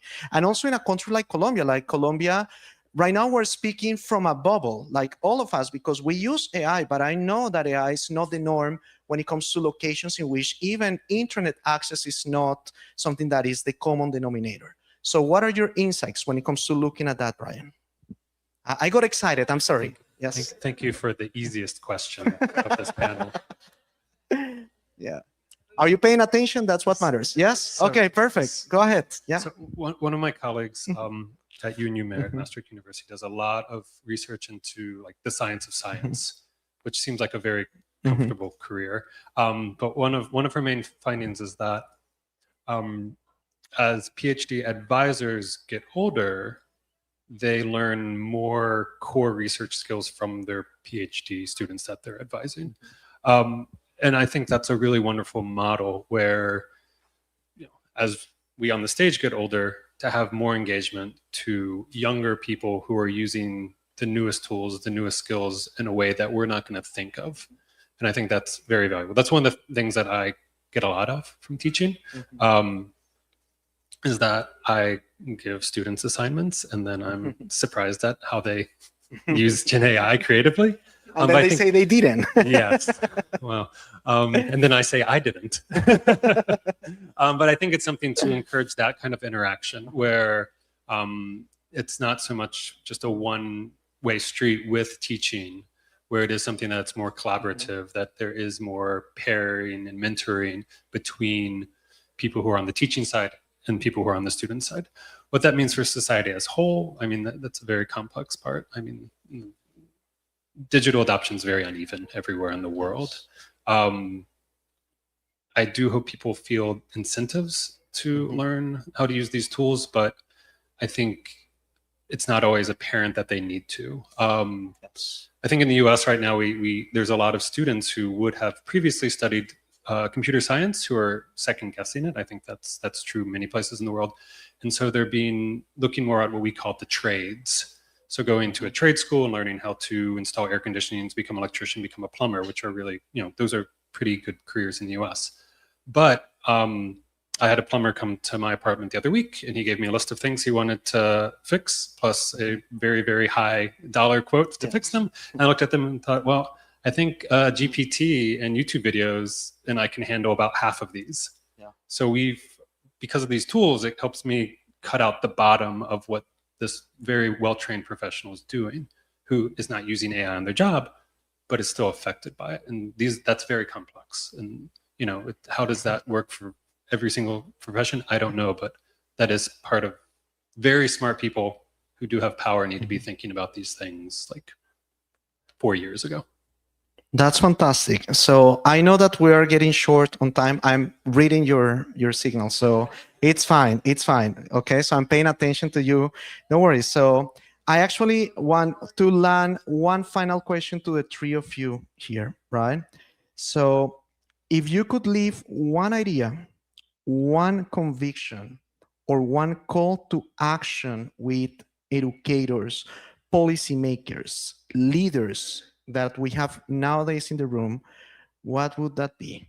So what comes to your mind, Camilo? Let's begin with you. Yes.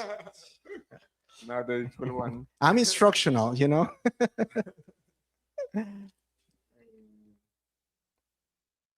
Well, I think it's like AI is here and we need to work and have these discussions and try and learn from it and try again. And I'm not a fan of like full deregulatory approach where only innovation matters, because social impact matters a lot to me. But I do think it's important that we start trying and that we start finding ways to make this work for everyone and in an equitable way as well. Go ahead. Yes. One piece of advice that covers everything, right? I think no matter who you are, whether you're a student or a professional or you work for government, my coverall advice would be get close to the technology and just see what happens. And I mean that closer than just typing things into ChatGPT or into Claude's UI. Like actually find a way nearby where you're actually using kind of the more core parts of the technology. So for students, that means, you know, figuring out how to cheat better, but also thinking about how can I think about this in more models and systems. For professionals, thinking about what are my tasks, how can I, you know, think more systematically about using these models. And I think for government officials, it's really don't be separate from the conversation. I know there is some effort, I don't know about the quality or exactly where, but within Colombia to set up embedded innovation labs for AI within different municipal governments. I think those are fantastic. Those fail very often, but they also can have great successes. So just find a way to be close to that, do a little AI immersion. I think that will have multiple benefits. Perfect. Jose, what about you? Okay. 3 calls to action. Okay. First one, let's keep an optimistic approach. I think let's look for the opportunities more than for the risks and the dangers. It is important to look for the risks too, but let's stay focused on the opportunities, I think. Second, don't regulate if you don't know how to do it well, because bad regulation is worse than no regulation at all. And third, related to education, I think that as educators and students, we have to keep our curiosity and our optimism too related to AI, because AI is a good ally too. It's an opportunity for augmenting our intelligence, for mixing our intelligence with the intelligence of the machines. And there's a concept I like a lot here, which is supermind. That's a concept from Thomas Malone from MIT, actually. A supermind is a mix of various minds that can be human or synthetic minds and can produce more intelligence. So I think we have a great opportunity of creating superminds with artificial intelligence. Yes, that's fantastic. Actually, you are connecting in human-computer interaction. That is my field. We refer to that as distributed cognition, you know? So it's something that, yeah, it is very well studied. I fully agree with you. And that's one takeaway point that I actually want to bring up what you're mentioning. Like we say AI, artificial intelligence, I truly believe that it should be seen as augmented intelligence, right? It is a tool that can definitely support the human in the loop. And we have been discussing all day that we pretty much get to have the human in the loop everywhere. So thank you, three, right, for sharing your insights. And thank you to the audience, to Fulbright, to everyone that made this possible for joining us in this important conversation. Okay, thank you.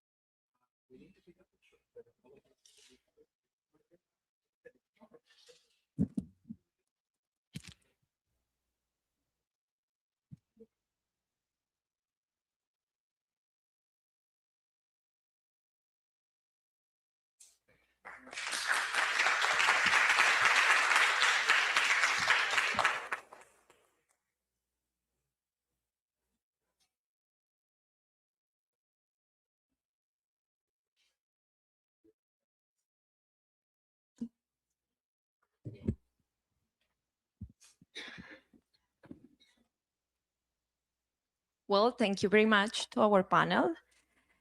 And well, before our lunch in 10 minutes, we want to bring this summit a formal close. And for that, I would like to invite Adam J. Leonard, Acting Public Affairs Officer of the United States Embassy in Colombia, to share a closing remarks.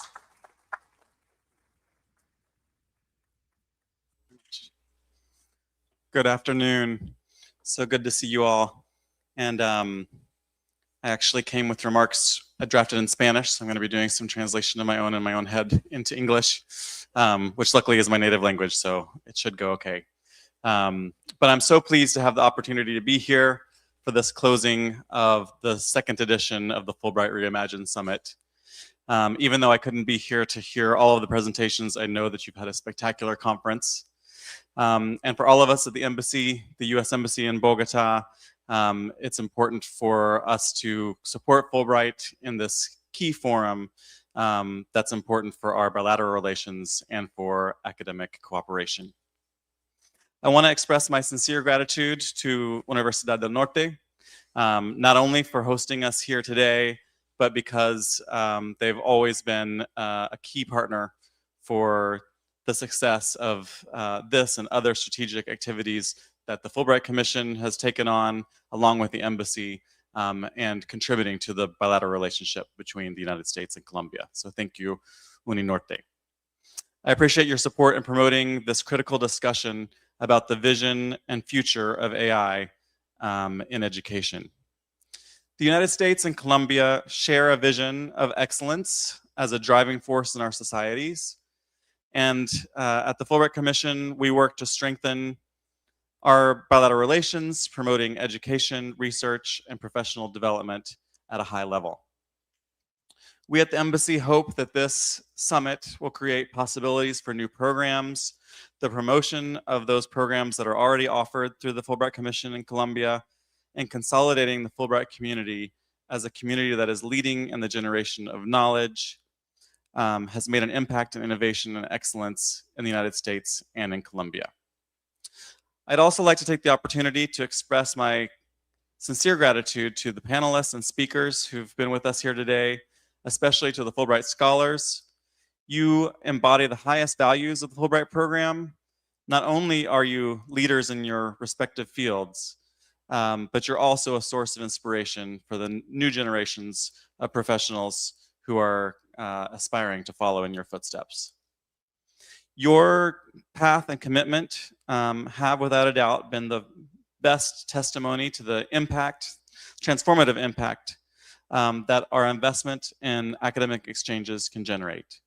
Thank you for sharing with us your experience, your vision, and your passion, and for enriching the academic dialogue at this summit. It's been an honor to have you all here. I also want to thank the Fulbright Commission in Colombia that continues showing your excellence and efficiency, maintaining a firm purpose to explore new alliances and to make an impact here in Colombia. Thanks too to my fellow Fulbright board member, Greg Bauer, for being here today. We appreciate your participation. And thanks to all of you who have made this a successful Fulbright Reimagined Summit. Thank you.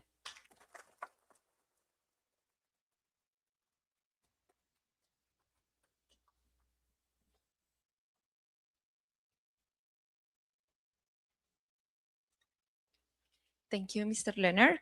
And now I would like to invite Álvaro Urquijo, President of ICETEX, whose commitment to educational access and international cooperation is the foundation on which so many Fulbright journeys are built.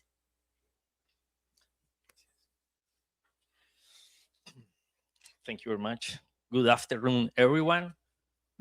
At noon and before lunch in Barranquilla, I try to do my speech quickly.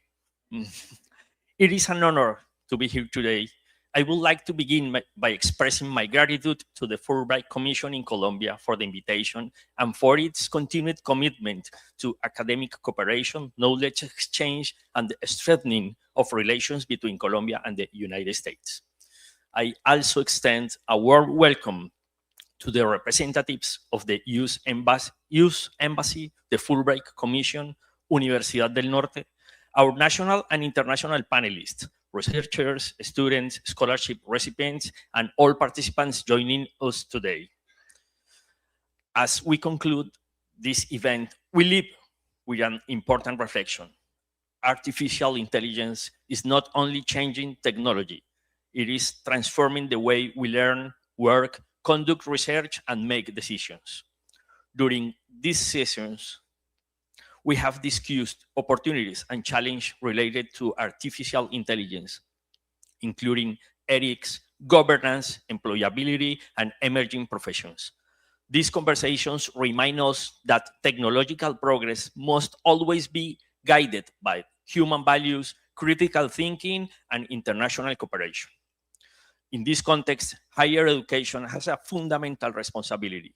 Universities must continue preparing students not only to use technology, but also to understand its impact and contribute to building a more inclusive, sustainable, and innovative society. In Colombia, education remains one of the most powerful tools for social mobility and development.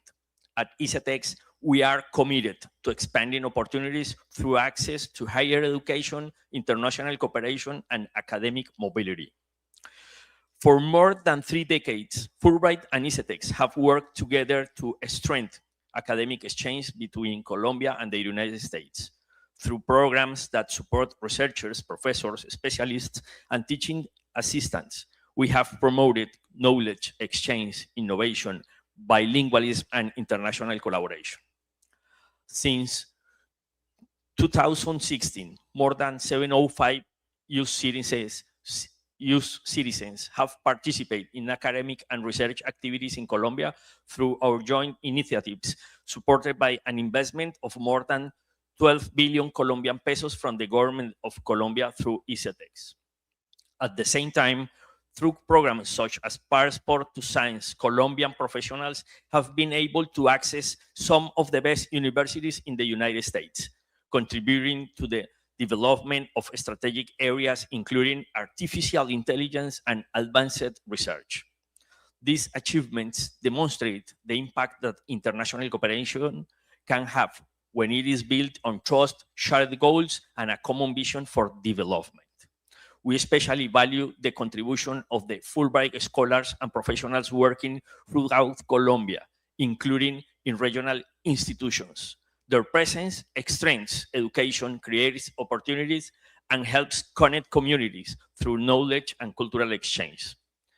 As we look ahead, it is clear that the future will require leaders who can work across disciplines, understand global challenge, and create collaborative solutions. The Fulbright community plays a unique role in this mission by building bridge between cultures, institutions, and ideas. At ICETEX, we reaffirm our commitment to strengthening this strategic partnership and to continue our efforts to make international education more accessible, inclusive, and impactful for Colombia. I would like to thank the Fulbright Commission, our partner institutions, the panelists, experts, and all participants for making this event possible. I'm confident that the ideas and connections created during this summit will become future projects, partnerships, and opportunities that benefit both our countries. Let us continue working together so that education, innovation, and international cooperation remain powerful drivers of positive change. Thank you very much. Let us move forward together, turning today's ideas into tomorrow's opportunities. Thank you very much.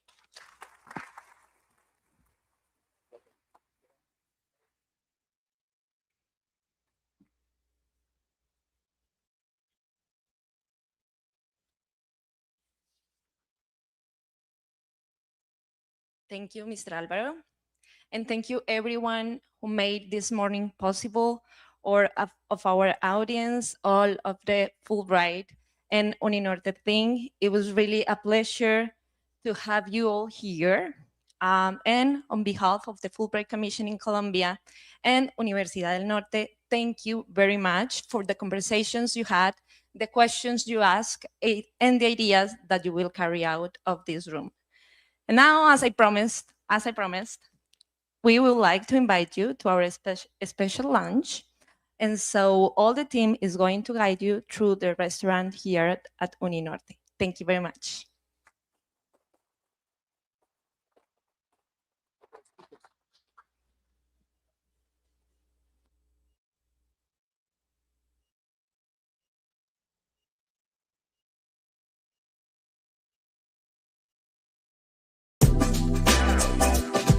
Explora más contenidos de tu interés. No olvides suscribirte a nuestro canal.